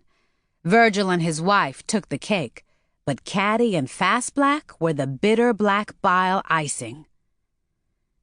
Maureen, you need to tell those people that you can handle your own business, Mel advised. His jaws were twitching so hard his molars ached. Those people love me. They love Loretta too, so they want her to do the right thing. They want to see her happy. And I really think she'd act more like a teenager if she spent more time with other teenagers, Maureen declared. Loretta's mouth flew open so wide, Maureen could see her tongue flapping like a fish out of water before she even said a word. When the words did come out, they sounded like the croaking of a frog.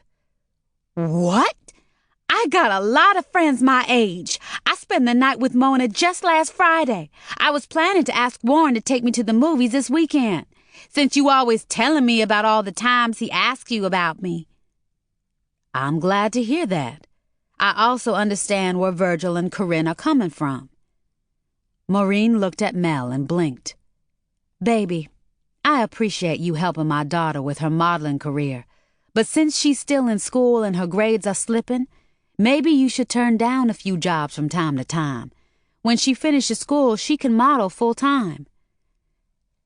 That's fine with me, but she might miss out on the jobs that will help get her to the top, Mel said with a shrug. At this stage in her career, exposure is essential. She needs to be in the right place at the right time. The fewer jobs she accepts, the fewer chances she'll be able to do that. Mel snatched his second biscuit out of the bowl on the table next to the platter of deep-fried prawns. The thing is, I've been turning down new girls so I could keep my focus on Loretta. Mel let out a deep breath and looked at Loretta, shaking his head. I guess you should forget about that BMW auto show next Saturday, Sweet Pea. Loretta gasped. She reared back in her chair and glared at Maureen. Mama! Don't you dare do this to me! I've been waiting all month for those BMW people to pick the girls for that auto show. I didn't say you couldn't do any modeling. Since you have other responsibilities, though, I think you should reorganize your priorities. I'm proud of the fact that you can get work so easy. I want you to be just as successful and famous a model as that Brooke Shields. Like I said, though, you'll have plenty of time to do that when you finish school in a few months. The way it is now, you spend more time around adults than you do other teenagers. You don't want to be old before your time. That's the point your uncle and aunties keep trying to get across. Loretta's face was burning with anger. Maureen gave Loretta a serious look. Look, baby, you and me will be spending more time together, and that's final. You used to love doing things with me.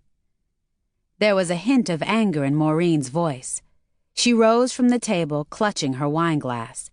She took a long swallow and then stomped into the living room. "Do you think she's getting suspicious?" Loretta whispered to Mel as soon as she heard Maureen turn on the TV.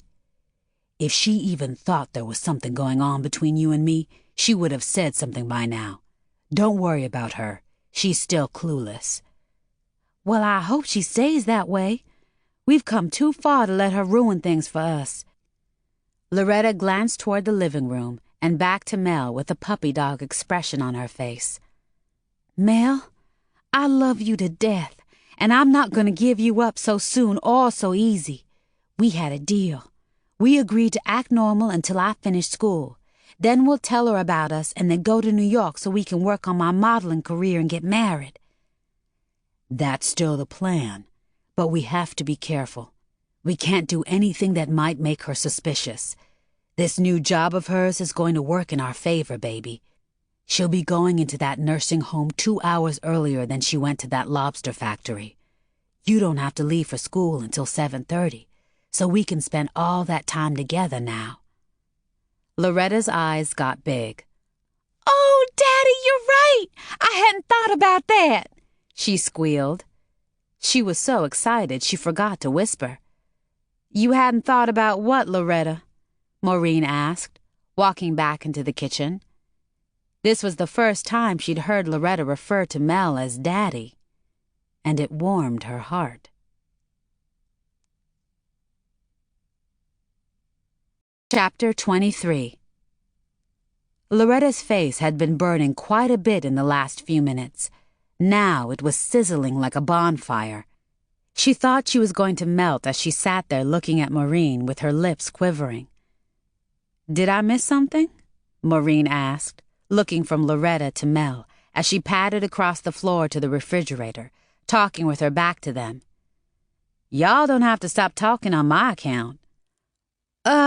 Mel was just telling me that everything you just said makes a lot of sense," Loretta lied, looking to Mel for confirmation.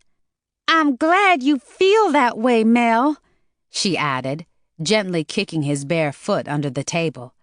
She turned her head so that Maureen couldn't see her wink at Mel. "See there? I was right all along, and I'm glad you realize that now."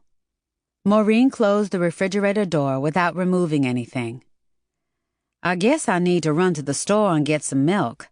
I also need to go out to the mall and pick up some of those funny-looking white shoes that nurses wear. That's what I'll be wearing with the scrubs the nursing home will provide for me to work in. I would invite y'all to go shopping with me, but I told Caddy and Fast Black that I'd meet them later on for a drink," Maureen announced. "Oh, you go right ahead. I have to finish my homework," Loretta said. "Finals are coming up." Maureen looked at Mel and tilted her head to the side. "You want to come with me, baby? I know you don't care much for Caddy or Fast Black, but they like you and keep telling me they want to get to know you better. I'm sure they won't mind if you tag along."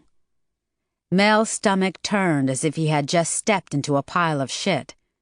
He would rather shovel that pile of shit than spend time in a bar drinking with Caddy and Fast Black. He shook his head so hard his ears rang. "Oh, no, I have some paperwork to go over and some prints to develop. I have that cruise ship assignment coming up next week, too, so I need to move a lot of other things off my plate. Maybe I'll join you and your homegirls the next time." Maureen gave Mel a wistful look. "Don't you work too hard, Mel. You starting to look and act real tired lately. I know you love your work, but I don't like that your job is wearing you down to a frazzle." Mel had been looking and acting more tired than usual, but it had nothing to do with his work. Loretta was the only job that was wearing him down to a frazzle. It was getting harder and harder for him to keep up with her enormous sexual appetite. She was like a junkie and he was her drug of choice. Besides, in addition to him having the time of his life, especially after all the trouble that those other bitches in his past had put him through, he chose to look on the bright side of his current situation. His vigorous workouts with Loretta kept him in such good shape that he no longer had to go to the gym. Another thing about Loretta was that as long as she fulfilled his needs, he would do whatever it took to keep her satisfied. If that meant fucking her 8 or 9 times a week like he'd been doing lately, that was fine with him. As soon as they heard Maureen's car pull out of the driveway, Loretta sprinted across the floor toward Mel. She leapt into his arms like a jackrabbit. She threw her head back and began to moan and groan and kick her legs back and forth like somebody having a fit. In a way, she was having a fit of ecstasy. Cradling Loretta like a big baby, Mel darted into her bedroom, huffing and puffing. The following Saturday, around 6 in the evening, Maureen drove to Virgil's house. Mel and Loretta had left right after breakfast to do a shoot in Tampa. Loretta was going to be the lead model in an ad for a boutique that specialized in trendy clothing for young girls. Virgil was glad that Maureen was making a career move so that she would have more time to spend with Loretta. He was happy that things were going so well in her life, and he prayed that things would get even better. Shortly after she'd arrived, he got nosy. By the way, how's married life treating you, Maureen? Everything is as sweet as pie. It's so nice having Mel living in the house. Just to let you know, him and Loretta told me they plan to cut back on her modeling jobs so she and I can spend more time together. This nursing home job came right on time. It's going to be hard, but I don't really care. I'll do whatever I have to do to make a good life for my child and my husband. I'm so glad to hear that, Virgil said, relieved. It looked like everything was going to work out just fine. The way things were going for Maureen, there was a chance that he would never tell her about her background. His feelings about having a moral obligation to do so had changed over the years. Some days he didn't think telling her was that important, and some days he did. Especially on the days when he told himself that if he had been the baby that Mama Ruby had kidnapped, he would certainly want to know.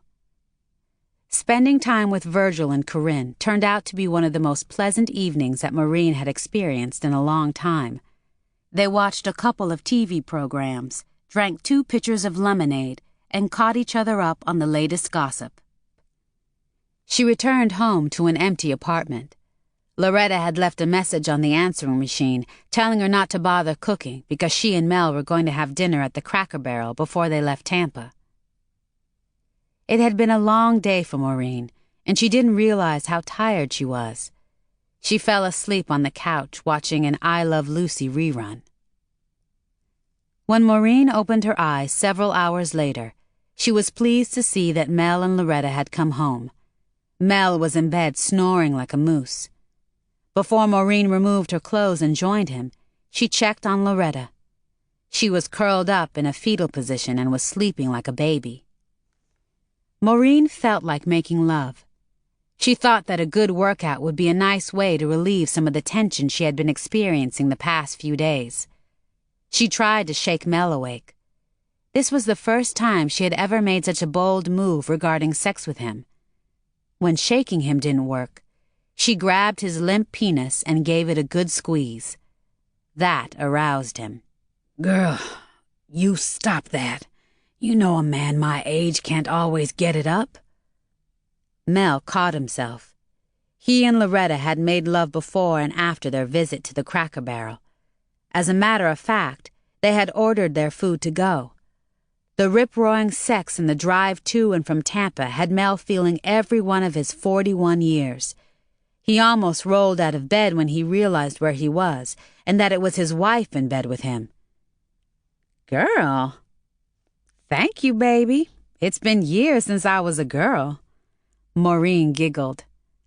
I don't count how often the old white folk around here like to refer to all black females as girl, she said, rubbing Mel's thigh. I'm your girl now. She was trying so hard to love this man, and she was glad that she did have more feelings of affection toward him now than she did before she married him.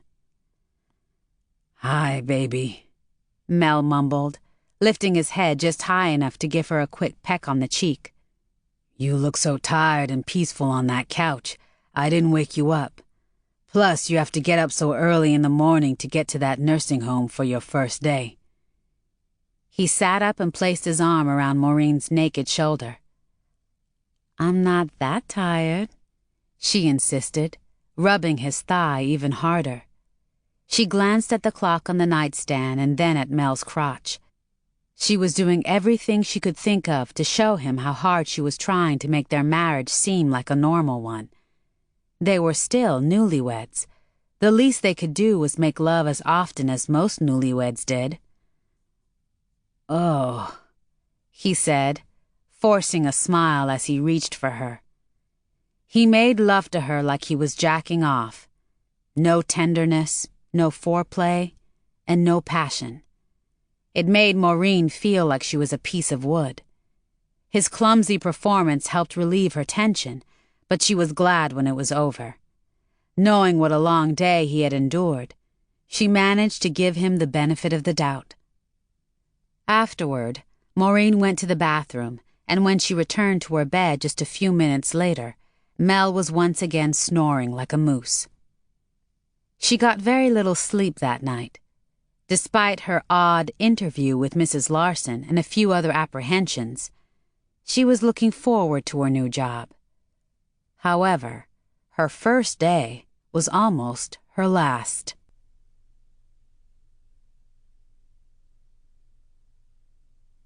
Chapter 24. Caddy had told Maureen that a few aides had quit after only a few hours on the job. One had quit after only 15 minutes. Could the job be that bad? Maureen wondered. All kinds of crazy thoughts had already begun to run through her mind. Like maybe the boss was too hard to get along with, or maybe the work was just too hard. The thought that the place was haunted even crossed her mind. After all, Caddy had told her that patients died there on a regular basis, sometimes 2 or 3 on the same day. Maureen decided she had to find out for herself just why the director had practically begged her to take the job.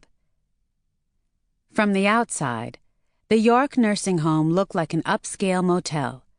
The 60-bed facility was a warm shade of blue with a circular driveway, a neatly trimmed front lawn, palm trees with benches on either side of the driveway, and a wishing well in the center of the lawn.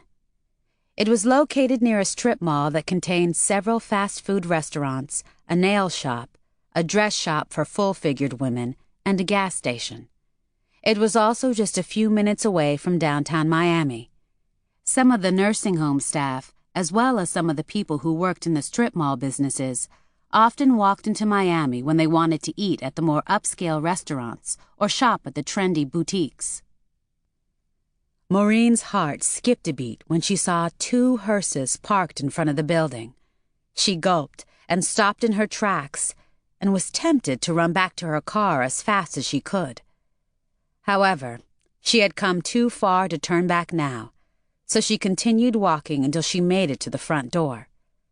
She was met by a bird-like white woman with red cheeks, dark circles around her eyes, and limp hair hanging to her shoulders like a gray spiderweb. "Maureen?" the woman asked in a high-pitched voice. There was a hopeful look on her face. "Yes, ma'am," Maureen replied. "Oh, I'm so glad you made it," the woman gushed, looking at her watch. 20 minutes early, too." A name tag hanging lopsided on the left breast pocket of her light blue scrubs identified her as Janice Larson, director. "Hello, Mrs. Larson," Maureen said, offering her most sincere smile. "I'm happy to be here," she added, and she meant it too. But she didn't feel that way for long. After a 10-minute orientation, some paperwork, and discussing her benefits and salary, Maureen was put to work. She would be trained on the job, learn as you go, she realized.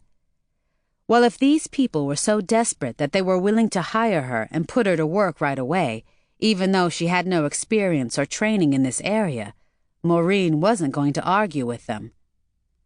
The first thing the director did was introduce Maureen to the staff and then she took her around to introduce her to the patients she would be assisting.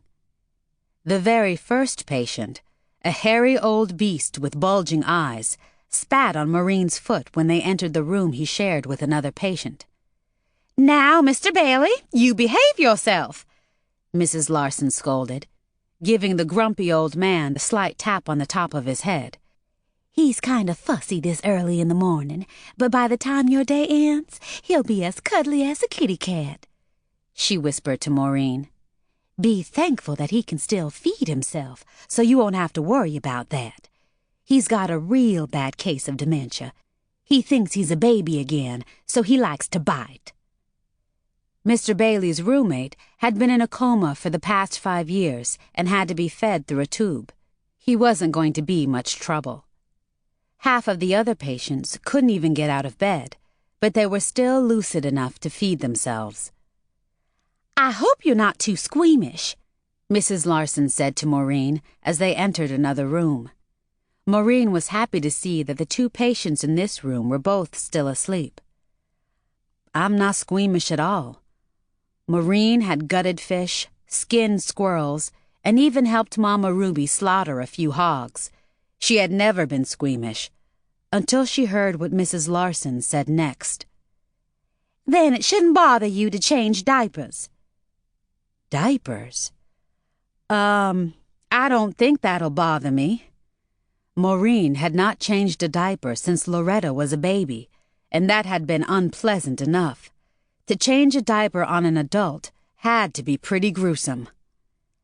"I have to let you know that some of these people can be downright hostile. Some even tend to get, violent." Mrs. Larson let out a nervous laugh, but that didn't stop Maureen's thoughts from running wild. "Just how violent?" she asked. "Oh, you might get poked with a cane or have a walker thrown at you now and then, or pinched or bitten or deliberately run over by a wheelchair. Nothing really serious, so don't worry about it. You are kind of petite and fragile looking, though. Oh, well, if something serious happens to you, we have 3 doctors and several nurses on the premises at all times." Maureen glanced toward a window that faced the parking lot. The hearses were still present. "Ma'am, I noticed 2 hearses in the parking lot when I got here," she mentioned, nodding toward the window. "They kinda scared me." "Oh, they kinda scare me, too. Always did, always will," Mrs. Larson said with a dismissive wave.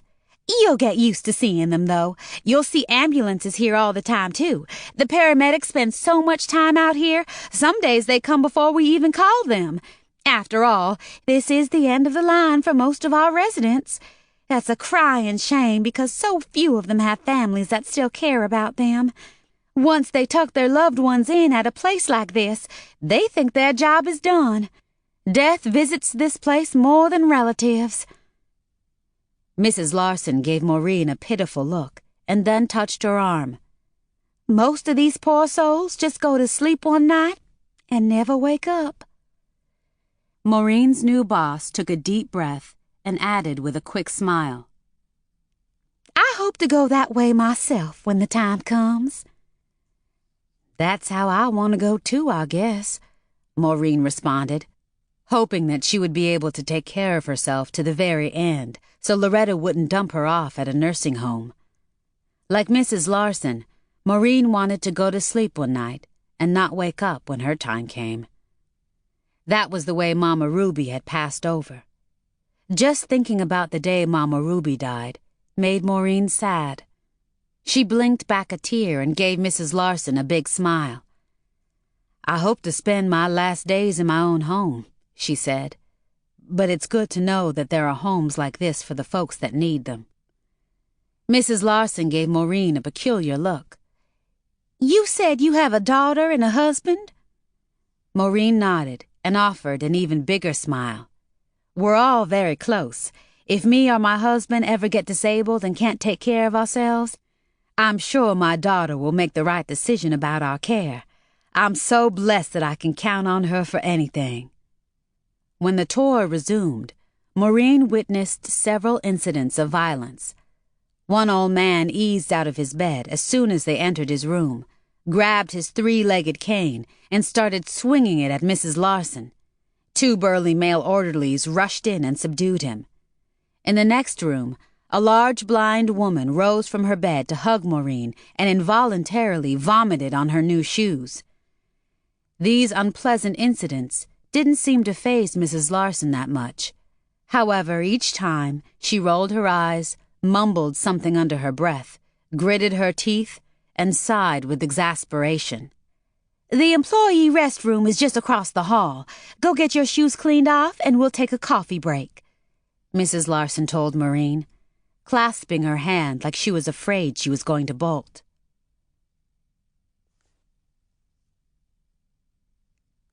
Chapter 25. After Maureen had moistened a paper towel and wiped off her shoe, she looked at herself in the restroom mirror. "I don't know if I can handle this job," she admitted to herself out loud. "Lord Jesus, please show me the way," she prayed. One of the many things that Maureen gave Mama Ruby credit for was instilling a strong Christian ethic in her. Despite Mama Ruby's violent nature and laundry list of crimes, she had been a very religious woman, at least by Mama Ruby's standards. "You be good to the Lord, and the Lord will be good to you," Mama Ruby used to say. If Maureen ever needed spiritual assistance, it was now. She entered a stall and got on her knees and prayed in a low voice. "Lord Jesus, only you can keep me from going crazy up in this place. I know you got something good in store for me, so there must be a reason I'm here." After a 10-minute coffee break in the employee break room with Mrs. Larson, Maureen met more of her patients. By then, though, she was ready to leave the place running, jump back into her car, and make a beeline back to the lobster factory. Based on what she had seen and experienced so far, she was convinced this was not a job she could handle after all. As a matter of fact, she had already decided to use the payphone in the break room and call Mr. Falk to see how soon she could return to the lobster factory. Caddy worked different hours than Maureen, so she couldn't talk to her until later in the afternoon. In a way, Maureen was glad. She knew that if she told her what she was planning to do, Caddy would go out of her way to talk her out of it. But Maureen didn't care one way or the other how her leaving would make Caddy look now. This position seemed more like a punishment than a job. The last straw for Maureen was when one of the most combative patients, a former professional wrestler who was still quite strong, grabbed Maureen by her hair and pulled it so hard she fell into bed with him.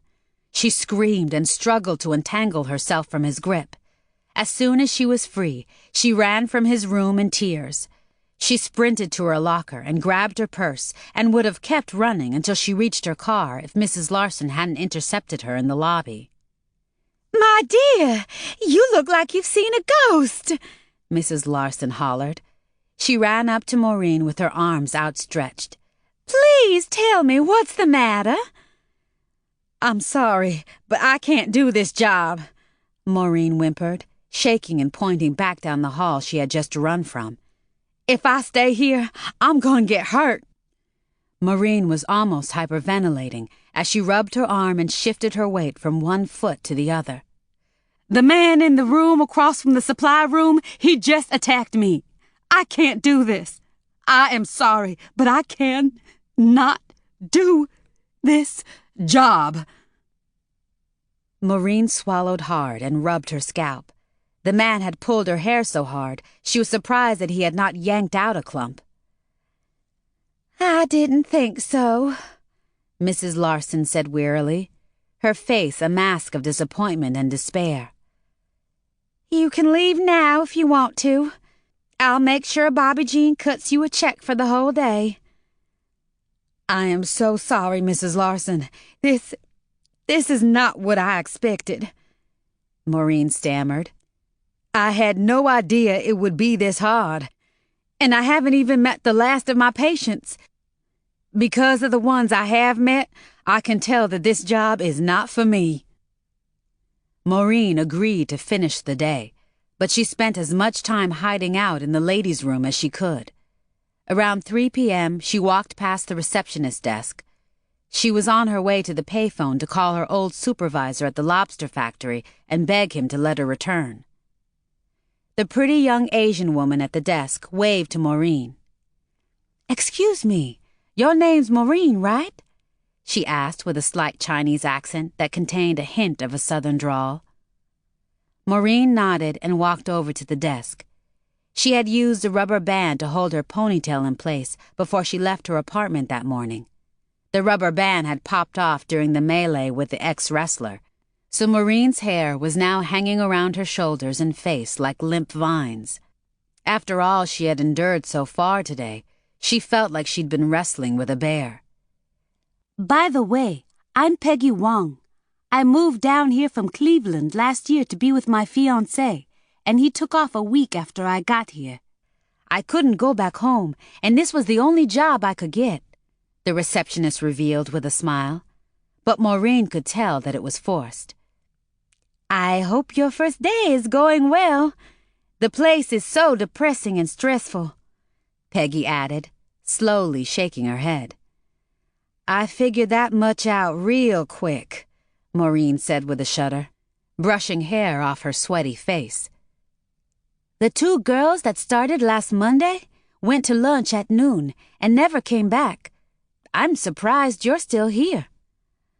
"I'm surprised I'm still here, too," Maureen said flatly. "I don't think I'm going to stay either," she admitted. "I told Mrs. Larson that a little while ago." "That's too bad. I used to do your job, and I felt the same way until I learned the ropes. It's not so bad once you get used to it." "Well, I don't think I can get used to what goes on around here." Maureen heard a commotion behind her. She turned to see 2 orderlies dressed in white wheeling a gurney toward the front door. Whoever was on that gurney was not coming back, because they had covered his or her face with a sheet. "That's poor Mr. Blake," Peggy sniffed, shaking her head. "I knew he was on his way to meet his maker. Just yesterday, he started hallucinating, seeing and talking to his dead wife. She was a patient here until last month when she died. Poor thing." Maureen and Peggy watched through the glass doors as the orderlies loaded Mr. Blake into the back of one of the hearses. "Oh, well," Peggy said with a heavy sigh and a weak shrug. "We all gotta go sometime." She sighed again. "Could you do me a favor and deliver a message to Mrs. Freeman? She's the nice little lady in the last room on the left down the hall. She didn't answer her phone, so it rolled over to my line." "Yes, I guess. I didn't get to meet her or any of the other people down there yet," Maureen said, reaching for the pink telephone message slip. Maureen looked at her watch and was happy to see that she had less than an hour to go. As she walked down the hall, dragging her feet like there was a gurney waiting for her to be loaded onto, she glanced at the telephone message in her hand and gasped at what it said. "M. I will visit you soon. Jesus." Maureen stopped in her tracks. She blinked hard a few times and shook her head. Maureen had always been superstitious. After all, Mama Ruby had been the 7th daughter of a 7th daughter and had bragged about her special powers from time to time. What those alleged special powers entailed was still a mystery to Maureen. She had never witnessed Mama Ruby perform anything that she considered divine, but she recalled the time that one of Mama Ruby's friends had read Mama Ruby's fortune with a deck of cards and told her that one of Maureen's twins wasn't going to be around for long. Not long after that day, during a picture-taking session with a cheap camera, Maureen noticed a thumb-sized shadow in every picture that contained her twins. The shadow had only covered Lorraine's image. When she fell into the blue lake near Mama Ruby's house and drowned, Maureen was not surprised. After that, each new incident made her even more superstitious. And now, A message to M from Jesus? Does Mrs. Freeman's first name begin with an M? Maureen asked Peggy. Her first name is Leona. I put M for mother instead of writing it out. The message is from her son. Oh. The telephone message in Maureen's hand intrigued her. Even though it was for Mrs. Freeman in room 108, she had a feeling that this message was also for her. And it was.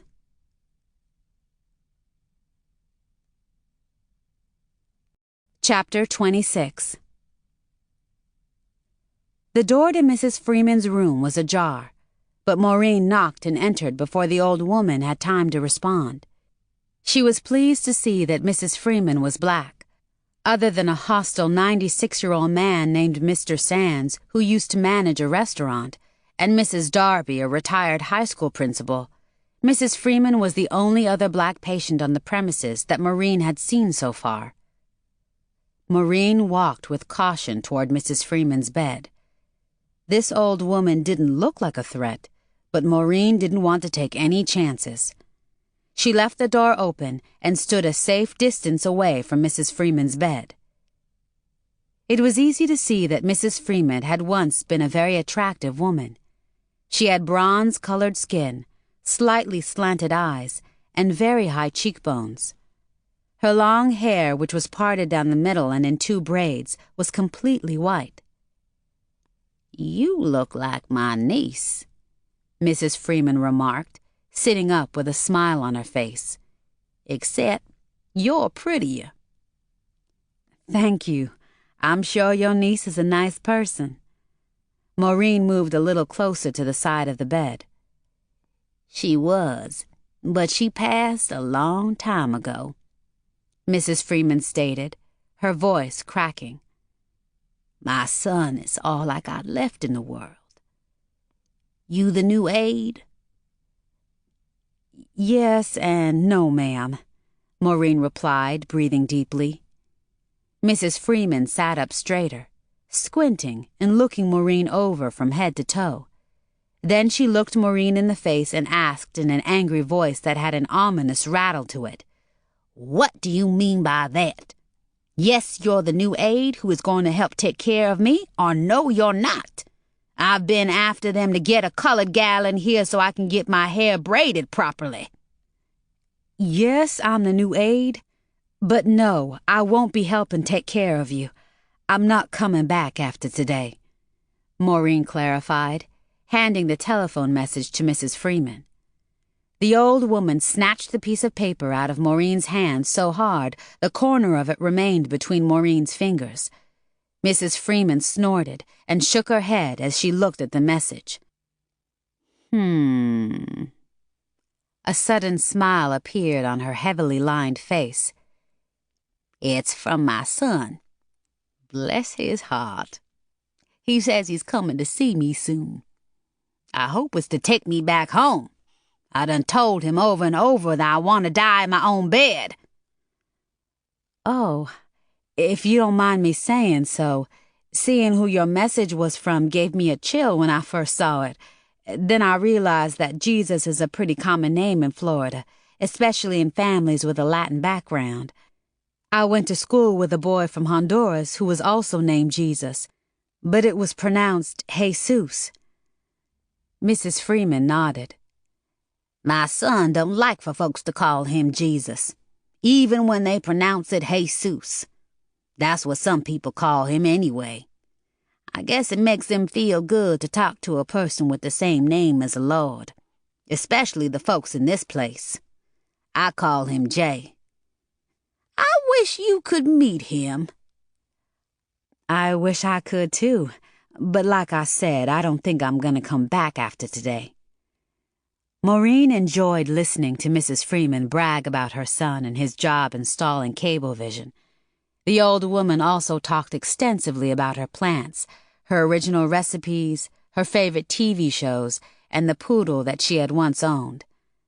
Maureen knew that she was spending more time with this patient than she should have, but since she had decided to leave at the end of the day, She couldn't get fired, so she had nothing to lose. It was one of the most enjoyable afternoons that Maureen had experienced in a long time. The elderly woman was very charming and easy to talk to. Maureen sincerely regretted that she would not be around to get to know her better. After talking with Mrs. Freeman for a few minutes more, it didn't take long for Maureen to change her mind about leaving. She told Mrs. Larson that she had decided to stay, but only until she could find someone to replace her. Just before 3 p.m., after helping one of the other aides lift the lower portion of a large paralyzed man in his bed to change his diaper, Maureen prepared to go home, and it was not soon enough for her. It had been a long and difficult day. However, even after everything she had endured earlier, she was glad that she had remained around long enough to meet Mrs. Freeman. Peggy was on the telephone when Maureen walked by the front desk on her way to the parking lot, but she abruptly ended her call and waved to Maureen. "I heard you decided to stay until they find somebody to replace you. I'm glad. I hope the rest of your days here are more pleasant than today was." "I hope so, too," Maureen said in a tired voice as she exited the building. She was glad to see that both of the hearses had left the parking lot. When she reached her car, she glanced to her side and caught a glimpse of a tall, nicely built black man getting out of a green Thunderbird. He had just parked a couple of rows over from her. He wore a uniform, so Maureen assumed he was some kind of maintenance or utility worker.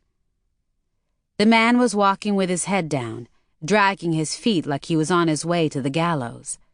Just as Maureen was about to open her car door, he looked up. He smiled and gave her a nod. She smiled back. Maureen didn't know why, but there was something about the man that made her feel warm all over. She suddenly felt more relaxed. After she had entered her car and started the motor, she turned and looked toward the nursing home entrance. The man had stopped walking. He stood in front of the building entrance with his hand on the door, looking in Maureen's direction. He smiled at her again, and this time he saluted her. She did the same thing, and then she quickly drove off. Maureen was a careful driver. She had never even come close to having an accident, but today she drove like she was in a daze. She ran 2 red lights and 1 stop sign. She was lucky she didn't cause an accident or run into a cop. She couldn't stop thinking about the man in the parking lot.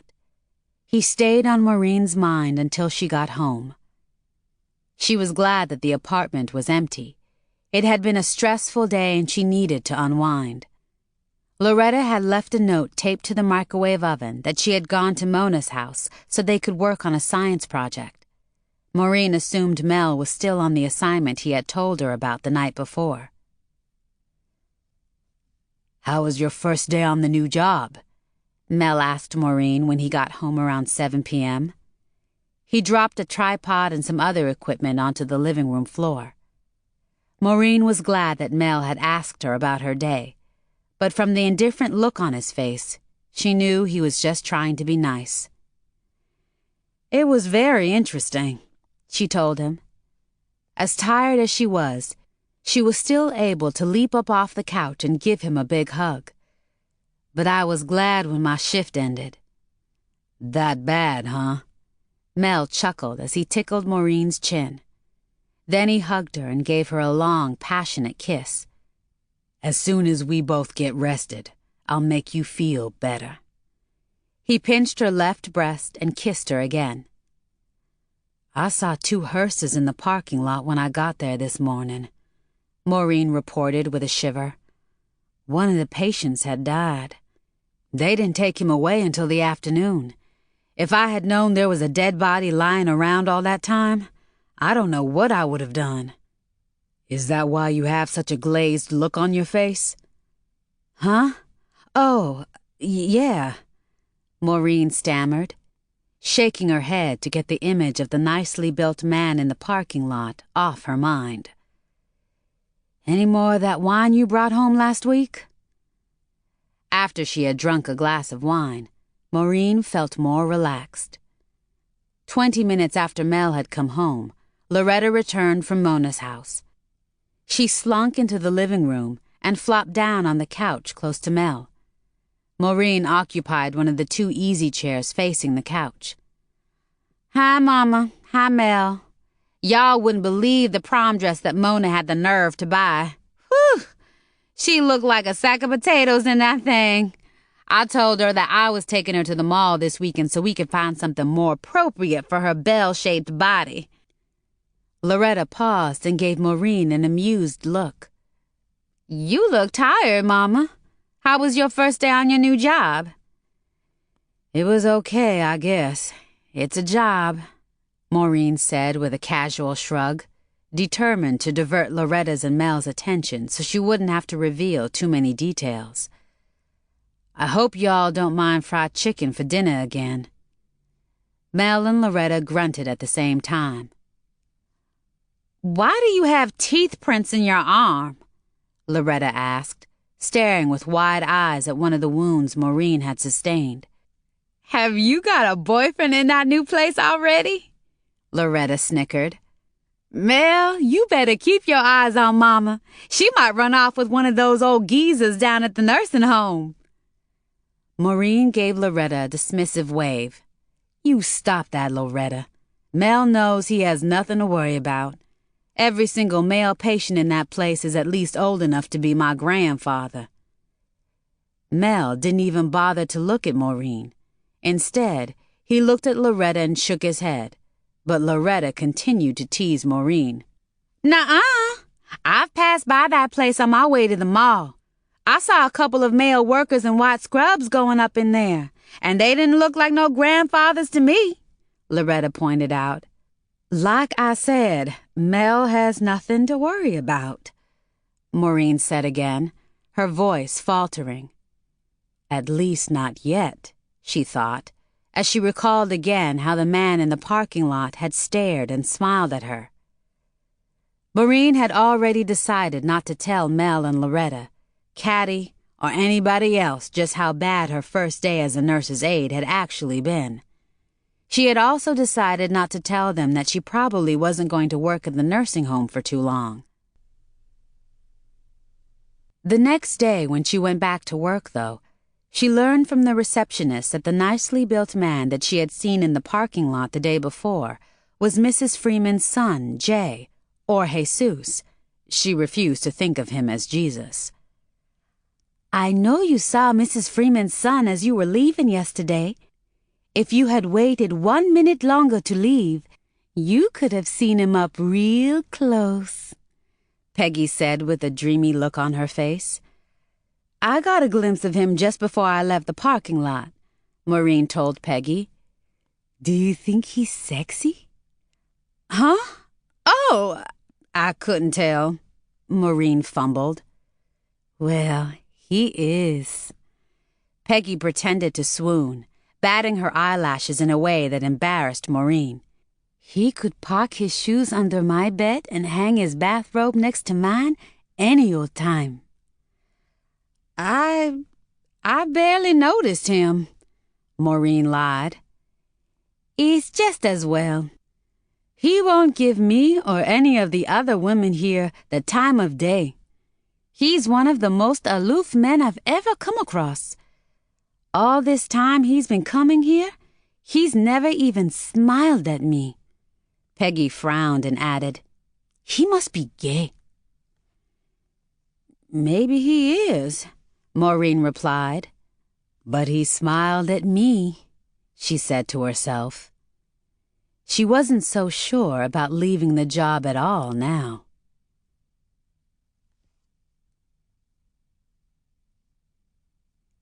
Chapter 27.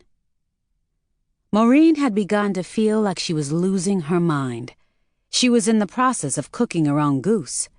This was the only explanation she could come up with as to why she felt so attracted to Mrs. Freeman's mysterious son. She had not even met him, and had seen him only once, but he'd been on her mind ever since. She was having the kind of erotic thoughts about him that she should only be having about Mel. If that wasn't proof that her goose had been in the oven for too long, nothing was. Therefore, just like Mama Ruby had predicted years ago, Maureen was losing her mind.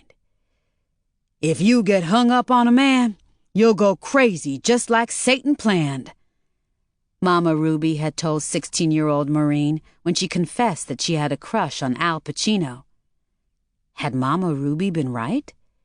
Is this the beginning of the end for me? Maureen wondered. Despite how she felt, she was determined to keep things in perspective. She had a daughter and a husband who needed her. She didn't want them to have to visit her in the state mental institution. On her second day at the nursing home, Maureen endured just as many unpleasant mishaps as the day before. Some were quite violent. Roy Fitzgibbon, a toothless 80-year-old who refused to keep his false teeth in his mouth, grabbed her arm and gnawed on it with his gums until 2 orderlies ran into his room and rescued her. A few minutes after that, 75-year-old Lois Borden deliberately ran over Maureen's foot with her wheelchair. Maureen and 2 other fairly new aides spent most of the morning in the ladies' room, wiping vomit and snot off their shoes and clothes, and dressing an assortment of scratches and bite marks that each of them had sustained. "That's it for me," one of the aides said, inspecting a bite mark on her cheek in the mirror. "Part of my parole agreement is that I have to keep a job, but I'd rather go back to prison than put up with this kind of madness. I'm out of here." "I'm right behind you," the other aide said, applying a Band-Aid to a minor wound on her arm where a patient had stabbed her with a fork. "Maureen, girl, you are insane if you stay around this madhouse." Yes, I am insane, Maureen thought to herself. At least temporarily. She had already decided that. But her mental condition had been caused by a different reason, and if she didn't see the source of her insanity again, to try to determine what it was about Mrs. Freeman's son that had her feeling like a fool, she would stay crazy. Maureen continued making her rounds, humming Luther Vandross tunes and smiling as she went along. Her cheerful attitude annoyed some of the other frustrated aides, but that didn't bother Maureen. She arrived at Mrs. Freeman's room a few minutes before noon. She was stunned and surprised to see the same well-built man she had seen in the parking lot the day before, sitting in a chair by the side of Mrs. Freeman's bed. Not only did he look stunned and surprised to see her again, too, but also this time he looked downright happy. She didn't want to stare at him too long, but she looked at him long enough to see that he had nice, average-looking features and a smile that seemed to light up the room. "Oh, Maureen, I want you to meet my boy, Jay," Mrs. Freeman said, bursting with pride. Then she said to Jay, "After that baboon you married, don't you wish you had a woman this pretty on your arm?" Yes, Jay managed, looking embarrassed. As soon as Maureen got close enough, he extended his hand. "I noticed you yesterday," he told her. "My mother has been talking about you ever since I got here." Maureen blushed. She was glad her skin was not light enough for Jay to see the blood rising in her face. "Saying good stuff about me, I hope," she responded with a nervous chuckle, looking at Mrs. Freeman. "I can come back later to read the Bible to you like you asked me to." "I'd rather you give me a bath, and it better be real soon. I'm feeling real ripe right about now," Mrs. Freeman said, wiggling her nose. That's one of the other aides' responsibilities right now. That's part of the training I still have to go through," Maureen explained. "Say what? Why do you need to be trained to wash my booty?" Mrs. Freeman hollered, slapping the side of her hip. "What do they need to train you to do that a woman your age don't already know?" "Well, they have rules here and I have to follow them. I'm still new on this job," Maureen explained. She glanced at Jay. She could see that he was clearly embarrassed. "I think by next week I will be up and running, and anything you need done, I can do." Mrs. Freeman stared at Maureen. "Horse feathers!" she shrieked. Then she turned to Jay and calmly asked, "You paid my bill for this month?" Jay nodded. "Mother, behave yourself. This young lady is only doing her job the way she's been told to do it." He gave Maureen a wan look. He had eyes like an angel, she thought. "Horse feathers!" Mrs. Freeman shrieked again, kicking her covers. "Mother, you promised me that you'd behave," Jay reminded in a weary voice. "Oh, yeah." Mrs. Freeman looked puzzled, looking at Jay. "I did tell you that, didn't I?" "After the other girl gives you your bath, I'll come back to read to you," Maureen told Mrs. Freeman. "All right, then. Linda is coming to give me another damn enema before I have my bath," Mrs. Freeman snapped. Then she shot a hot look at Jay. "I told you that doctor didn't know what he was talking about. My bowels are still obstructed. I haven't had any success in 6 days. If ever there was somebody full of shit, it's me." I'll let y'all have some privacy," Maureen fumbled, looking at her watch. "Honey, nothing is private around here." Mrs. Freeman laughed. "You don't have to leave. I want my boy to get to know you better." "That would be nice, but it's almost time for me to go to lunch anyway," Maureen said nervously, forcing herself not to look at Jay. "Don't you move, girl," Mrs. Freeman ordered, shaking a gnarled finger in Maureen's direction. Before Maureen could respond, Jay shook a finger in his head at his mother like she was a surly child. She flicked her tongue out at him before she bowed her head and poked out her bottom lip. Jay turned to Maureen and rose from his seat. "I was about to go out and get some lunch myself. I would like it very much if you'd join me," he said with a hopeful look on his face. "Oh, I was only gonna get some fries and a burger at that place next to the big woman's dress shop," Maureen mumbled. "Good. That's where I was going too," Jay lied, already ushering Maureen out of the room with his hand on her shoulder. Maureen gasped and almost tripped over her own feet. Somehow she managed to look normal as they strolled down the hall. By the time they reached the lobby, Jay's arm was around Maureen's waist, and he was holding her so tightly it felt like the inside of her stomach had turned upside down. Peggy was playing games on her computer at the front desk. When she saw Maureen with Jay, she gasped and stood up. She folded her arms and stared at Maureen in slack-jawed amazement until Maureen and Jay left the building. "I would sure hate to get you in any kind of trouble, so I hope it's all right for employees to go to lunch with visitors," Jay said, as he and Maureen walked across the parking lot toward the burger joint. He had a strong, deep voice, but no identifiable accent. There was not even a hint of a drawl, so Maureen knew that he had not been raised in the South. As a matter of fact, his accent was a lot like Mel's. Just thinking about Mel made Maureen feel guilty.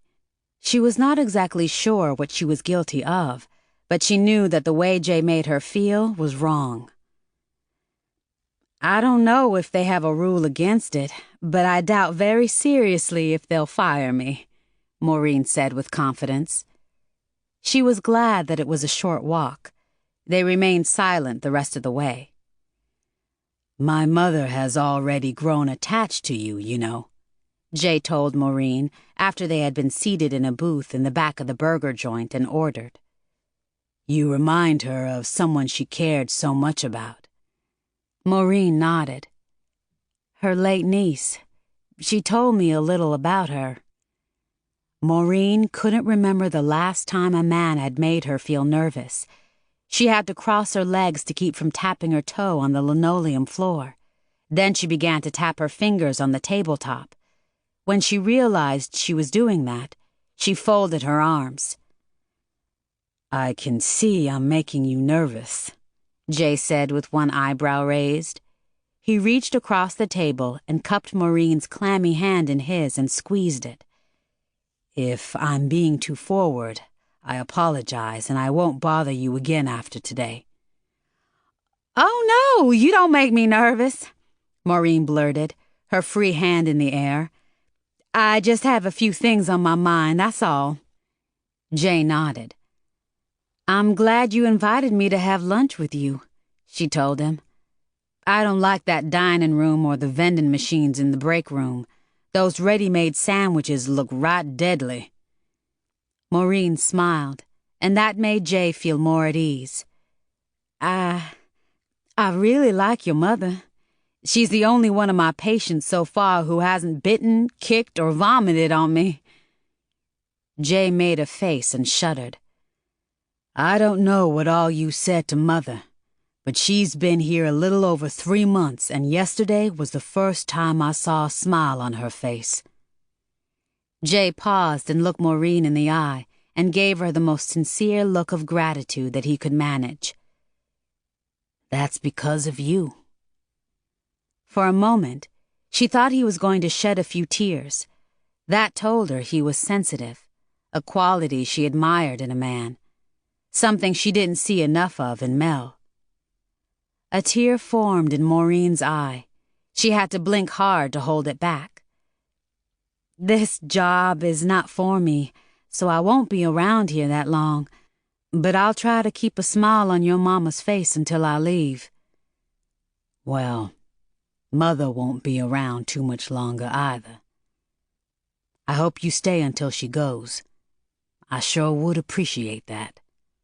Oh, you're going to take her home and hire a home care nurse or put her in a different facility? Jay shook his head. She's got a rare form of bowel cancer. She could go any day now. Oh, my goodness, I'm so sorry. I didn't know she was that sick. She doesn't look it, and nobody told me.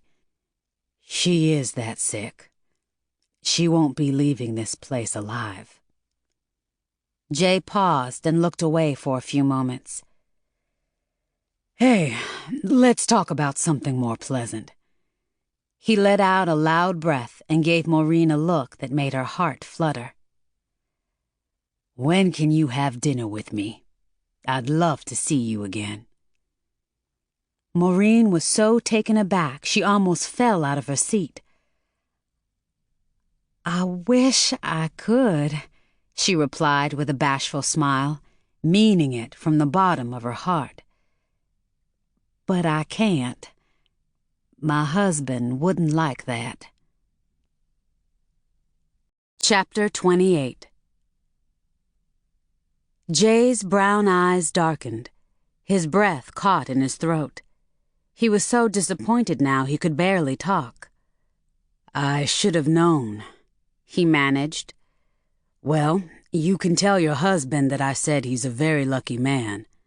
Do you have any kids? I have a daughter. She's 18 and her name's Loretta. Other than her, my older brother and his wife, and my husband, she's the only close relative I have in Florida. If she's half as pretty as you, she's a lucky girl. Jay paused. Other than my mother, I don't have any close relatives, period. At least none that I know of. It's just been Mother and me since I can remember. You must be really close to your daughter. Like I said, if she's half as pretty as you are, she's very lucky. Oh, she's much better looking than I am. She's one of the most successful models in Miami. She's been working since she was 14.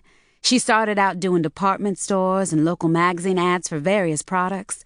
Now she does catalog work and TV commercials, and she's on billboards.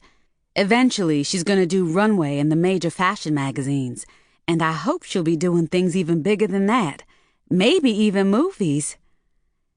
Jay gave Maureen an incredulous look. He was thoroughly impressed.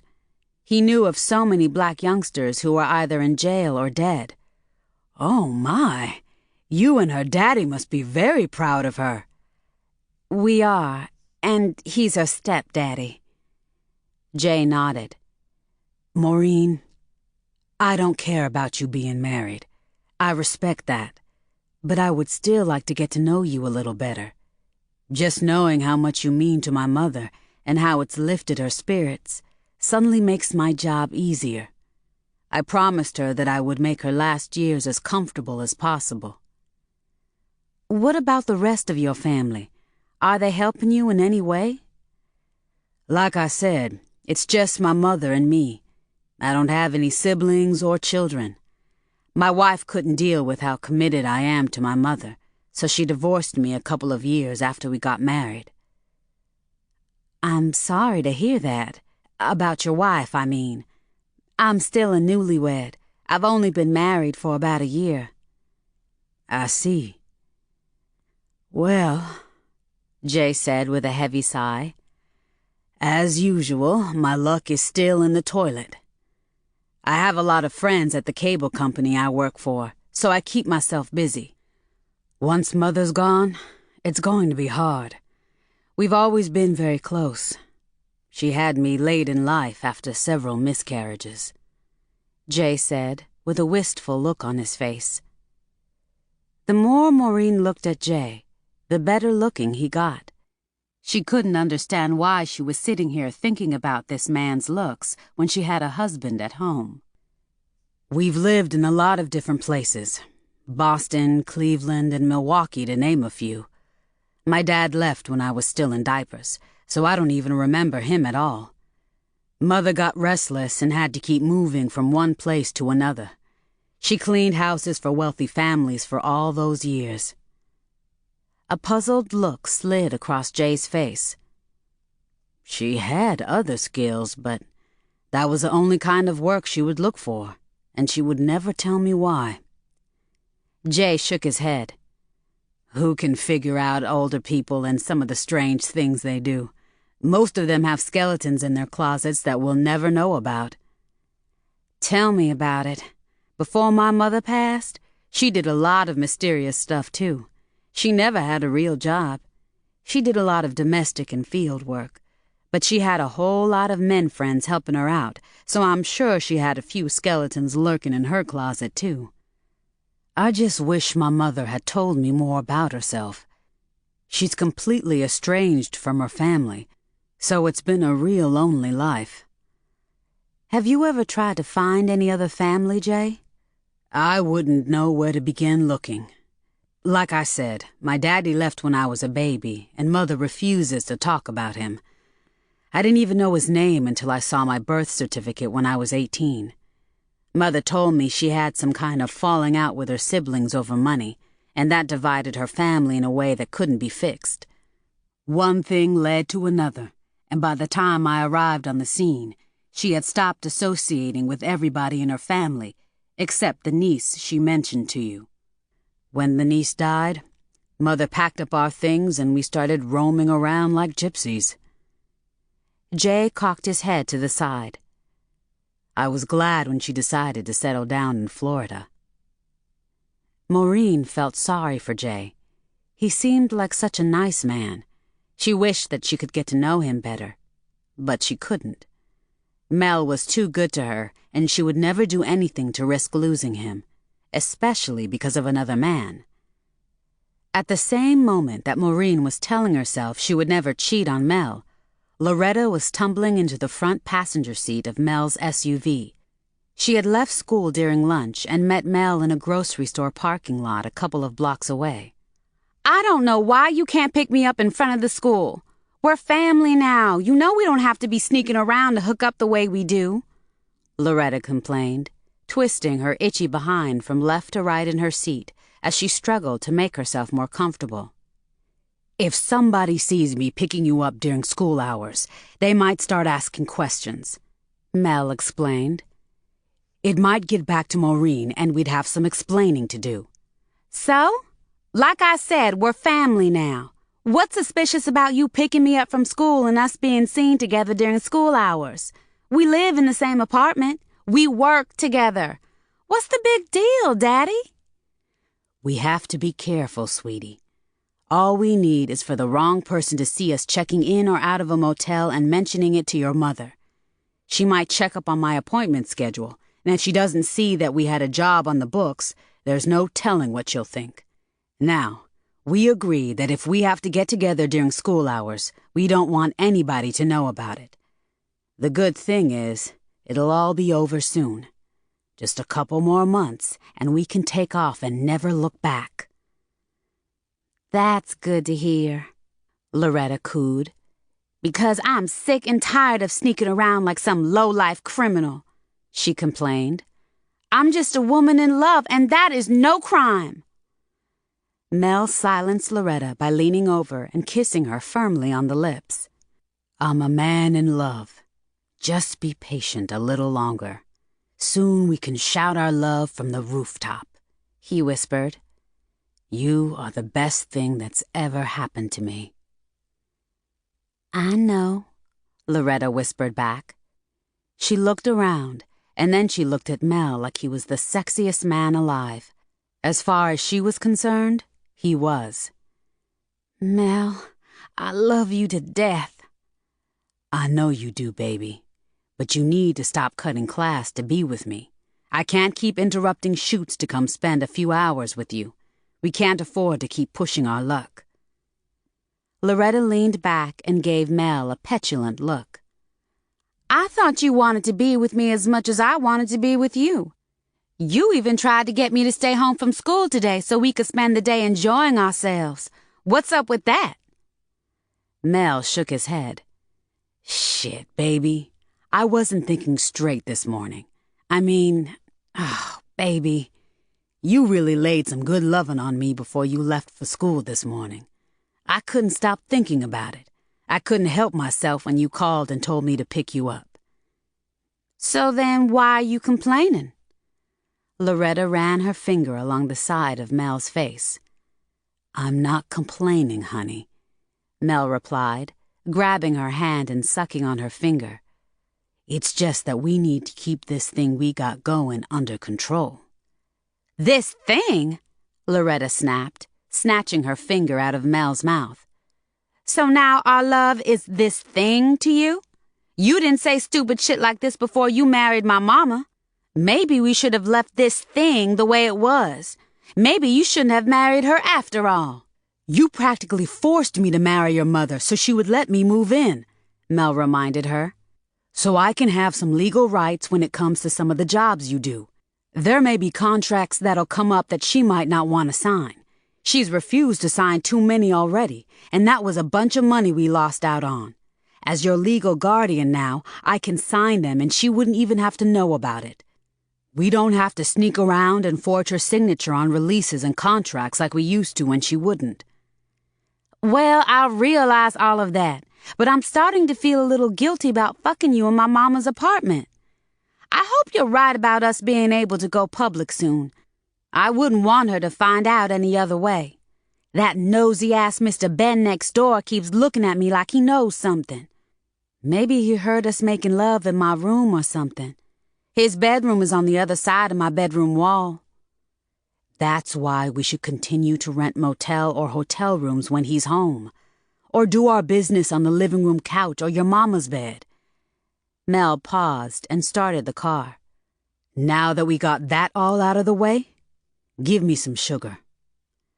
Loretta kissed Mel long and hard, and she remained silent until they made it back to the apartment.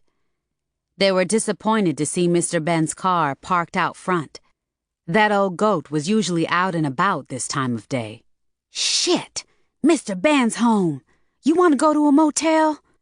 Loretta hissed, marching alongside Mel as they made their way up onto the front porch. No, Mel answered, looking up and down the street, glad he didn't see anybody he knew nosing about. Your mama won't be home for a few hours, and her bed is much more comfortable than yours anyway. We just have to remember to change the sheets before she gets home. Loretta started to undress as soon as they got in the front door. Baby, don't do that, Mel hollered, shaking a finger at her and giving her a stern look. Why not? She giggled, kicking off her shoes. I do this all the time. Your mama or that nosy oaf of an uncle of yours could come in here unannounced. If we just had enough time to get out of the bed and they see your panties and clothes on the floor by the door, what would they think?" "Oh," Loretta said with a pout. She snatched up her clothes and shoes and followed Mel to the bedroom he shared with Maureen. They spent the next hour making love in Maureen's bed. Afterward, they got dressed and moved to the living room. Loretta brought Mel a beer and they piled onto the couch to watch a couple of TV game shows with Loretta sitting on Mel's lap. "I can't get enough of you," Loretta whispered in Mel's ear during a commercial. "I can't stand the thought of my mama getting what's mine. I think we should tell her today or tomorrow. I can't wait another couple of months for my graduation." "Are you crazy?" Mel yelled, almost choking on some beer. "I'm tired of sneaking around with you," Loretta whined. "Why don't we run away to Costa Rica or Mexico so we can be together out in the open now? I want the whole world to know about the man I love, Daddy." Oh, how Mel loved it when she called him Daddy. It was music to his ears, a symphony. He had this little gold mine, hook, line, and sinker. But there were times when she tested his patience. Like now. "You don't want to graduate? You didn't get this far in school to drop out when you have only 2 more months to go. That would be insane. What about your career? What about my career? I'm a lot older than you, and if I don't make it big soon, I probably won't. Stop talking crazy. Things are going just the way we planned." "Mel, you are the only man I will ever love," Loretta vowed. "You're the best thing that ever happened to me." Mel had heard words to that effect so many times before from so many different young girls, it didn't even impress him anymore. "I know, sweetie. I appreciate hearing you say that. I'm a lucky man." Mel kissed Loretta on the tip of her nose and slapped her butt. "Now get up and get dressed, and let's take a ride to the beach. We're going to be shooting down there this weekend for the Gardner swimsuit ads. We can pick up some ribs on the way home so your mama won't have to come home and cook today. That's the least we can do." Chapter 29. Maureen was in love.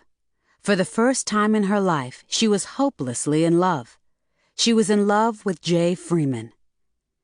Thinking back, she realized that she had fallen for him the first time she laid eyes on him. There ain't no such thing as love at first sight. It's impossible. You gotta get to know a person real good before you can fall in love with them. Mama Ruby's words taunted Maureen as she drove home from work that evening. Mama Ruby had been wrong, though. There was such a thing as love at first sight, Maureen told herself. It was not possible like Mama Ruby had told her. Maureen was in love, but under the circumstances, she couldn't do a goddamn thing about it. Despite what Mama Ruby had tried to teach Maureen about love, even though Mama Ruby had confessed to her that it had been love at first sight when she met her first husband, Maureen knew what was in her heart. She didn't know much about Jay, but she knew all she needed to know. He was charming and sensitive, and she loved a man with a sense of humor. During their lunch, he had said cute, funny things that made her laugh out loud, something Mel rarely managed to do. The fact that he was so devoted to his mother was another point in his favor. He had his share of flaws, but nothing she couldn't live with. He was not classically handsome, but she liked his looks anyway. His eyes were too small, his nose was slightly crooked, and there was a small bump on the ridge. Father Time had already claimed a noticeable portion of his wavy brown hair, but she could overlook his receding hairline and the bald spot on the back of his head. He was well-groomed and so polite that he made her feel socially clumsy. Maureen's attraction to Jay seemed almost supernatural. She felt like she had known him all of her life. Her emotions had already spun out of control. She didn't know what to do with herself. And Mel, poor Mel. He was so good to her and Loretta. Maureen could never hurt him. If only she had waited just a little longer to marry Mel, she would probably be with Jay. But she was married to Mel, and she would stay married to him. Unless he left her on his own, or died.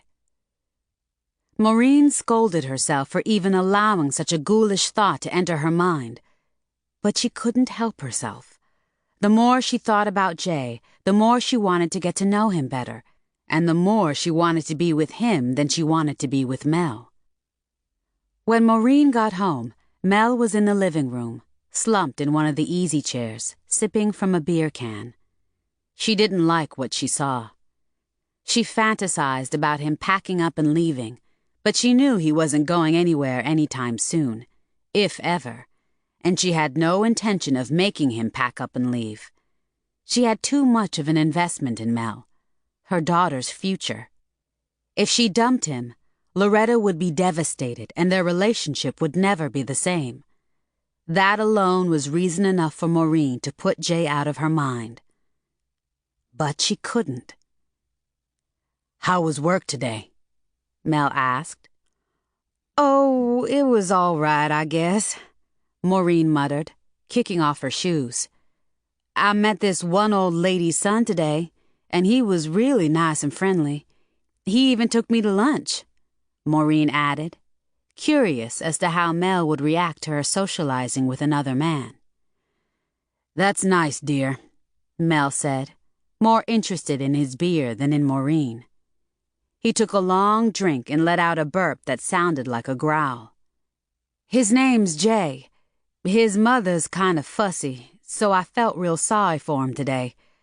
I really enjoyed talking to him."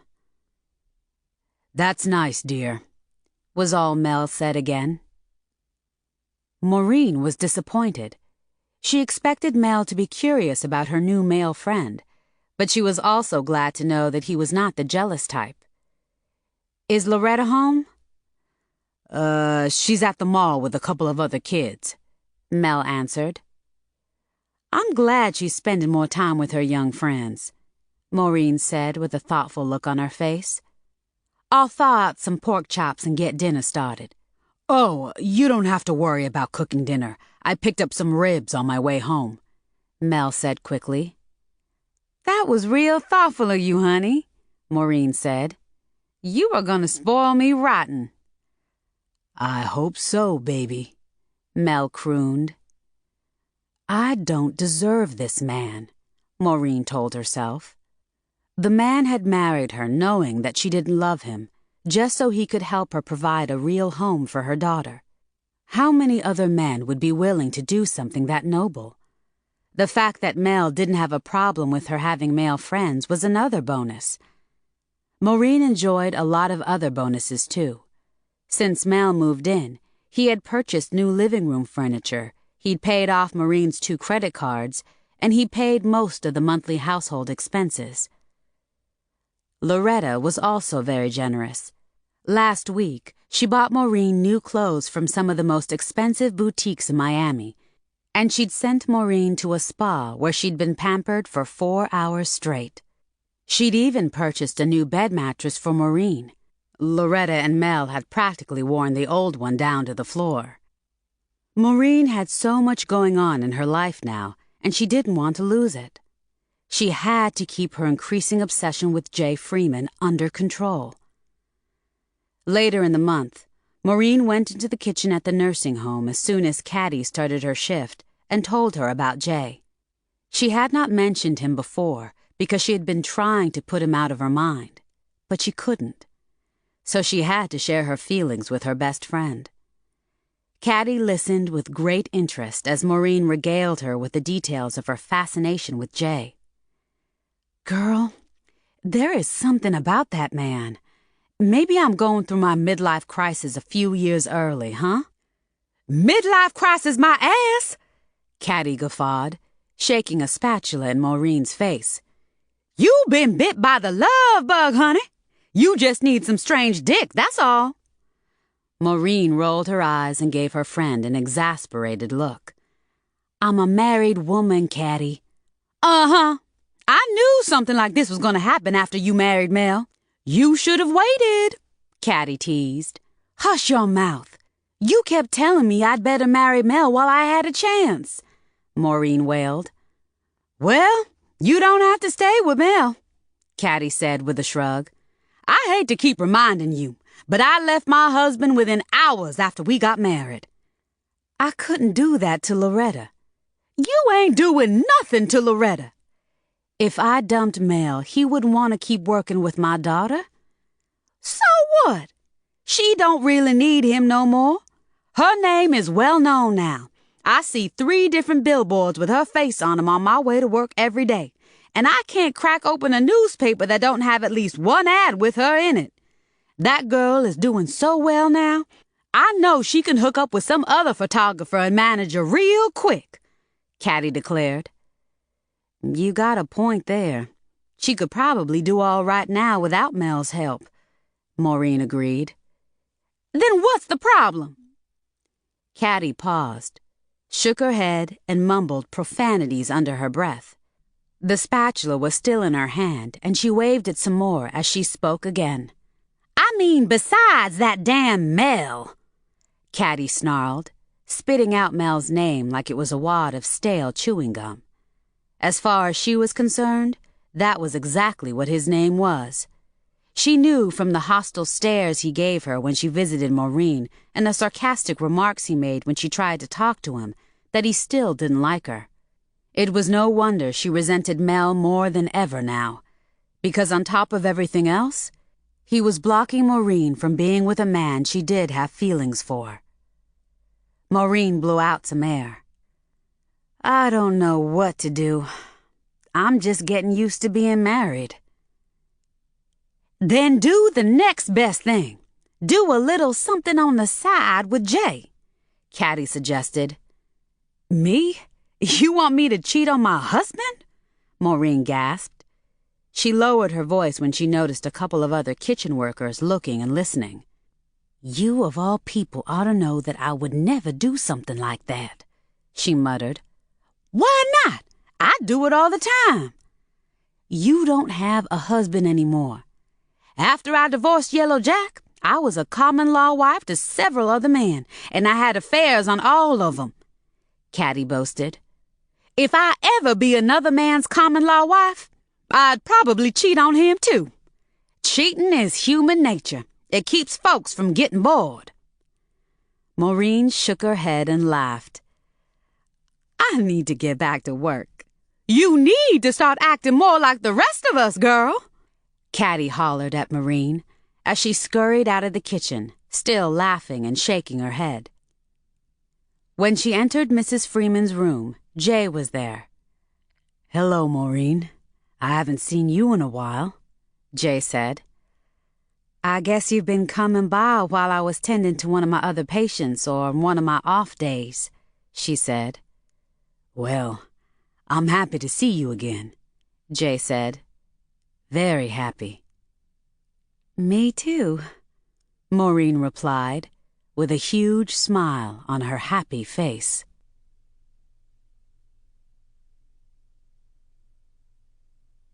Chapter 30. That Thursday and Friday, when Maureen didn't have to go to work, she didn't know what to do with herself. Loretta had plans to hang out with some friends after school on Thursday. On Friday evening, she was scheduled to do her second auto show assignment in less than a month. With prom coming up, Loretta was giddy about that. She had already purchased 2 different dresses, but she still made trips to the mall every other day to search for another one. Though Loretta was fairly careful with her money, she did like to splurge now and then, and not just on herself. She had purchased a brand new Mustang for Maureen the day before, and that had made Maureen so happy she cried. What puzzled Maureen was that Loretta had not purchased a car for herself yet. I'm gonna wait until this summer, was all Loretta had said when Maureen asked her about that. Since Loretta couldn't take Mel to the prom and she didn't want to miss out on such an important night in a high school student's life, she had settled for Tyrone Hardy, one of Mona's cousins. Since Tyrone was gay, he wouldn't be any trouble. Besides, the boy could dance like Michael Jackson. It seemed like Maureen's plan to spend more time with her daughter had backfired. Now, instead of Loretta spending so much time with Mel, she was running from here to there with Mona and a few other teenagers. At least, that was what Maureen had been led to believe. Loretta was spending more time with Mona and her other friends, but not that much. She still had Mona at her beck and call. She thought nothing of calling her up at a moment's notice, like she did that Thursday evening. "I need you to give me a ride. Mel has a shoot in Lauderdale this Saturday that don't include me, but I want to go with him. If my mama asks, I spent the night with you." "I don't like lying for you, especially when I know you still fucking your mama's husband," Mona protested. "I'll give you $100, Loretta offered. "Cool," Mona yelled. "What time do you want me to pick you up? And where do I have to drop you off to meet Mel?" Loretta had become even more attached to Mel. She could barely stand for him to be out of her sight or share the same bed with her mother. Waiting until June, when she'd be out of school and free to leave home with him and let the rest of the world know how she felt about him, was almost unbearable. But she had no choice. Maureen had no choice either, but she was beginning to weaken. The more she saw Jay, the more she wanted to be with him, not Mel. The people who knew her best noticed a change in her demeanor. "Mel must really be tuning up your body in the bedroom on a regular basis," Fast Black commented to Maureen during one of her unannounced visits to Maureen's apartment. "I bet he got the right tool to do it with, too. Them tight pants he wears protects the property, but they don't hide the view, if you know what I mean. I don't remember the last time I rode on a train as big as his." "Keep your voice down, you nasty thing, you," Maureen ordered, looking toward the hallway. "Get your mind out of the gutter. I don't want my daughter to hear you talking that trash." Maureen lowered her voice even more. "And yes, Mel is taking care of business in the bedroom on a regular basis." Maureen's last sentence was a lie. Well, almost. Mel was taking care of business in the bedroom on a regular basis, but not with Maureen. The last time Mel tried to make love to her, she told him she had cramps, but she was not about to reveal that information to a big mouth like Fast Black. Fast Black and Virgil had once been lovers and were still very close. She would blab Maureen's business to him in a heartbeat. Besides, Maureen told Virgil what she wanted him to know herself. She wanted him to know how she felt about Jay. "I don't know exactly what it is about Jay, but I feel a real strong connection to him and it's about to drive me crazy," she confessed to her brother over the telephone after Fast Black had left. "What do you plan to do about it?" Virgil asked, holding his breath. The last thing he wanted to hear was that his sister was going to cheat on her husband. "Nothing, I guess. If Mel ever leaves me, maybe me and Jay can get together." Or if he dies, she thought, shuddering so hard her whole body ached. Maureen knew that Virgil had initially had some concerns about Mel's relationship with Loretta, but now that Loretta was spending more time with kids her own age, her spending too much time alone with Mel was a subject that Virgil rarely brought up anymore. Now he had something else to worry about: Maureen's attraction to another man. That Monday morning, when Maureen went back to work, she went to Mrs. Freeman's room around 10 to grease her scalp and braid her hair. Mrs. Freeman was sitting up in bed with tears rolling down her face. "What's the matter?" Maureen asked. She set the tray that contained a wide-toothed comb and a jar of Royal Crown hair grease on the nightstand and rushed to the side of Mrs. Freeman's bed. "My son is on his way over here," Mrs. Freeman sobbed. Maureen was confused. She couldn't imagine why Mrs. Freeman would be crying about Jay coming to visit her. "Shouldn't you be happy about that?" Mrs. Freeman shook her head. "Not this time. There's something real important that I have to tell him while I still can." "All right, then," Maureen replied, still confused. She waited for Mrs. Freeman to say more on the subject. When she didn't, Maureen added, "I can come back after he leaves." Maureen was tending to other patients, so she didn't see Jay when he arrived. When she passed by the receptionist's desk a few minutes later, though, Peggy promptly reported that he'd already entered the premises. Whatever Jay's mother had to tell him had to be very private because the door to her room remained closed for hours. It was still closed when Maureen prepared to go home. Jay's car was not in the parking lot, but another hearse was. Maureen didn't know until one of her co-workers called her at home around 7 p.m. to tell her that Mrs. Freeman had passed away during Jay's visit. That was only the beginning of an unimaginable turn of events. For one thing, the verdict in the Rodney King case a few days ago had angered a lot of people. The cops who had been caught on tape beating Rodney King had gotten off with a slap on the wrist. People had been rioting and looting in LA and several other cities, even parts of Miami, since the verdict had been announced. 2 young men who lived across the street from Maureen had been arrested for looting a beauty supply store, and the Puerto Rican family that lived on Maureen's block, the parents and their 4 grown sons, had all been arrested for breaking into the corner grocery store.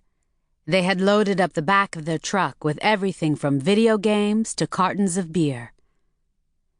The next day, when Maureen left for work, she saw numerous police cars and a few TV news vans along the way.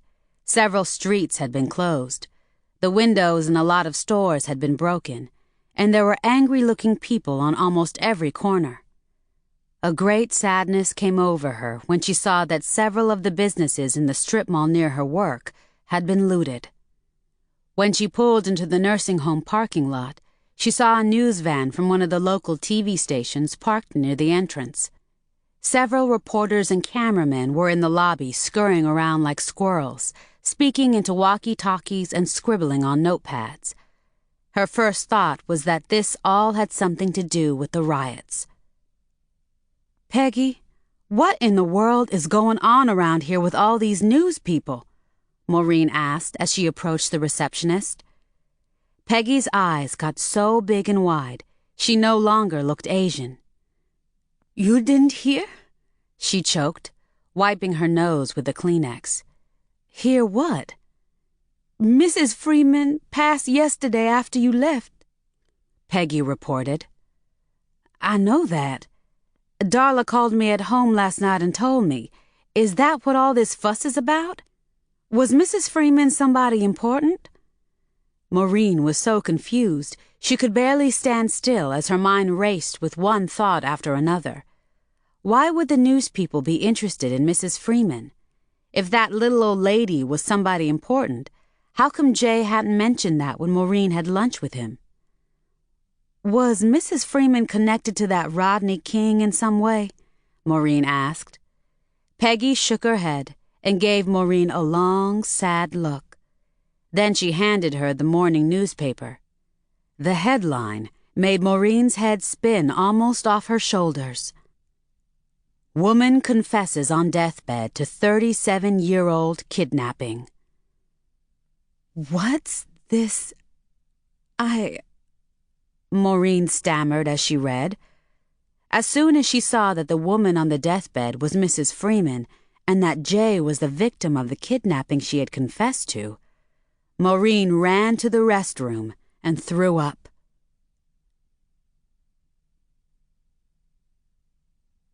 Chapter 31. Virgil had just sat down to eat his breakfast when the telephone rang. It was Maureen, and she was hysterical. "Virgil, you won't believe what's going on," she wailed. "I just can't believe it. I just can't believe it." Even though a lot of innocent people had been hurt by the rioters, Virgil hoped that this was not the case with Maureen. He also hoped that Mel had not hit his baby sister or run off with another woman. With his sneaky eyes and wavy hair, he seemed like the type of man who would hit his wife and run off with another woman. Being that he had such a sissified job that had him associating with beautiful models all the time, it would be just like him to get involved with one. Virgil's thoughts began to run from one extreme to another. The unbearable thought that maybe Mel had done something to Loretta sent chills up and down his spine. With the kind of money she was making, and allowing that sucker to help manage it to boot, it wasn't much of a stretch of Virgil's imagination for him to think that Mel had run off with Loretta's money. Virgil's very next thought was how hard he was going to bash in Mel's head if he had done anything to hurt his baby sister or his niece. "What's the matter, sugar? Is it Loretta? Did Mel do something to one of y'all?" Virgil asked. Corinne stood over him holding a pot of coffee. There was a wild-eyed look on her face. She adored her sister-in-law and niece, and if Mel had done something to them, he had a head-whooping coming from her, too. "I knew there was something about that man," she snarled. "Virgil, did you read today's newspaper?"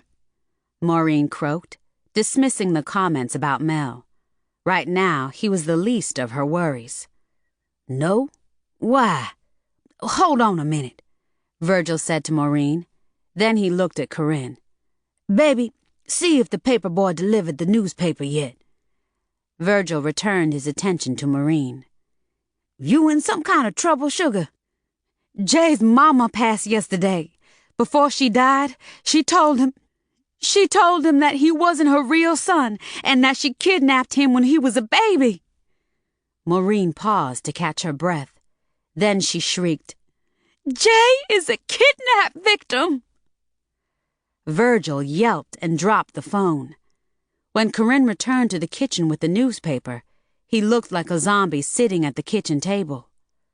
Corinne waved her hand in front of Virgil's face, but he didn't even blink. She picked up the telephone. "Maureen, what did you say to your brother? I think he just had a stroke or something. You need to get over here lickety-split." There was so much chaos going on at the nursing home, reporters running around like headless chickens and such, that nobody noticed when Maureen ran out the front door like somebody was chasing her with a stick. When she got to Virgil's house, he was stretched out on his living room couch, looking up at the ceiling with a blank expression on his face.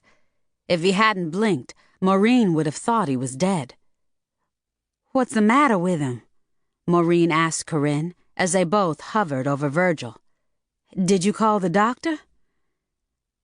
"I'm all right," Virgil wheezed, looking at Maureen with tears in his eyes. "I think it was something I ate." He slowly sat up and then swung his legs to the side of the couch. Maureen flopped down beside him, her arm around his shoulder. "I can't believe what they're saying about Jay. That nursing home must be a madhouse by now," Corinne said. "That's where I called y'all from. That place was crawling with reporters. It was crazy there, so I had to leave," Maureen explained. "I can't go back to work today. First this story about Jay being kidnapped when he was a baby, and my favorite patient being the kidnapper, and now Virgil acting and looking so strange." Corinne checked her watch. Then she looked at Virgil. "Speaking of work, I should call my boss at the cannery and tell her that I might come in late today." "No, you go on to work, baby," Virgil told Corinne in a weak voice, waving his hand. "I'll be all right." "You don't look all right. You look like you've seen a ghost," Maureen told Virgil. "I'm fine, y'all," Virgil hollered, rising. "I think I'll take the day off, though." Maureen suddenly looked toward the coffee table where Corinne had dropped the newspaper. "Did y'all read the whole newspaper story?" she asked, looking at Virgil. "I did. I can't believe what I read. Lord Almighty, Jay was kidnapped? Corinne said, lifting the newspaper. What kind of woman would take another woman's baby and keep him all these years? I don't like to speak ill of the dead, but if that old woman hadn't died, the law should have put her up under the jailhouse. Corinne turned to Virgil. Am I right, baby? Virgil swallowed hard and gave a weak nod. Sure enough, he mumbled. But how do they know this old woman is telling the truth? Corinne and Virgil looked at Maureen at the same time. Yeah, how do they know? The paper didn't say, Corinne pointed out. On my way over here, the radio news said some investigators flew down from St. Louis late last night with Jay's real birth certificate that had his footprints on it. They matched Jay's, Maureen said. Not only that, but the news also said that Jay had a purple birthmark on the back of his neck, and so did the kidnapped baby. Plus, Mrs. Freeman still had the jumper, the cap with his name stitched on it, the same socks, and the shoes that Jay had on when she kidnapped him. Every item that the mother had described to the cops. Mrs. Freeman had kept everything in a plastic bag in her freezer. Corinne, with her mouth hanging open, turned back to Virgil. Like I just said, if that old woman hadn't died, they should have put her up under the jailhouse. Virgil just blinked. For now, he had to act as normal as possible. He wanted to enjoy his life while he still could, because his instincts told him that Jay's kidnapping was just the tip of the iceberg. One that could potentially crack the case of Maureen's kidnapping wide open. Virgil had no idea what was in store for him. A stress-related fatal heart attack or prison for being an accomplice in Maureen's kidnapping. He couldn't decide which was worse. Just from Maureen's initial reaction to Jay's situation, Virgil knew that he had to unburden his guilt before he died. Thank you. Mrs. Freeman was a nice old lady and I liked her a lot, but what she did was unforgivable, Maureen yelled, turning back to Virgil.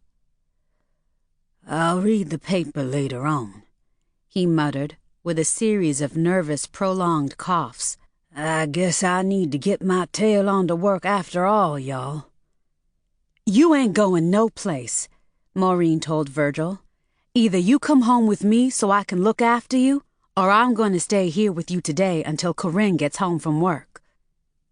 Maureen only agreed to go home because Corinne decided to take the whole day off so she could stay home and look after Virgil. Virgil was anxious for Maureen to leave. The bombshell that had been just dropped on him made it hard for him to look at her.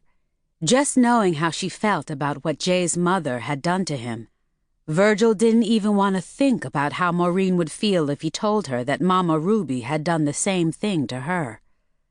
Virgil felt even worse after Maureen had left, but his pain became almost unbearable after he read the entire newspaper story. It was a lengthy report, taking up 3 columns. It included pictures of Mrs. Freeman as a young woman and a more recent picture of her, and several pictures of Jay as a teenager and as an adult. The details of Mrs. Freeman's confession were chilling. The grim story that had begun in St. Louis, Missouri in June 1955 when Jay was 18 months old.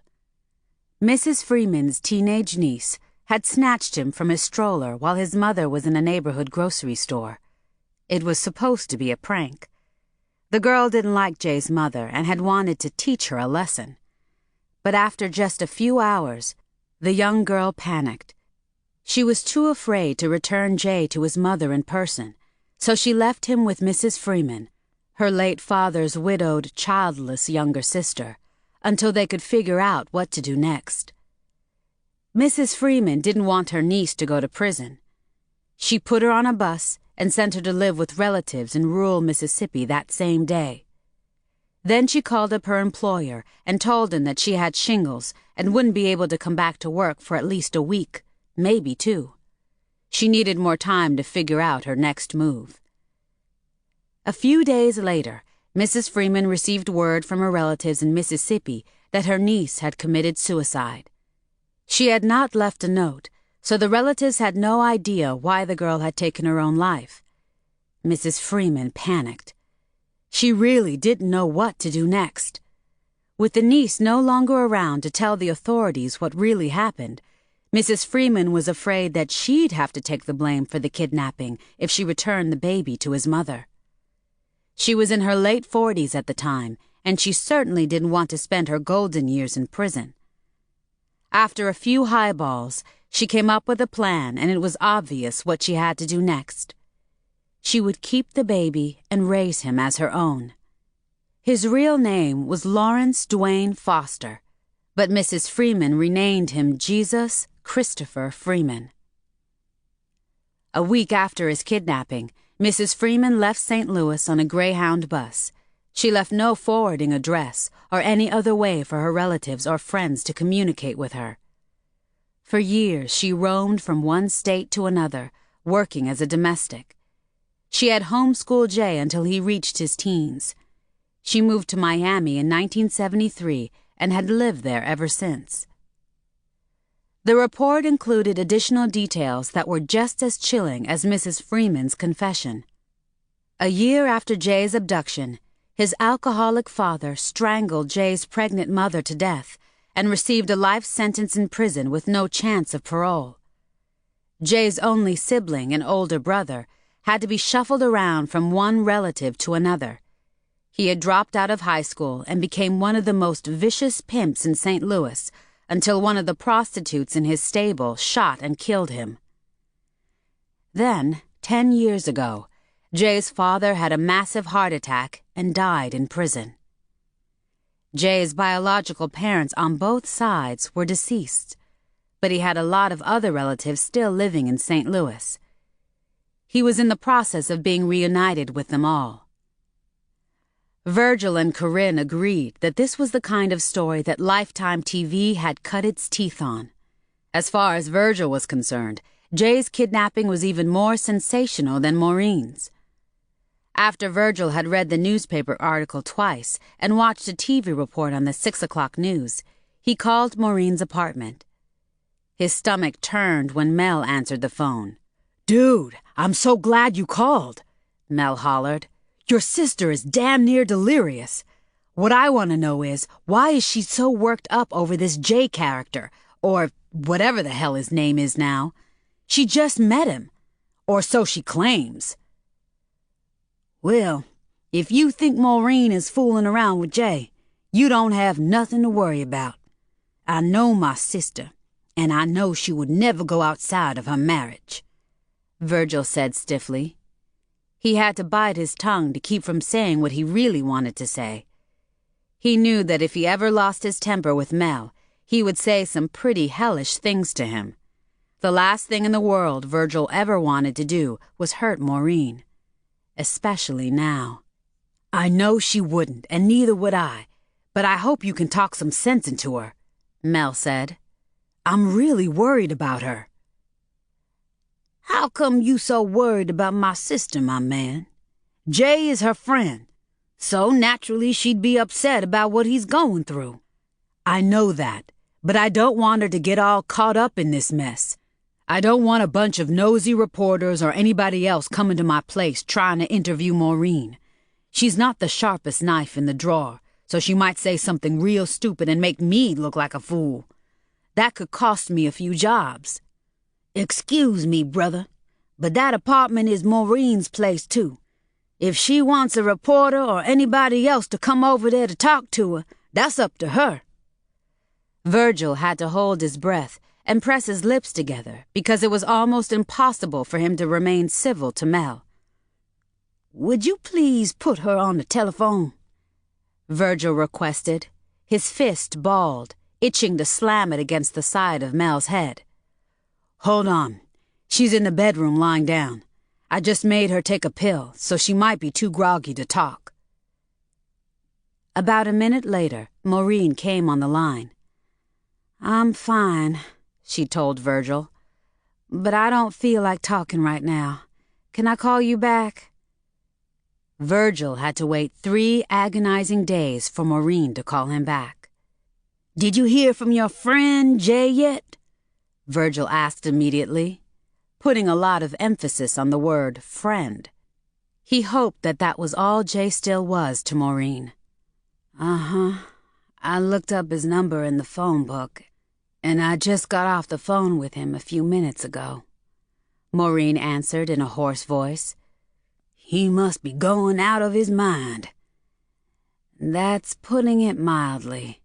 He's in a state of shock. Other than that, he's doing about as well as you can expect somebody in his position to be doing. Maureen choked. He can't sleep or eat much, though. He had to go to the emergency room last night to get some medication because he thought he was having a nervous breakdown. Oh, my Lord, Virgil moaned. I'm so sorry to hear that Jay's taking this so hard. Sounds like that brother's falling apart. Wouldn't you be falling apart if you just found out somebody kidnapped you when you was a baby and kept it secret from you for more than 35 years? I know if something like that had happened to me, I would be falling apart too, Maureen said.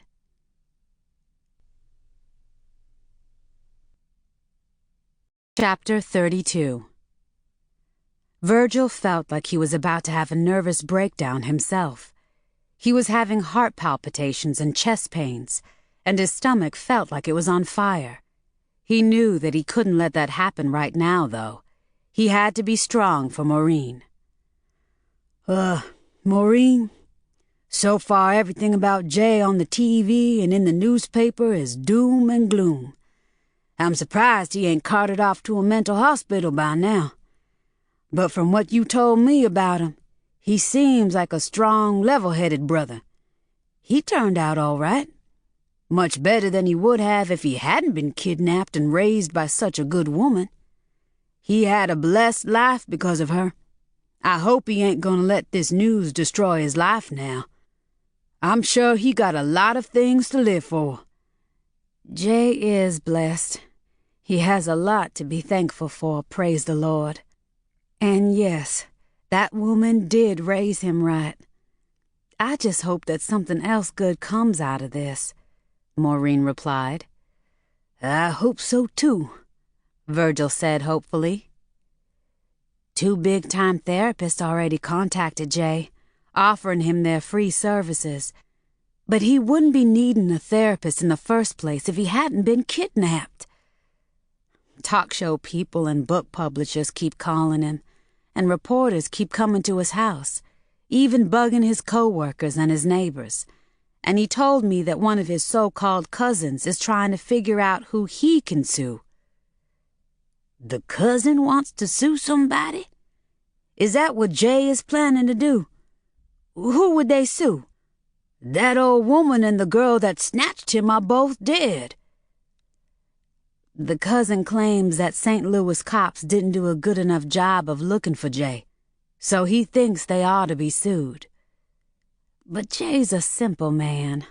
Money and all of this outrageous publicity don't even faze him. All it's doing is getting on his nerves. He just wants to be left alone now.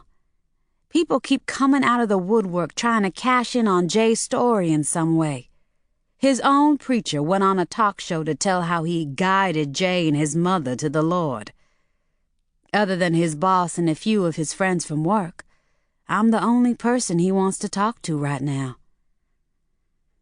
Well, this is a big story, Maureen. A lot more folks are going to want to talk to Jay. Is Jay what he'll keep calling himself? I like it better than Lawrence. As far as I know, he's going to continue going by Jay. I know what you mean about more people going to want to talk to him, though. While I was on the phone with him, a pushy woman from some New York magazine had the operator cut in on our call. She's doing a piece on a bunch of other kidnapped kids and wants to add Jay. He's the only black victim so far, and that magazine woman thinks it's a big deal because kidnapping is not that common among black folks. Maureen paused and sucked in some air. I know we black folks got just as many problems as the rest of the races. Other than Jay, I don't think I ever heard of a black baby getting kidnapped. Not for ransom, or by somebody that wants a child to claim as their own so they can raise it, which is more cruel than demanding ransom. At least with a ransom situation, the family would probably get their baby back if they paid the kidnappers. I can't imagine all the pain Jay's real mama must have gone through before her husband killed her. It's awful. It's a sin and a shame. Don't you think so? Yeah. Virgil cleared his throat and rubbed his chest. He had to keep shaking his head to make sure he was awake, because so far, this seemed like a nightmare. I couldn't imagine doing something so unholy, Maureen said angrily. I love kids more than I love life. I didn't think I'd ever get over losing Lorraine. Nothing is more painful than losing a child. But my child died, and I eventually learned to live with it. If somebody had kidnapped one of my kids, I couldn't live with that. I would rather have my child die than get kidnapped and me never see him or her again. But Jay can see the folks he got left again. If he had died, that couldn't happen. Do you really think it would be better for a child to die than be kidnapped, Maureen? I don't know, Virgil. I can't even think straight right now. All I know is what Mrs. Freeman did goes against God and nature. Maybe, Virgil continued hesitantly, maybe it would have been better if that old woman had died and never told Jay the truth. He wouldn't have ever found out. That would be even worse, Maureen yelled. Only a real evil person would do something that mean. I don't care how good a person Mrs. Freeman was, and how good a mama she was to Jay. I don't think they would let her into heaven if she hadn't come clean on her deathbed. Virgil remained silent for a few moments. He had to remain as composed as possible, because he didn't know how he could go on with his life now, knowing how Maureen felt. Don't you kind of feel a little bit sorry for that old lady? Maybe she couldn't have babies of her own. At least she was a better role model than anybody in Jay's real family. I don't care if his real family were demons. Nobody has the right to take somebody else's child. There ain't no reason good enough for them to do that. And yes, Mrs. Freeman raised Jay up to be a good man. But him knowing what he knows now, can you imagine the kind of emotions he must be going through? Something like this could make a person go crazy. He might never trust another person again. He might never feel comfortable with his real identity and might spend the rest of his life feeling like a man with a split personality. This might have a bad effect on all of the relationships he got now, with his co-workers, his friends, and even me. Well, the least you can do is continue to be there for him. If he decides he can't deal with the reality of his new life now and don't want to continue being your friend, you'll just have to live with that. I know that already. I can live with that. I still got my family and my life is going just fine. My biggest problem right now is making sure Loretta keeps up with her homework and continues to stay out of trouble. Somehow, Maureen managed to laugh. At least I know who I am and where I come from. My past ain't a Twilight Zone mystery like Jay's is. Virgil's heart skipped a beat and his stomach churned. For a few seconds, he thought he was going to have to duck into the bathroom and throw up.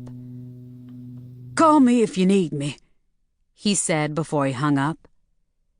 He resumed his zombie-like state, sitting on his couch, staring at the wall with the grimace frozen on his face. It looked like he had on a mask. He remained that way for the next 2 hours.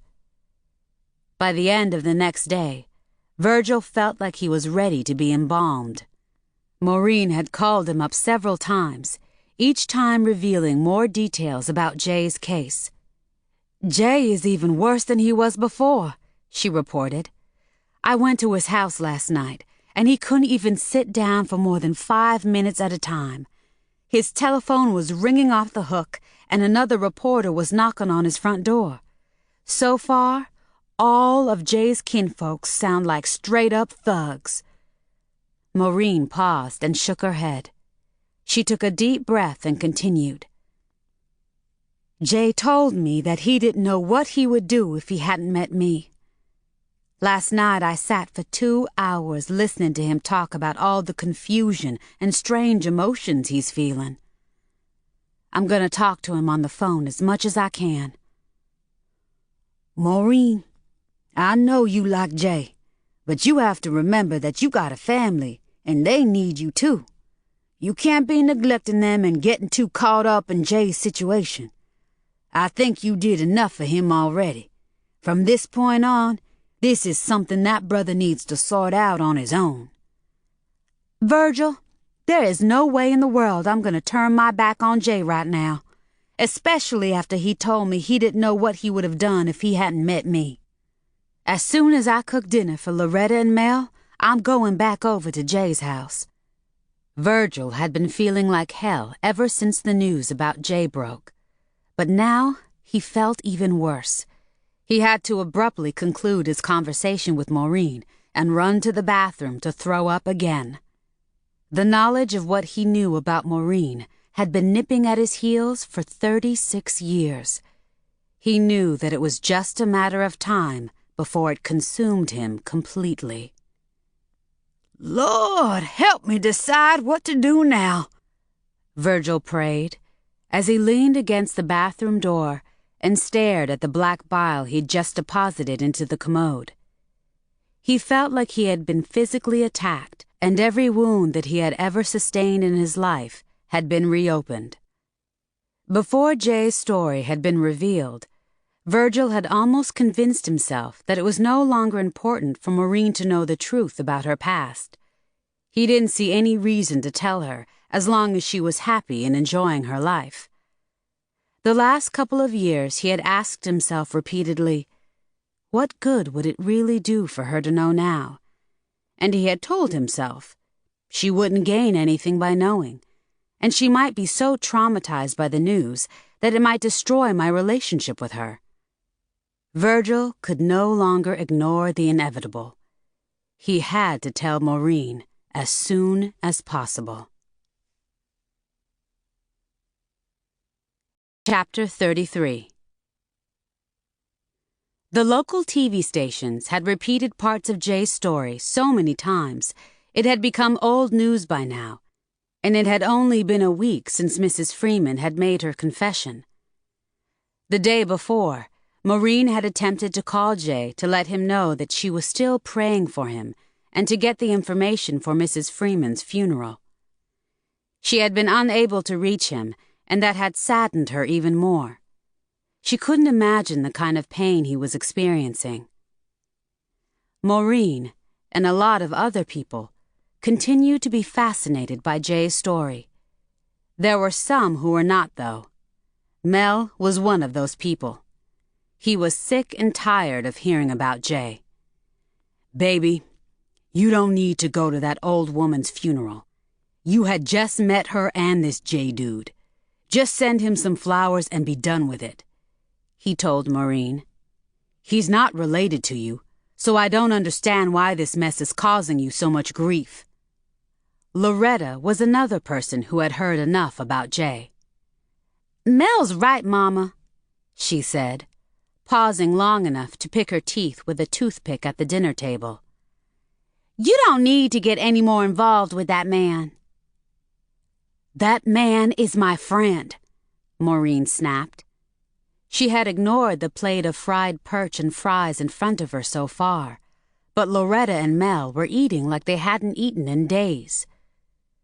"Somebody pass me the biscuits, please." Mel said with his mouth full of food. Loretta handed him the basket that contained the half-dozen biscuits Maureen had picked up from Tiny's seafood restaurant down the street. Get a sympathy card to go with the flowers you send, and let me and Mel sign it too, Loretta grunted before she stuffed a few more fries into her mouth. She stopped chewing long enough to add, This story gets stranger by the day. In today's newspaper, they talked about how that old woman had told all of the people she worked for while she was on the run that she was hiding from a psycho husband. Like the image of black men ain't already bad enough. Huh, Mel? Tell me about it, Mel growled. Sometimes the shit comes down on me so hard, I ought to be wearing a hard hat. An additional piece of information to the strange story was the fact that Jay was actually 3 weeks younger than he thought. None of the information on the fake birth certificate that Mrs. Freeman had concocted was true. It didn't bother Maureen that the local media was still all over Jay's story and that some people had lost interest in it. She continued to follow the news reports like a bloodhound. Jay must be so confused about his identity now, Maureen said, as she finally began to nibble on a piece of fish. With everything that has already come out, all he needs to hear now is that insanity or some deadly disease runs in his family. Loretta heaved a mighty sigh and hauled herself up out of her seat, waving her arms like a windmill. I'm tired of hearing about this kidnapping story, she complained, her voice shrill with indignation. It's been a whole week now. Every time I look up and everywhere I go, that's all I hear. From the TV, the newspaper, and you, Mama. What's the big deal? Loretta flopped back down into her seat, still ranting and raving. People get kidnapped all the time. Shoot, I could see if this was one of Bill Cosby's kids or one of the Kennedy's kids. Jay is just another run-of-the-mill John Doe. Loretta bit into a piece of fish, brutally snapping it in two like a pit bull. You could be a little more sympathetic, girl, Maureen scolded. Jay is not just another run-of-the-mill John Doe. He's one of my closest friends. Loretta stopped chewing and added, Mama, I know he's your friend, but will you please get a grip? Let's talk about something else. Crumbs and grease decorated her chin as usual. Maureen couldn't understand how a girl who paid so much attention to her grooming and appearance could be such a sloppy eater. She wondered if Loretta was this uncouth when she and Mel ate meals with some of the sophisticated people they worked with. Loretta noticed Maureen staring at her chin, so she wiped herself with her napkin. Can we talk about the dress I'm wearing to prom? Your prom dress? What, is that all you care about right now? You need to get it through your head that the world does not revolve around you, Loretta, Maureen retorted, turning to Mel for support. Mel abruptly stopped chewing. From the deer cotton headlights look on his face, Maureen didn't know what he was thinking. Finally, he nodded. Your mama's right, sweetie, he said, blinking at Loretta. She stared from him to Maureen and back, her anger bubbling like a pot of boiling water. Mel turned to look at Maureen again. Baby, did you know this dude before you went to work at that old folks' home? No, I didn't know Jay before I went to work at the home, Maureen stated emphatically. She had just swallowed a piece of fish and hadn't even tasted it. The fries on her plate looked like the fingers on a dead man's hand to her. Well, if you just met this man recently, how is it that he's already one of your closest friends? Mel wanted to know. You haven't even had time to get to know him that well. Maureen's jaw tightened. She rarely got angry, but when she did, she didn't try to hide it. It was one of the few characteristics that she was glad she had inherited from Mama Ruby. So what, goddammit? Just a few minutes after I first met Jay, I felt like I already knew him better than I know you now. Loretta gasped, and her jaw dropped. Mel held up both of his hands. "Don't trip too hard," he said. "I didn't mean anything by that. I'm glad to know that you've made a new friend, even if it is a dude. I would rather have you running around with him than that slutty catty." "I bet he's gay anyway," Loretta quipped. Then she turned to Mel. "You shouldn't even be worried about him." "Can we talk about something else?" Maureen said with a groan. "It's been a rough day, and I would like to have some peace in my own home." Mel squeezed her hand. "I'm sorry, sugar. I didn't mean to upset you." Then his eyes got big, and both of his eyebrows shot up, looking like horseshoes. "I've got an idea. Why don't we all go over to visit this Jay?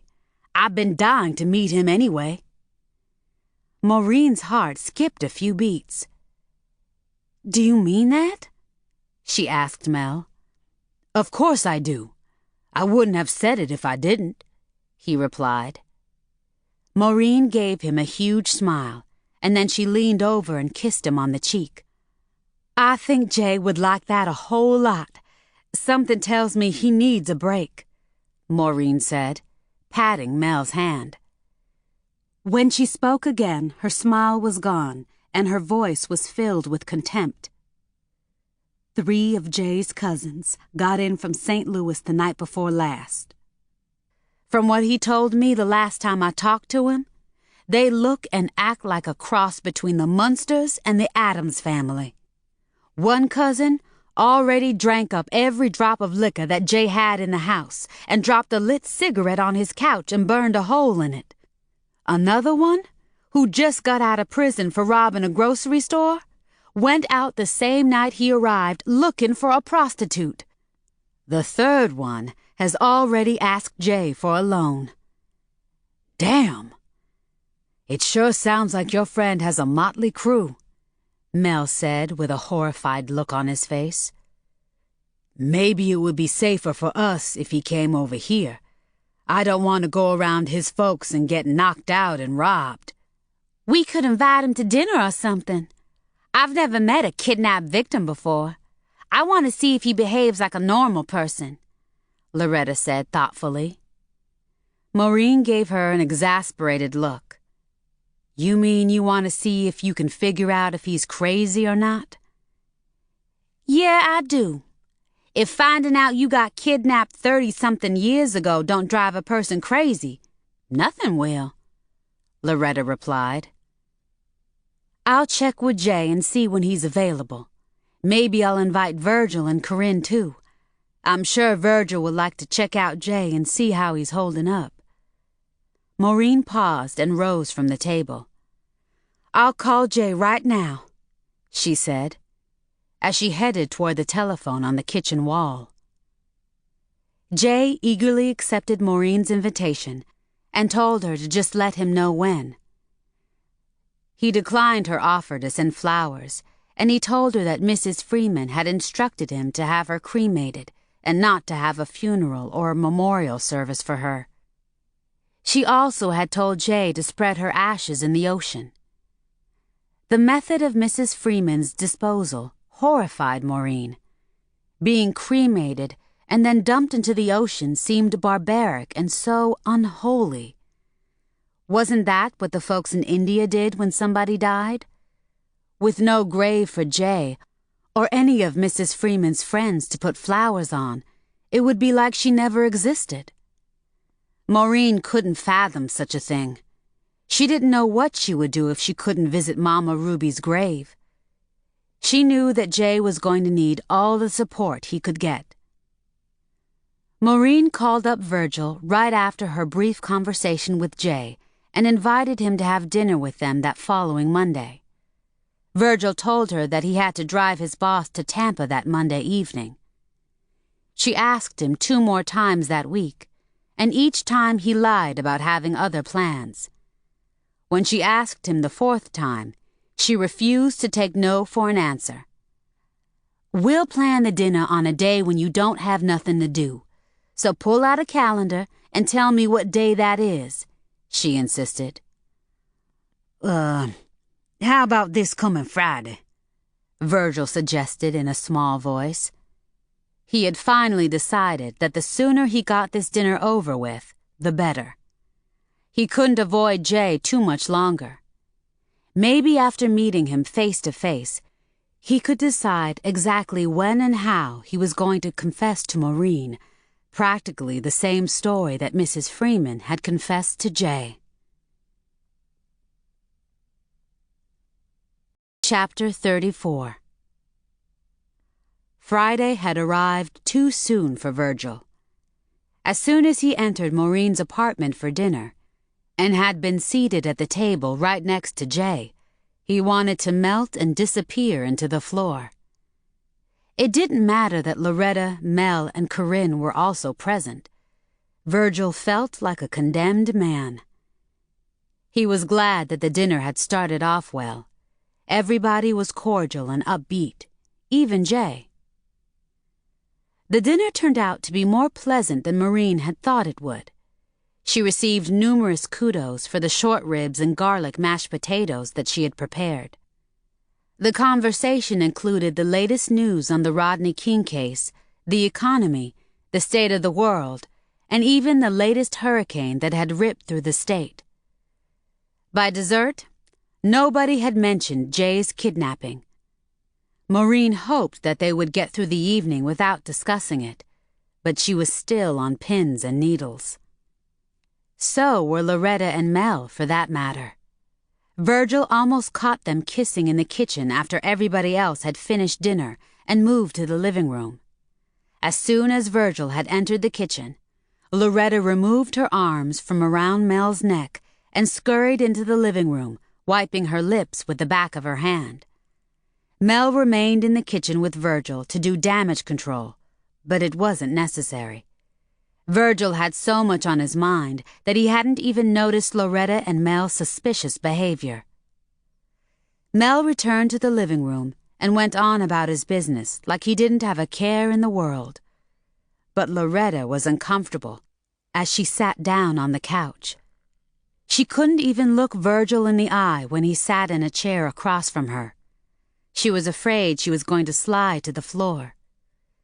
To divert his attention, she began to brag about her new car that she had bought for Maureen, her upcoming graduation, how she was going to start modeling full-time after she finished school, and the ton of money that she had in the bank. "Do you plan on staying in Miami to work after you graduate?" Jay asked Loretta. "Yep, for a while at least," Loretta chirped. Then she looked at Maureen. "I'll stay around just long enough to make sure Mama's gonna be all right on her own." "On my own? Mel will still be here," Maureen laughed. She was glad that Loretta was going to be out of school soon, but she was not glad to hear that she was anxious to move out on her own. Well, at least Mel would still be with her. Even if she quit working and became just a housewife, sitting on a porch with a cat, Mel would be sitting on that porch too. "Yeah, well, I'll make sure you and Mel are all right before I move on," Loretta added, rolling her eyes upward.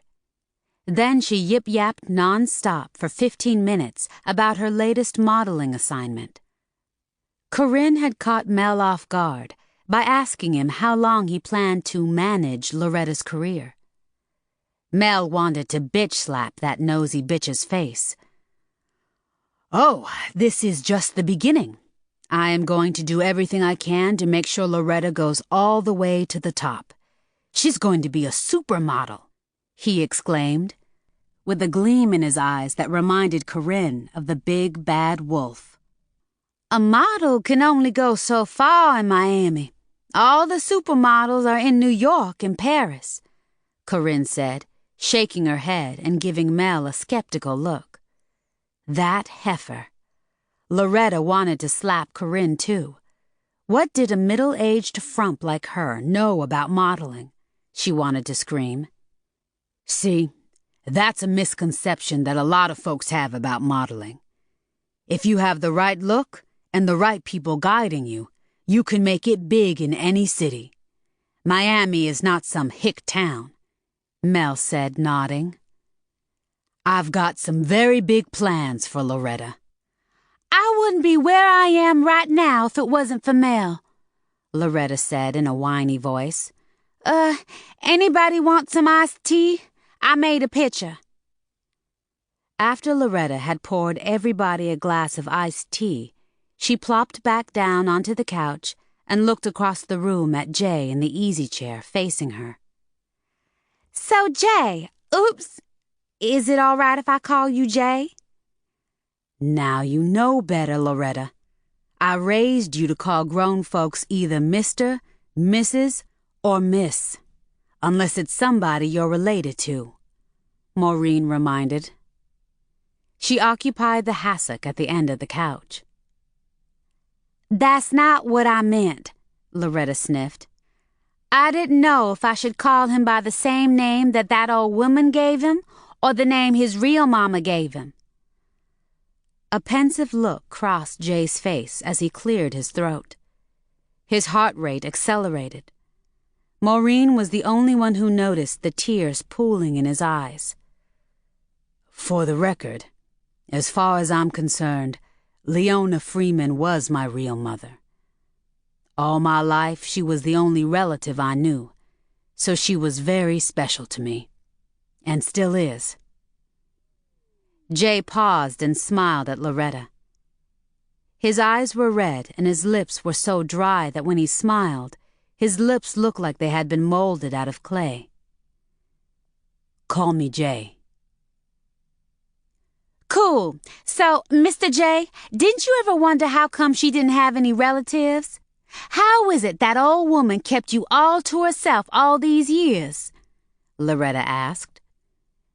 Yes, I did wonder about that. From the time I was able to talk, I asked her about it. She told me that all of our folks were dead. Jay replied. Harumph! Loretta snorted. Even I wouldn't swallow a story that flimsy.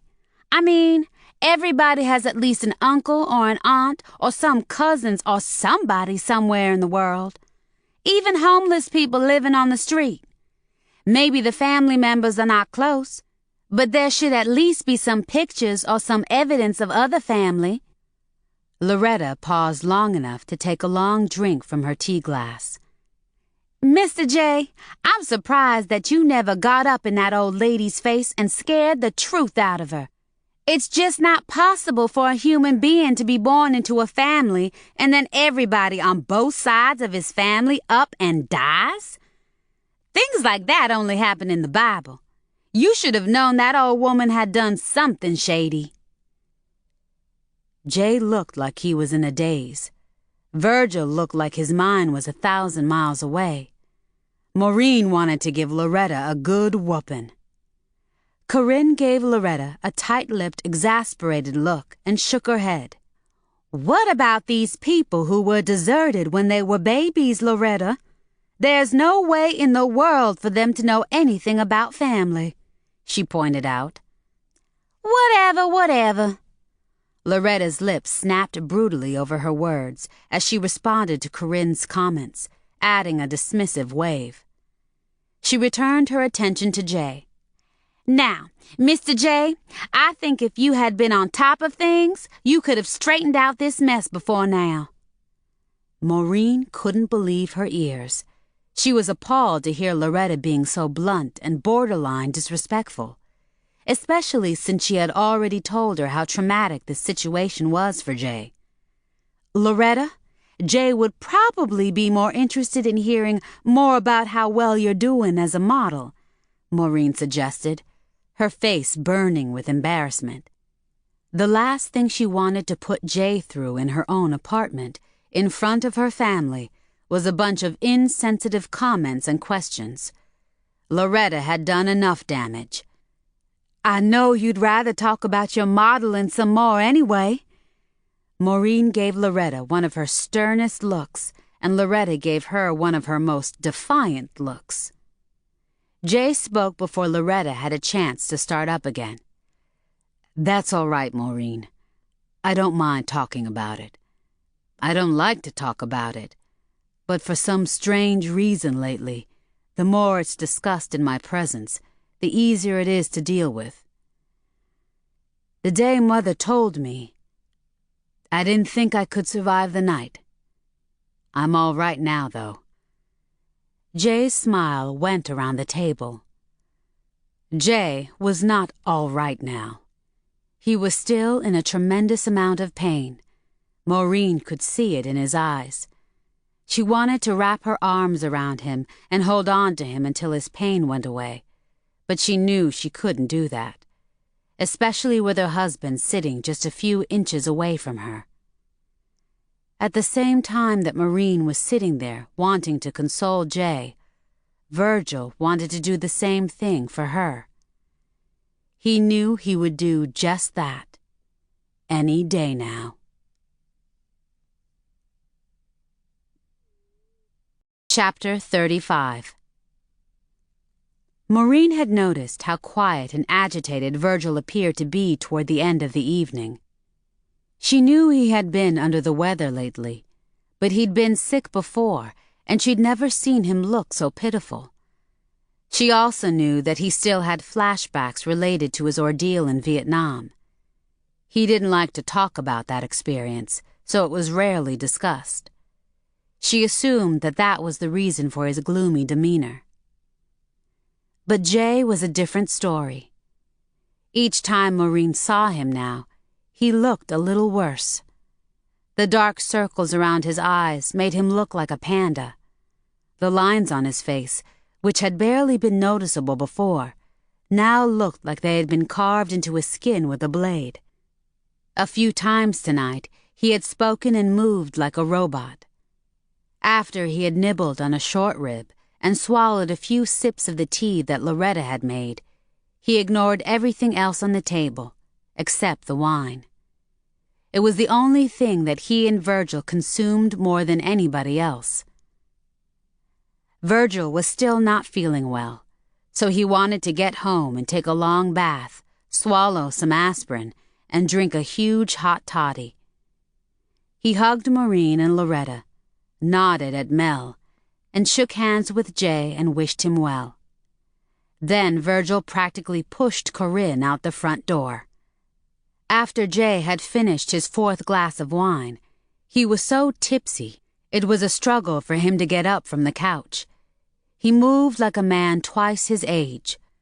With an involuntary burp and a weak smile, he turned to Maureen and thanked her for inviting him to dinner, made a few comments to Mel and Loretta, and then prepared to leave. Jay had come to Maureen's apartment in a cab. It was a good thing he did, too. He had been so distraught and distracted lately that he didn't feel safe driving his own car anyway. A look of relief had slid across his face when Maureen insisted on driving him home. She silently prayed that Mel would not offer to go with her, but a prayer wasn't even necessary for that. As soon as Mel heard her offer to drive Jay home, he announced that he had some last-minute prints to develop and promptly excused himself. By the time Maureen had collected her purse and car keys, Mel had already disappeared from the room as swiftly as a thief. Loretta got up off the couch and walked Jay and Maureen to the door. It was nice meeting you, Mr. J.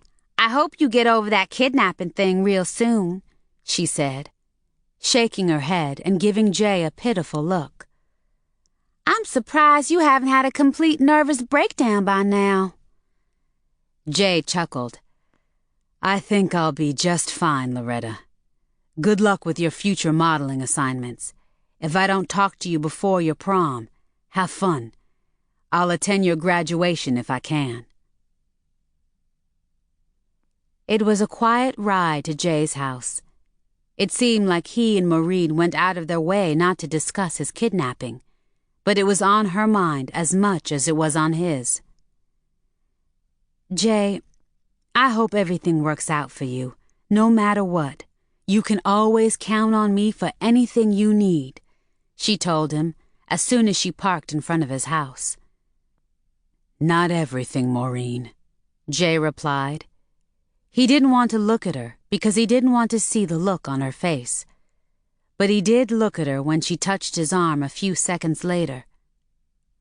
I can't do anything about that, and I'm sorry that you feel the way you do, she said hoarsely. Sorry I have feelings for you?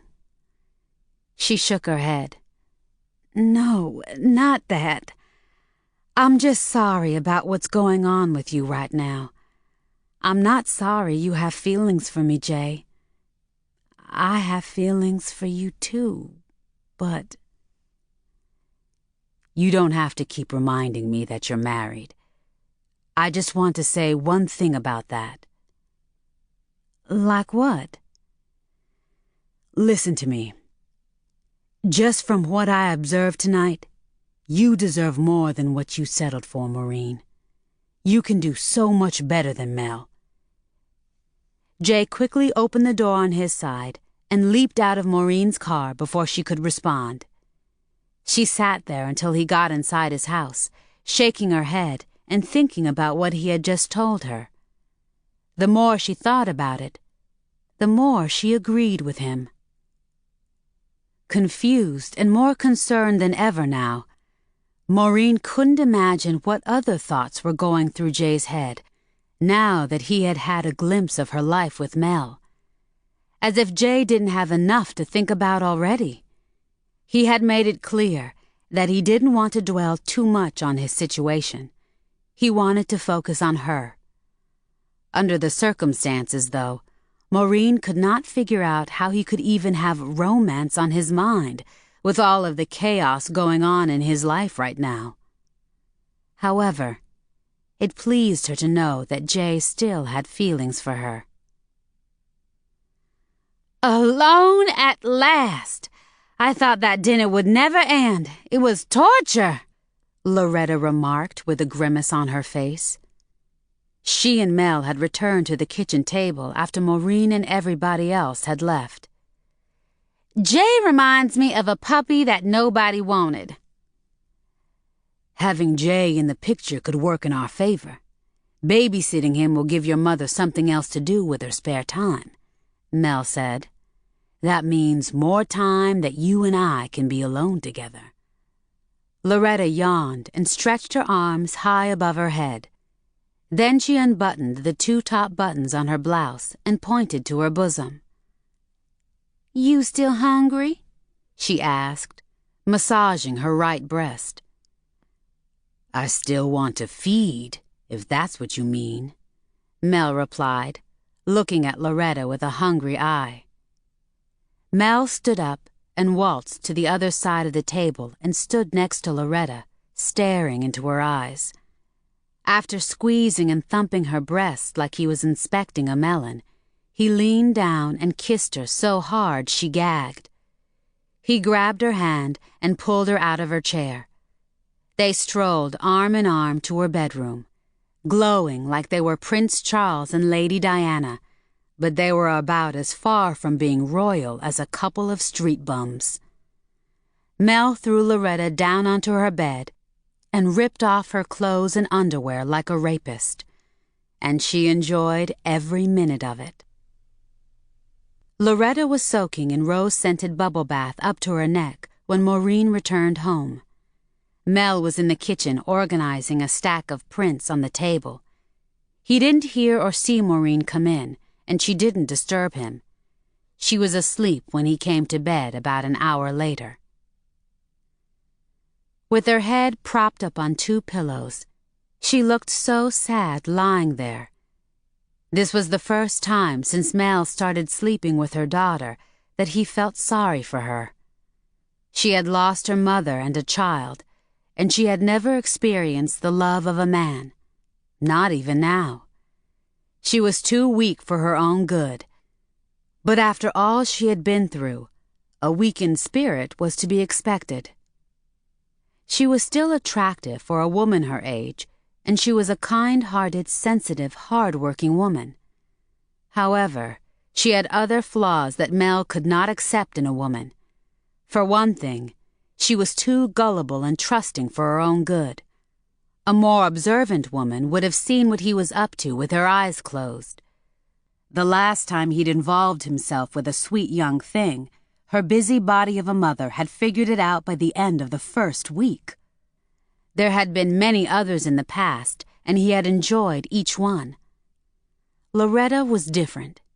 She was ambitious and willing to do whatever she had to do to succeed. Unlike her mother, she didn't have a problem being deceitful and using other people to get what she wanted. Like him, Mel thought with smug pride, Loretta had no problem using her looks and body to get her way. He liked that. She was a lot like him, and at the same time, she was just stupid enough to let him control her life without her even knowing it. For the first time in his life, Mel had almost everything he wanted. When Loretta finished school in June, he would take his plan to the next level. He would divorce Maureen and marry Loretta. If everything continued to go according to his plan, and he had every reason to believe that everything would, the girl would be so successful that she would be the ultimate meal ticket. He would be rich and probably as famous as she was going to be. He didn't expect a marriage to Loretta to last, but as long as it lasted long enough for him to get a toehold on the life he deserved, that was fine with him. The thought of all the benefits he would enjoy as Loretta's husband made him almost pass out from glee. What a coup he had pulled off this time. Unfortunately, there was a potential roadblock, but Mel decided that it was not a big one by his standards. As a matter of fact, he thought of it as more of a detour. Virgil. That meddling bastard was the biggest thorn in Mel's side since his ex-wife. All through dinner, Virgil had given him dirty looks, and each time he opened that hole in his face, nothing but shit came out as far as Mel was concerned. Mel was 10 steps ahead of that naked ape. Now that he and Loretta had everybody thinking they didn't spend so much time together anymore, maybe that sucker would keep his 2 cents in his pocket and mind his own business. At the same time that Mel was roasting Virgil in his thoughts, Virgil was basically doing the same thing to him, except he wasn't keeping his thoughts to himself. He had an attentive audience. "I just don't trust that dude," Virgil told Corinne for about the 10th time after they got home. "Every time I said something to him this evening, he went out of his way not to look me in the face. I seen enough anyway. Dude's got what I call lion eyes, and lion eyes mean a lion soul. Something about him ain't right. I suspect the dude is bad to the bone." "I don't like him much myself, but if he's that bad, Maureen would have seen that by now," Corinne said, handing Virgil his second hot toddy. "Mel is from Chicago, a place known for breeding savages, so he probably don't know the first thing about being a do-right man like you. Maybe some of Maureen's good nature will eventually rub off on him. We just need to give him a chance." "Chance my tail! That man is up to something. I can feel it!" Virgil yelled, waving his glass so hard, hot toddy splashed onto the floor. He lay in his bed with his throbbing head propped up on 3 goose down pillows. "The bottom line is, the man is Maureen's husband, so we have to tolerate him regardless," Corinne said, already on her knees wiping up the hot toddy with a sock. "You know what? After meeting Jay and seeing him and Maureen at the same time, I got a feeling they would like to be more than just friends." "I thought something like that before I even met him, but it's gonna be a while before his mind is straight again. He's gonna need all kinds of help from a professional. He might end up losing his mind behind what happened to him. Honey. With all the baggage Jay got on his hands, Maureen is probably better off with a scallywag like Mel after all. This audiobook has been broken into multiple parts to make the download faster. You have reached the end of a part, but not the end of the complete audiobook. So please check your library for the next part of this audiobook.